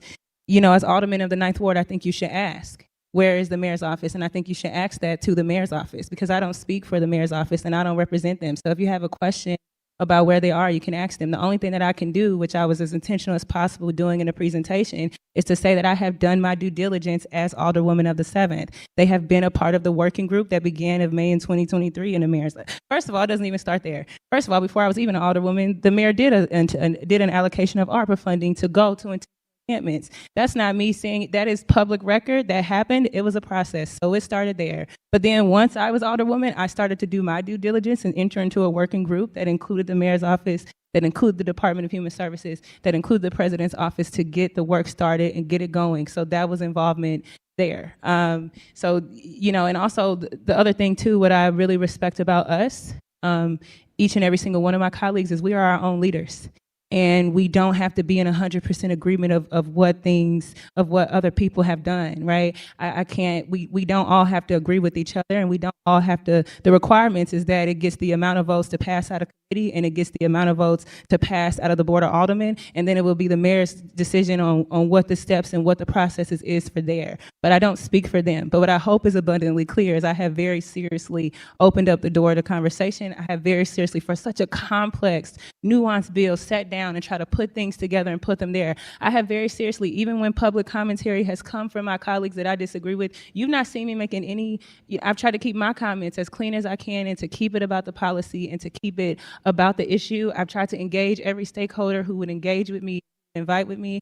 If you want to see the Director of Human Services come, I will send an invitation and see where they will come. I'm not in control of whether people accept invitations or where they come up, or if they say that they're in support of something or opposition to something, or what happens. But everything that is within my control and that is under my due diligence, you have my commitment that I will 100% be doing. And with that, Madam Chair, that's the end of my response, and I can make some Okay, great. So I would just say, you know, I don't want to rush this bill, and I also don't. It's really important to me that you all know that I don't want this to be about anything but the people in this issue. None of this for me, this is a risk for me. This is not a safe thing to do. I'm choosing to sponsor a bill that I knew would get a strong response, that I knew would get strike back, that I knew the media would go in and pick the BuzzFeed line, that I knew a lot of people are against and oppositional to. I knew all of that when I chose to do it, but I'm not a person who feels like you got to play it safe. I feel like silence is complicity, and I also am not a person who wants to go to bed at night not knowing that I did what I could. And so the legislation that you're looking at is me thinking about what is under our purview and what is under our power and what are our processes that we could change. Malcolm X has this great quote, and it's so amazing. The media is the most powerful entity on earth. They have the power to make the innocent guilty and to make the guilty innocent. If you are not careful, if we don't do our due diligence to get facts and numbers and research, the media will have us blame the oppressed for their oppression. And that's totally not the direction that I want us to go in. That's not what I want us to see. Some of the comments that we heard today about, you know, every time that we give resources to the unhoused, we add to it. So if we don't give resources to the unhoused, how does that impact the issue? We heard conversations today where, you know, when someone made a comment that stated that all unhoused people, they don't want help, they don't want support. I don't know how else to say that. I know that's not true. I have been on the brink of unhousing, been unhoused before. I wanted housing, but I couldn't afford to live on my own. It was not because I did not want it. But certainly there are people in that group who don't want housing, and that is the role of intentional encampments, because those folks do come up. So I want to make sure that we don't look at this group or at these decisions as like monolithic. It's almost always inaccurate to pick any group of people as one mentality, as one asset, as wanting one thing and one goal. They are just as diverse as we are as a board. I know that the conversation came up that this is, you know, a vast plan with no funding. There is some funding that has been allocated towards it. And there are some other things on the table. And I hear my colleagues who are like, but some of your funding that you're proposing is not on the table yet. I think that's a very valid point, a very valid concern. But 2 out of these 3 bills don't have anything to do with funding. They have things to do with policies and processes that are in place that can be changed. And so, I just think for me, what I would like to see from you all is, you know, I want to continue to get your honesty, because all of you have been completely honest with me about where you are and how you feel, and that's important to make progress. And I just would like for you to engage with me. And as we go through this process and you guys are on the other side of this podium, I do my best to do that with you too. I try to let you know where I stand on things before they come up. If I see something that needs, you know, an amendment or a change, I try to make that and just engage with you in the process. And so I would just really appreciate for you all to continue to engage with me, to continue to be honest, but also to push yourself a little bit outside of your comfort zone and to make sure that you are thinking about the least of these and those who are most vulnerable, and centering the oppressed and taking on the mantle of leadership. Sometimes we have to educate our people. This is an issue that so many people don't know about, that they're very misinformed about, myself included, but for me being a part of a school district that has an entire department dedicated to this. So some of what we'll have to do is have hard conversations with our constituents, is give them some of the education and give them some of the facts. But with that, thank you all so much for letting me come before you. Okay. Thank you, Madam Vice Chair. Madam Clerk, do we have any resolutions for review? We have none. Okay, I think we can pretty much roll past the committee discussions. We have had some very passionate committee discussions today. But again, that's why I reiterate why a committee and participating in committee is so important, because to the point you just made, that's where the change can happen and we can come together. A lot of times, the real change happens in the middle. Acknowledgement of any written testimony? We do have 63 written testimonies that were submitted. They'll be uploaded into the drive for us to review, our colleagues to review. Any announcements?